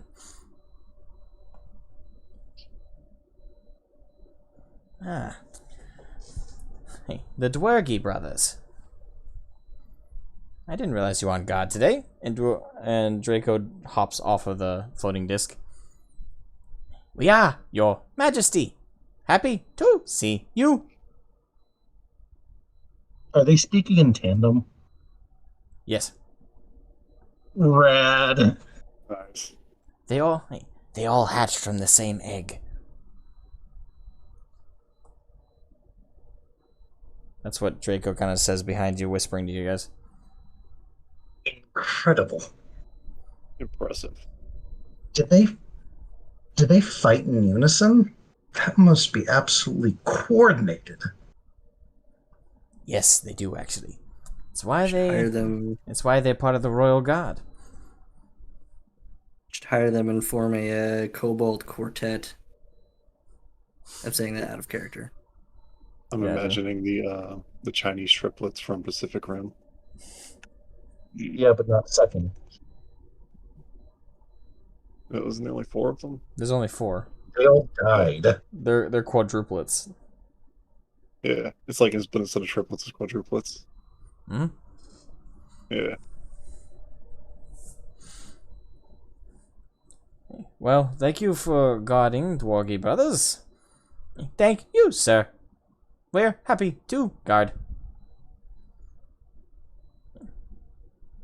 And they all put their eyes on you, Landrin, and they're all like, and they all say in unison, is that your brother, your majesty? Aye, that is. And they all kind of rush past him. The prince! The prince! The prince! The prince! The prince! And they're all kind of looking you up and down, all moving kind of together.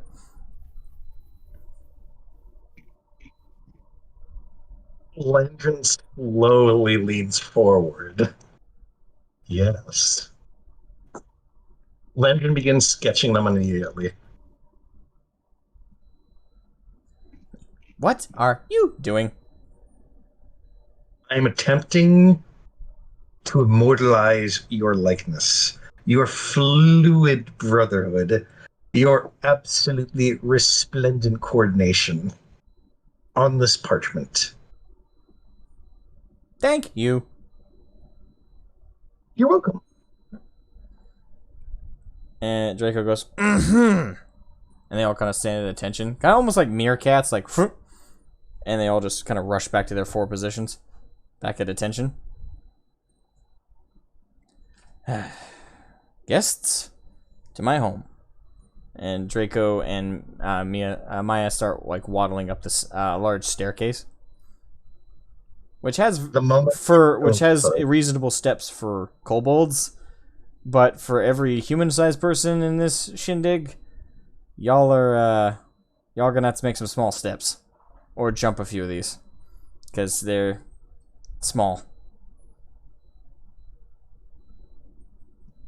The moment Draco's back is turned, Landrin flips over the sketching portion of his spellbook and shows all 4 of them in pillarman poses.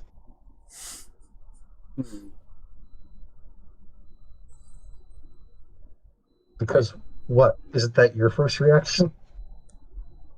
They all clap. Ooh.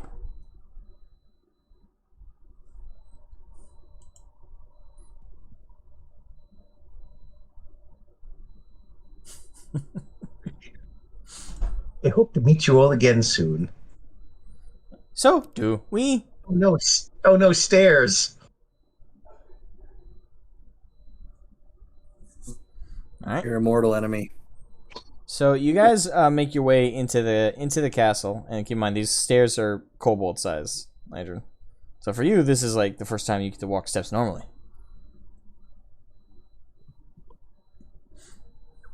And you guys make your way in, and there's this massive, sprawling hall. Like, we're talking like 19, maybe 20 stone pillars. Kind of think like that. You guys remember Moria from Lord of the Rings? When they go to the Dwarven Yes. Kind of like that, but you can see the ceiling, and they're a little bit smaller diameter wise, a little bit, but otherwise it's a massive hall. And at the end of the hall, you guys can see a fairly large, ornate throne. Which there's 2 of them. There's the one that has like much more taller spikes and what looks to be a dragon skull at the top of it, with a giant like gap in the skull, like it'd been sliced. And the other one is a bit more of just a more golden, silver, ornate one with jewels and stuff. Going through all of this, can we tell that it was built all by the kobolds, or they built on top of ruins and sort of rebuilt them? Roll me. Would that be history? I don't know if it'd be history because it's more of a perception. Because that's hard to say. Is it perception or is it investigation? Because you're looking into it, trying to see like if it looks like it's a lot of it's really really ancient. I mean, if it really does. For in terms of my proficiency bonus, it makes no difference if it's history or investigation. I'll say investigation.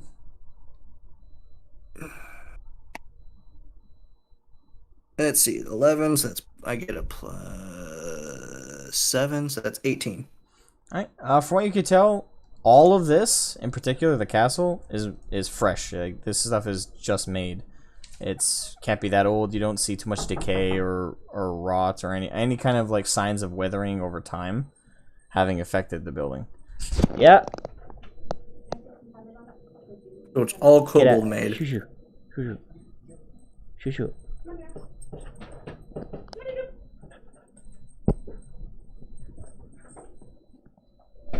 Sorry, my family interrupted me for cheese. What was that? Hey, that's not something to apologize for. So it's all kobold made. Yes. Okay. Cool. I thought his family made the cheese. What? I'm joking. You got it. Like the meme said, it is only my ability to post is only limited to my ability to carry on shit posting. You threw the grenade, I caught it, and you forgot to pull the pin out. Alright, so Mia kind of rushes to your side, Landrin, and kind of elbows you a little bit. That dragon was killed by Draco. I was going to ask, but I didn't want to assume because there was some mention earlier about a dragon doing some sort of good, but there's also mention by others about a dragon not doing good. I didn't want to ask which one was which. Because the last time I did something rash around Draco, he almost beheaded me. We worship a holy white dragon in our tales. However, the reason most of Kobold society has been so divided the last couple hundred years has been because of the black drake, Rogath. And the corpse over there. It's like the classic winged dragon, or if it's like an underground, is it kind of like wings? It was well, you only got the skull to go off of, but if you want to do a history check. Oh, no, that'd be nature. That'd be nature. It'd be nature. I'm just kind of curious is all. Go ahead and roll me nature. Oh, ask Draco. That's a natural 20. Never mind. From what you can tell from the skull type, this is what is commonly referred to as an earthworm with a Y, which are a massive subterranean dragon. Commonly, they're believed to be as intelligent as, silver dragons, gold dragons, bronze dragons. They're very, very smart, and they're often responsible for massive earthquakes. So, in many ways, thinking of them, and they live incredibly long lifespans. So them being big, seen, chonky, yes, like a not wingless dragons. Yeah, they are massive. And they are terrifying. They're commonly considered extinct for the most part, but apparently this one hasn't been dead too long. Especially if one had Draco killed it. Yeah, this one needed Draco to send him the message, the cease and desist of life order. After Draco killed the dragon, he successfully was able to reunify the clans, all at the age of 8. Okay, so Landrin looks up at that skull that's been cleaved by a sword, looks at where Draco almost hit him, and just does that. Have you guys ever seen Disney's really, really, really old Peter? Like with the Russian themes and everything? Yes. He's doing the Sasha thing where he's just looking over his neck, his fur, his everything, like, dum, dum, dum, dum. Is my head still here? Jesus Christ, I challenged him to a duel. He swung that sword at me. Holy fuck. I'm feeling incredibly lucky right now. You should. That's why I warned you so heavily not to fight the man. He would have one-shotted me immediately, wouldn't he? Yes. What? Tell me his dice right now. No. Please. What's his modifier? Nope. Sorry. I'm not learning it. All right, now. His rank score must be uncobaltly. It is very high. I will say that much. I can't tell you the sheets of that has been a knowledge to the nth degree. You admitted that he's a martial strength fighter of some kind. He's something or other. I know he uses strength score to hit now. You slipped up, sir. It doesn't actually mean anything, but I enjoy teasing. I'll tell you this much: his constitution and strength are very enviable. Not so much his wisdom and charisma. Really? I don't believe that. He can't compete with my 8 in strength. I can. Wow. With my 7, you poser. All right, so as you guys kind of fall into the hall, a bunch of kobolds kind of come around some of the pillars, and you know a lot of them are what appear to be ladies, from what you can tell, Landrin. Like, Your Majesty, welcome back, Your Majesty, welcome back. Oh no, it's the harem. Oh no! Don't make assumptions.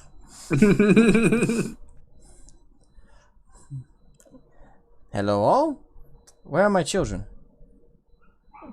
Don't worry, they're safe. Just out back. Babysitters. Hey. And where's Mother Tana? She's out resting right now. Her egg didn't hatch. And they all kind of look somber at that news. I'm sorry to hear it. Is she alright? She was a first-time mom. It's incredibly common for your first egg not to hatch.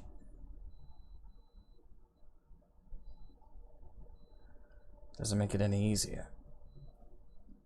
Maya comes up and puts her hand on Draco's shoulder. And she says, again, she can't speak common, so this is Draconic. I'll go see her. Make sure she's okay. And he nods. So she turns around, runs over to you, Landrin, and hugs you. And hugs back. Then let's go, and runs off out the exit. Well, last thing I'll put you through, Landrin, before I show you all to your rooms to rest, so that tomorrow we can continue our campaign.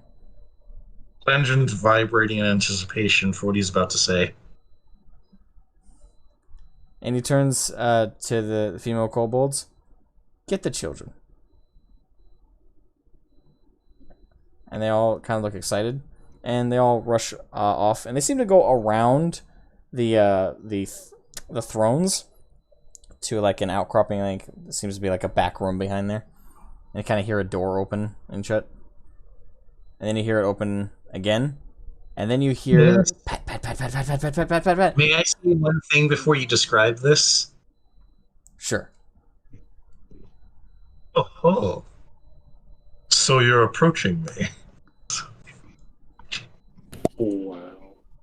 So, out from behind both sides of the thrones pours 1, 2, 3, 4, 5, 6, 7, 8 little kobolds, all sprinting at max speed, yelling, "Uncle!"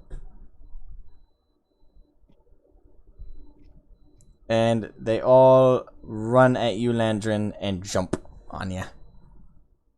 The first one that jumps on you is of is pretty much of the same exact hue as you, hue scales as you and Draco. It's a small boy from what you can tell. Well, the next one that jumps on you is a bit more of a yellow hue, kind of like his mother. Then you see 2 more jump on you. They appear to be the exact same size, so probably exact same age, and both of them have kind of switched eyes. One has an auburn kind of reddish eye, like Draco does, and a brighter blue one, like their mom. And again, keep in mind both of them are switched. So one has a left auburn reddish eye and right light blue eye. The other one, it's the other way around. So then another one, a bigger one than the other ones, jumps on you. This one is of the same exact hue as you and same eye color as you, and even has 1 horn missing. It was at that moment Landron's strength gave out, and he falls over. Alright, so let's see, what count am I at? 1, 2, 3, 4. 3, 4. Alright, so we're at 5. Alright, so the 6th one jumps on you. The 6th one is another girl. And this one is a pure mini-me of her mom. 2 light blue eyes, lighter yellow scales, and she's got a bit of a bigger snout than the other ones. So that's 6. There's 2 more. Alright, so yeah. And the last 2 seem to be the oldest, and they don't jump on you, but they kind of stop short, and they're looking at you as the rest of them are all kind of climbing all over you. Landron's teeny little arms are just trying to reach out to them as they stand away a little bit, like, closer. I can't hug you from way over here. Alright, they see you doing that, then they jump on you. No! Alright, and the 2 of them, one of them has kind of black spots. One of the bigger ones. It's a girl. She has black spots all across her scales. And she seems to have patches of yellow and patches of that kind of light, super light bluish purple or super light grayish blue hue that you and Draco have. And the other one has it doesn't have black spots, but similar to his sister, has patches of yellow and patches of the lighter gray blue scales. Asmo, tell me, have you ever watched Lord of the Rings? Do you realize how stupid of a question that is? I know, I was there for like a minute of the movie night. I have watched the extended editions 6 times now. I have watched the theatrical editions probably in the triple digits by now. I don't know. I stopped counting. I'm going to throw y'all for a loop. I've never seen those movies. You are movie night. A sin. Movie night. Uncultured swine. Yeah. Your shame knows no bounds. I know of them. I've just never watched them. Shame. Reaches down from the skies and smites thee. Your crime is immeasurable. Literally, Tolkien's ghost comes down, smacks you over the head with a book. It's the books of the Bible. Wow. Yeah, but the book's a hard read. The movies made it way more accessible. Anyways. The book's a hard read for those who have no will to them. Alrighty. Anyway, over here, read the Silmarillion 4 times. Hell yeah. Back on topic of Landron getting mauled. Absolutely covered in kobolds. Yeah, Landron's energy is nothing short of that moment at the end of Return of the King where Frodo wakes up, all his, beloved companions show up and hug him. Like that's his energy right now. Alright, well, the dam is broken. Let me pull up a list of their names, that way if you ask, I can answer this question. Alrighty. The dam is broken, Landron is crying. Kiko's gonna, lean down. Hey, Landron. Yes, Kiko? You're gonna get there one day. Just pat him on the snoot.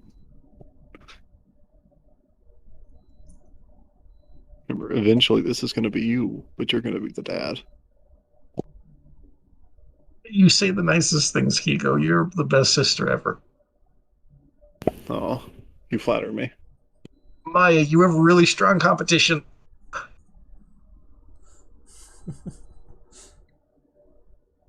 She's not there. Yeah, I know. He's just saying it for the record. Like, Maya's pretty awesome. You're to say that you're the greatest sister ever in his eyes. That's saying something. Oh, thank you.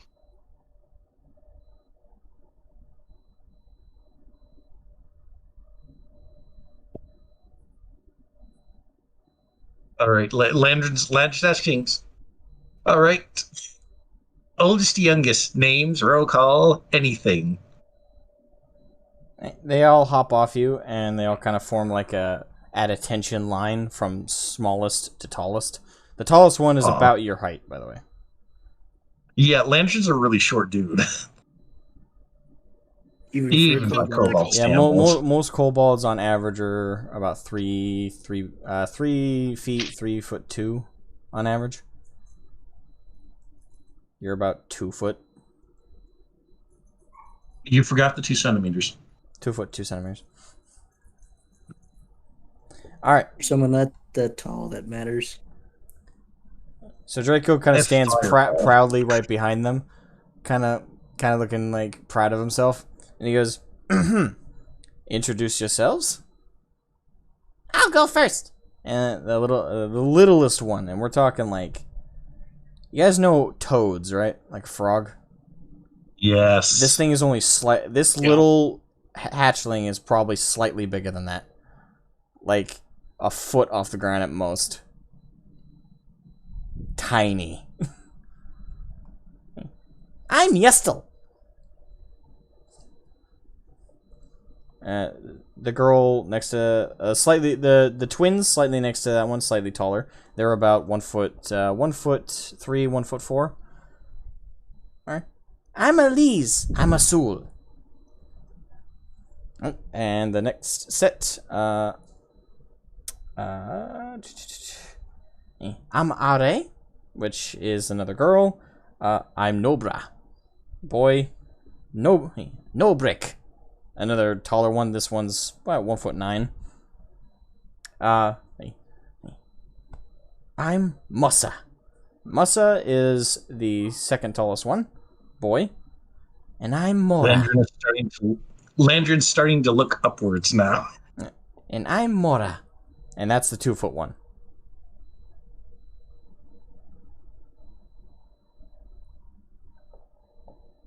And Draco kind of walks forward and kind of lays his hands around all of them. And he's like 3 foot 3, 3 foot 4. And these are your nieces and nephews.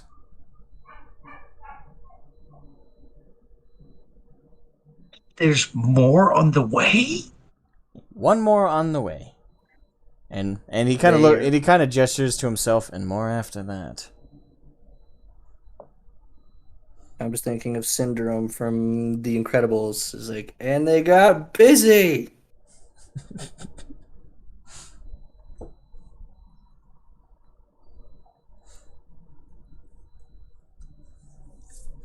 Oh boy. I'm a little overwhelmed out of character. Huh? I'm almost a little overwhelmed out of character. Isn't it amazing? Well, you lot. Time to go get some rest. But we just met, Uncle. I'll do something really cool to make sure that the time spent was well worth it. How big did you say this place was? Huge, right? Yeah, it was pretty massive stone, cobblestone, rock building. All right. Are there any? There wouldn't be any like loose rock or anything because this is a very well kept fortress of a place. So, Landron is going to take. What do I have in my inventory? There isn't even cobwebs to give you an idea. See, I've got my shield. What was that little staff of fire or something I was given? Yeah. What's that do again?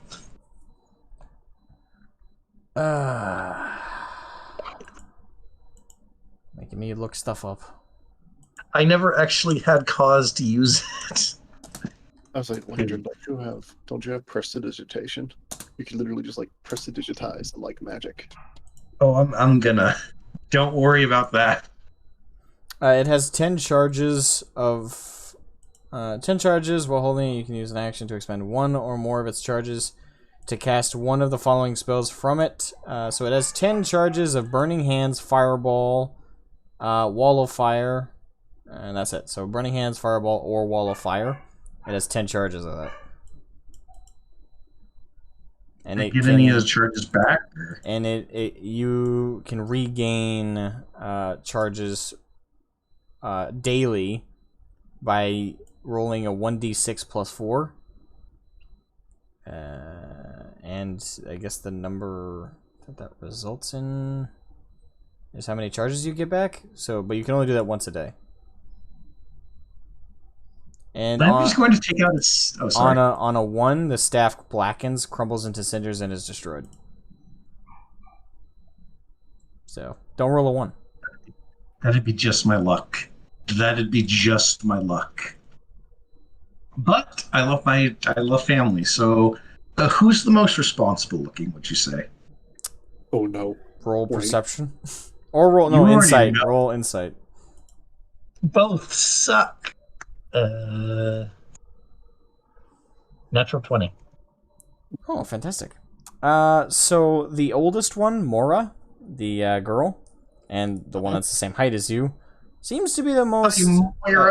She seems to be the most giddy and excited to see you, but she's also the one that's trying to hide it the most. So she's probably the teenager out of the group. You're spot on. You're getting on the XP share. Lantern is going to hand her his Staff of Fire. When you hand it to her, she's like, she's kind of staring it up and down. What's this? Take a moment to focus on it. Gaze upwards with me.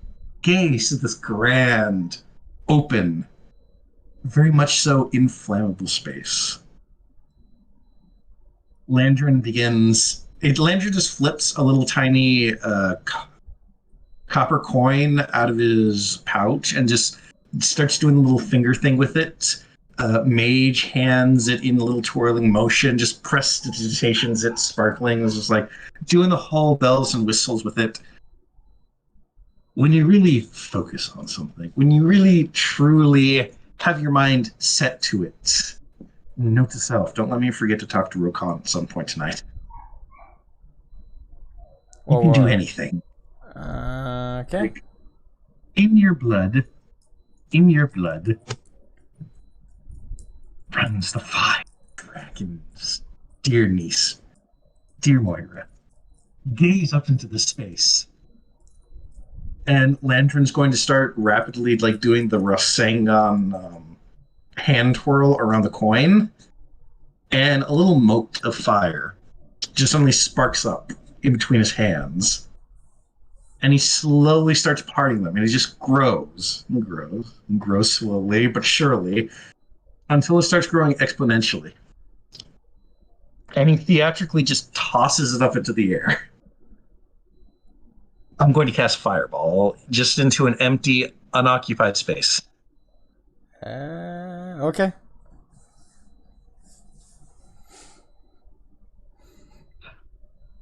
The empty space has to roll a DC 13 dexterity save or take 26 damage. Being air, I'd say it dodges.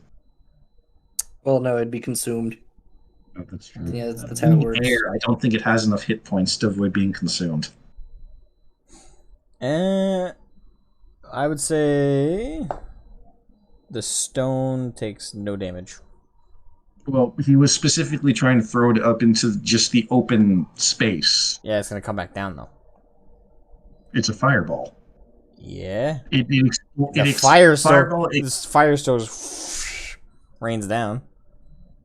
No. Okay, no, fireball explodes. I'm just how do I put this? I'm just hamming up the spell Fireball. What you do is you pick a point, and that point explodes. Okay. So you're just gonna try and detonate it in midair. Yes, I'm just hamming it up for the benefit of the watching. Okay. Visitors, the uncle's like, hey, look, I brought fireworks. Shoot your flare. I'm Gandalfing, okay? Alright, go ahead, shoot your flare. I did. It's 26 damage to Nothing. Alright, so you launch it up. Oh, Draco kind of puts his hand on his blade on his back, briefly. Press to digitize it, make it look sparkly. I wish I could do some Gandalf stuff right now and just have a little, like... Actually, no, I'm going to use Prestidigitation, and I'm going to have a tiny little clockwork-looking... What's it? No, just a clockwork-looking little drake fall out and just flutter out as it passes over Landrin. Okay, so... Think of that when you focus on the staff. And think of this open area. I'm basically trying to coach her into trying to use the staff to, expend a charge to fireball the open area herself. Let me look into something. Do you need to have a magical inclination to use the staff? It's just a staff. You can use the thing. If you weren't magically inclined, normally in like previous editions, you'd have to make a use magic item check. But this is 5e, yo. Yeah, it's 5e. So as long as you know how to use it, I suppose you could use it. Okay, let me roll, see if she can use it. Alright, so she concentrates for a moment, and a burst of fire shoots up from the staff. Kind of makes her jump, but launches up and bursts up like yours did. That's the spirit. Now go to bed. And she gives you the staff back and bows in gratitude. She's getting a hug when she tries to bow. Right. There'll be no formality between us. She in surprise, but she hugs you back. And then lifts you up. Yeah. You then feel the strong, muscular arms of this young lady. Oh, brother, I should have warned you. I'm teaching her to take over when I die. So she's practiced with my sword, to give you an idea. Oh no. I was already a stroke. She then puts you down, and you can kind of, you can hear her be very, like, she's very happy to have an uncle. So an uncle who does not begrudge her snapping me in twain with her hugs.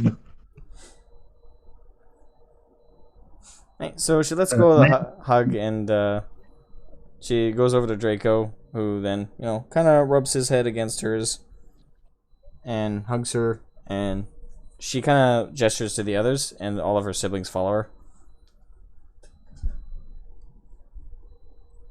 Kiko, I can't stand up. Kiko, pull my arms. Try and step on my back or something. Try and readjust the spine. I can't get up. Help. You're okay. Help. This is your own fault. I have a question. Please, Belisarius, someone. I'll reach down and I pick him up by the tail and then plop him down on his feet. There's a tiny cracking sound as from his tail is attached to his spine, so there's this cracking sound that adjusts as his body weight is pressed, just dangling from it, like. Thank you, Belisarius. You are a dear friend. So, now that this is over, when was the last time we spoke with Roka? out of satchel. Minter. Is he in the satchel? He was in my satchel. Is he? Oh dear. Landon starts looking around his satchel. Minter. You search, and search. He's gone. I use my last third level slot to cast Sending to Rokon. Righty, what do you want to say? Mentor, I can't help but notice that you've departed at some point. Were you stolen? Yes, I was, you idiot. That's impressive. You should have said something. All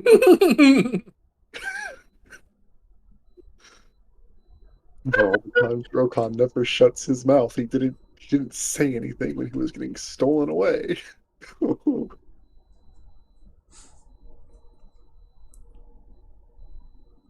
you think Angus did it? I'm betting Angus did it. It'd be pretty funny if Angus did it. Also, I mean, I know who did it. I had to roll the sleight of hand. Do you have any idea how easy it is to dupe Landrin? What roll? His passive perception is a 9. And that's not even including his passive inability to distrust people over much when he originally meets them. I rolled a soft 25, so... Oh. Never mind. There's no way we would have seen him. Or her, or whoever stole our skeleton boy head. Alright. You want to ask him where he is, Lantern? Actually, wait. I'll ask him in the morning. Why can't we just do the talkie-talk thing that he does with us? Or does he need to be near us? He needs to be within a radius, remember? I'm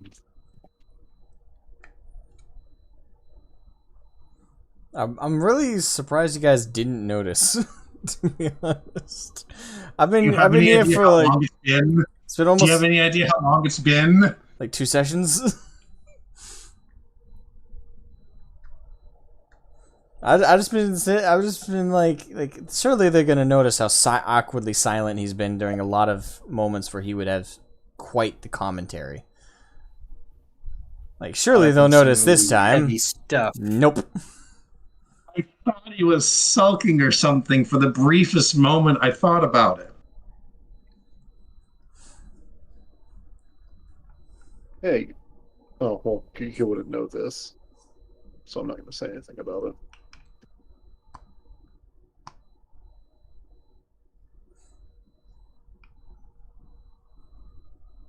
Okay. Okay. I mean, it involves Decoria, but, like, Kiko, like, I shouldn't know anything about it, so I can't really say anything about it. No metagame. Yeah, no metagame. Brother, when's dinner? Oh, well, we're going to be serving food at your rooms. I decided to let you all sleep and rest individually as opposed to some grandiose meal. We'll have that when you return to Kodor after all this mess with the Basilisk den is discontinued. I wish I could interject. He's room servicing us and everything. Is there no bounds to which his awesomeness extends? Oh, well. If you follow, and he gestures to one of the female, one of the female kobolds you guys saw earlier, who you have ascertained are the babysitters. If you follow Liadra, she'll take you up to your rooms. And she kind of does a half bow, kind of curtsy thing.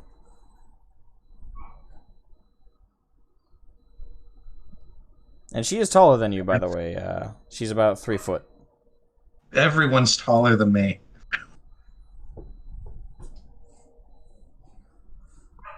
If you follow me, find a gnome shorter than Landrin is going to politely follow. Right.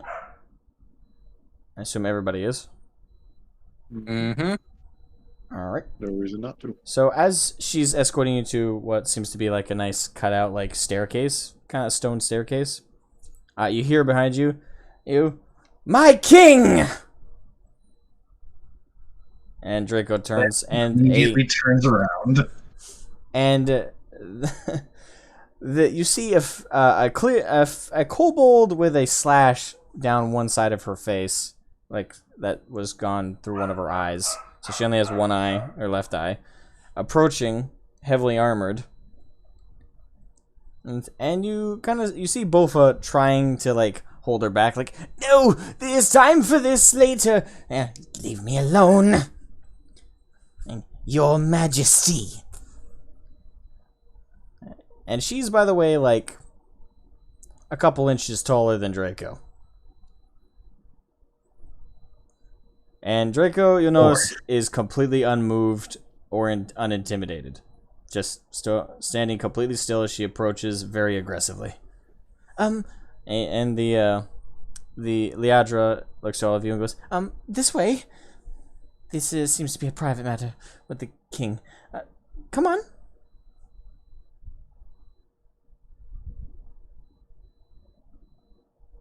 Take it, General. Take it, nobody tries to move. Yes, I'm assuming that's said in common. That was said in common, yes. Oh, okay.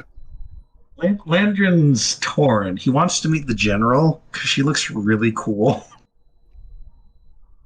I mean, but a full description of her is she's wearing plate armor, like thick plate armor, except for her head. She's clearly removed a helmet. That slashed down one of her eye. The only eye she has left is a bright yellow, and her scales are black, like she's a black kobold. I'll say I'm certain your brother wouldn't mind you staying, Lantern, but for the rest of us, we should go to our rooms. Food now, or better understanding of my people. Decisions. How this doth affect us, does it not? Yeah. Pico's going to recommend that Lantern stays, and we'll go on ahead. Yeah, what's the worst thing that will happen? She'll just punch me in the face or something. Yeah, probably. You'll be fine. Don't die.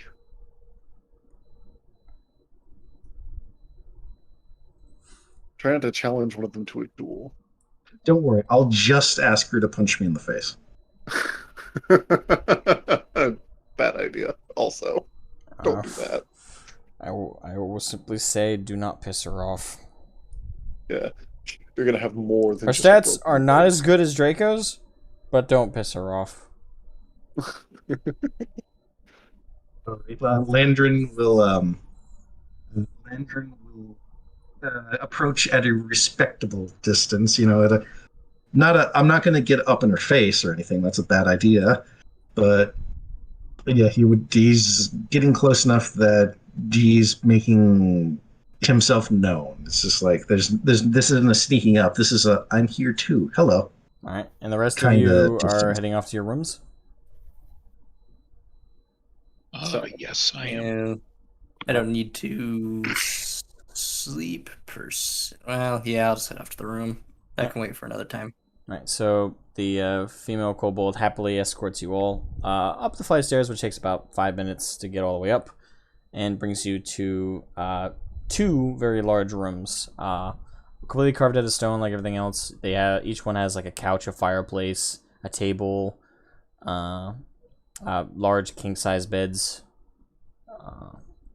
little nice decoratives and sundries and stuff everywhere. They look identical though, like room to room. Nice, comfortable mattresses. So the guest rooms rock. And all of you are eventually brought food and consider a long rest. And we will end the night with this interaction between Landrin, Draco, and the General. So the General is kind of heaving and huffing right in front of Draco. Probably like maybe an inch away from his face. Why do you continue to confine me to the city? You know full well why you're confined to the city.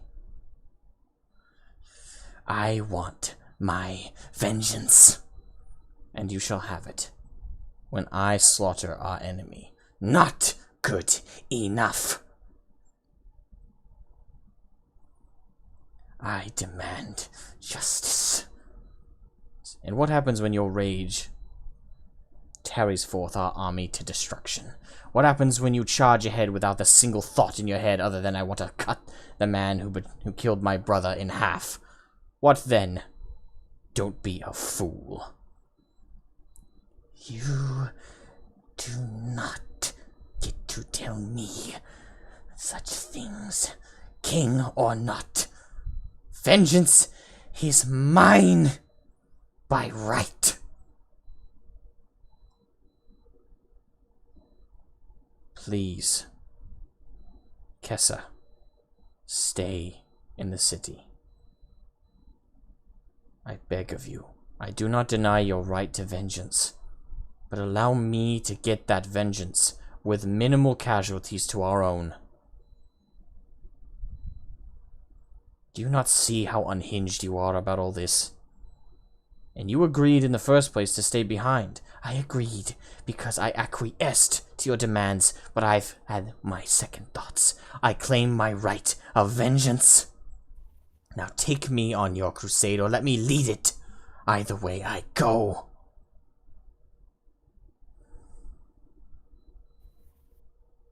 Then who will stay and command the city's forces?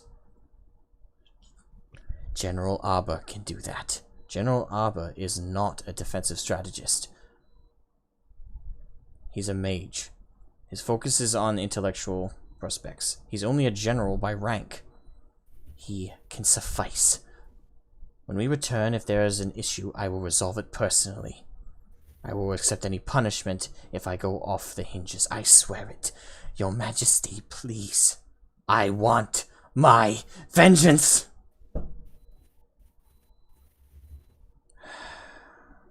Are you leaving these pauses in case Landrin cuts in?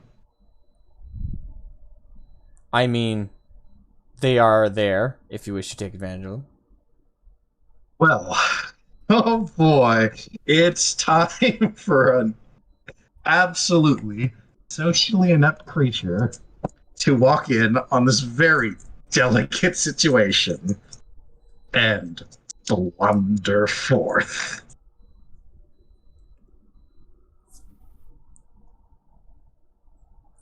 Alright, go ahead. All right. Landrin kind of waddles up closer. Alright. She doesn't take notice of you. She's still staring rather intently at Draco. Who can best you, General? What did you say? Who can best you? Okay. At this comment, her eye, I should say, darts right at you. And her face still full of rage. What? Name them. Name them if they exist. Draco.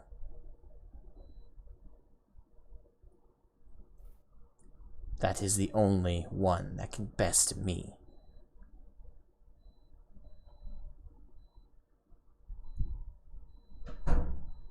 Landrin just kind of sweeps his arms forth to gesture towards, the Citadel and the city in general. Well, who else can be trusted then?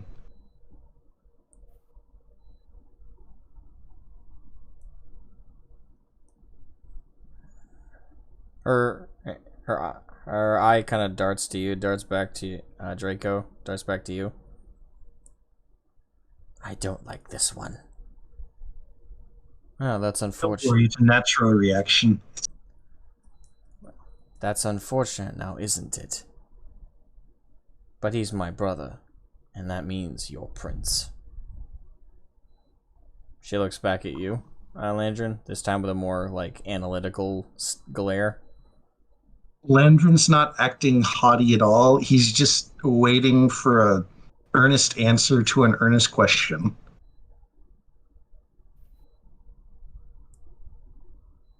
There is no one better than me. And there's nothing more valuable than what's here. So... Roll me charisma.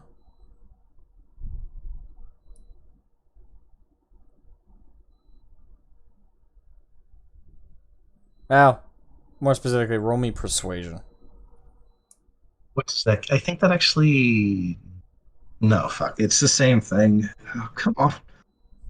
You gave me that freaking 13 on the die last time. Freaking dice. Come on. Does anyone want to do a funny chant while I'm rolling this in my hand? No, I'd rather not tempt fate. Roll a 1. Don't roll a 1. Stop it. Roll a 1. Stop. Roll a 1, You're roll a tempting 1, fate. roll a 1, roll a 1, roll a 1. Don't die. I'm knocking on wood. Hey, Asmo. What? Soft 20. Nice. So she glares at you for a moment, and you see her eye muscles kind of relax, and her posture and heavy breathing kind of subside.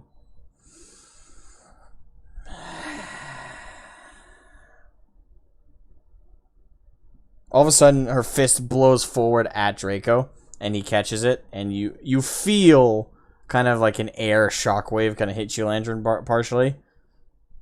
Like, you feel like a rush of wind, like, and the impact sounds like a really hard smack. Are you demonstrating this so I don't ask her to punch me in the face? Pay attention. Well, very well. I shall attend to the duty roster of the patrols and make sure the city is safe. Good luck on your campaign, my king. And she bows very deeply after taking a step back. And then she kind of does a 180 turn and then trudges away at a brisk waddle. It was a pleasure to meet you, General. You as well. Keeps marching. And you see Draco subside, and you can see his hand is kind of like steaming. Yo. Do my prince stuff good? What'd you say? He's asking Draco. Okay. Did I do my prince duties good, or I'm new at this? You had a better response than I had prepared for. She loses her temper rather easily. Hard to believe this, but she was actually, well, she actually pursued me to be my mate when we were younger. But, obviously Maya won that race.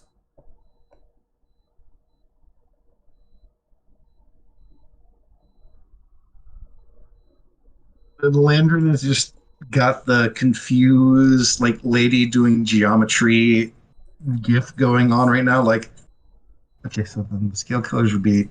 Yeah. Well, to give you an idea, my brother, when I killed that dragon, I didn't exactly have want for suitors. Nearly every tribal kobold leader wanted to sell off their daughter to me, especially when I started unifying the clans together. And, well, she was one of them. But in her case, she was pursuing me, not necessarily she was being offered to me. And I won't If lie. I'm sorry. I won't lie. She was definitely towards the top of the board of my suitors. She would have won if I hadn't met Maya. But in the end, we're still good friends. And I don't trust anyone more than her to lead the military in my absences.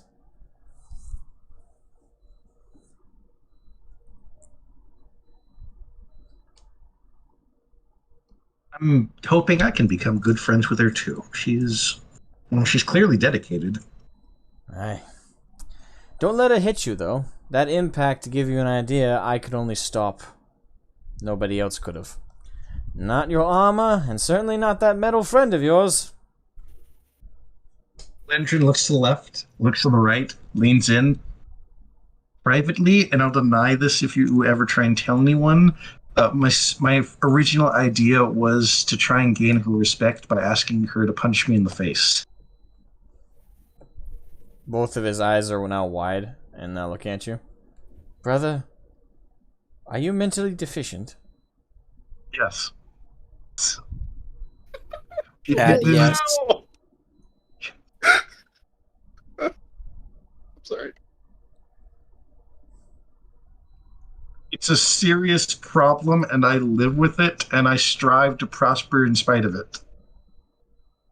He kind of grabs you. Character and player are saying that both. He wraps one arm around you and holds you tight. If you keep risking things like that, I nearly cleaved your head off, and she would have smashed your skull in. I suggest you be very careful who you piss off. Now, to your room. And he escorts you up and to your room. And that is where we're going to end the session, is where all of you getting room service and getting your long rest in your rooms in the royal capital of Kodor. Oh. With me, it's just kobolds polishing my chassis and giving me oil margaritas. You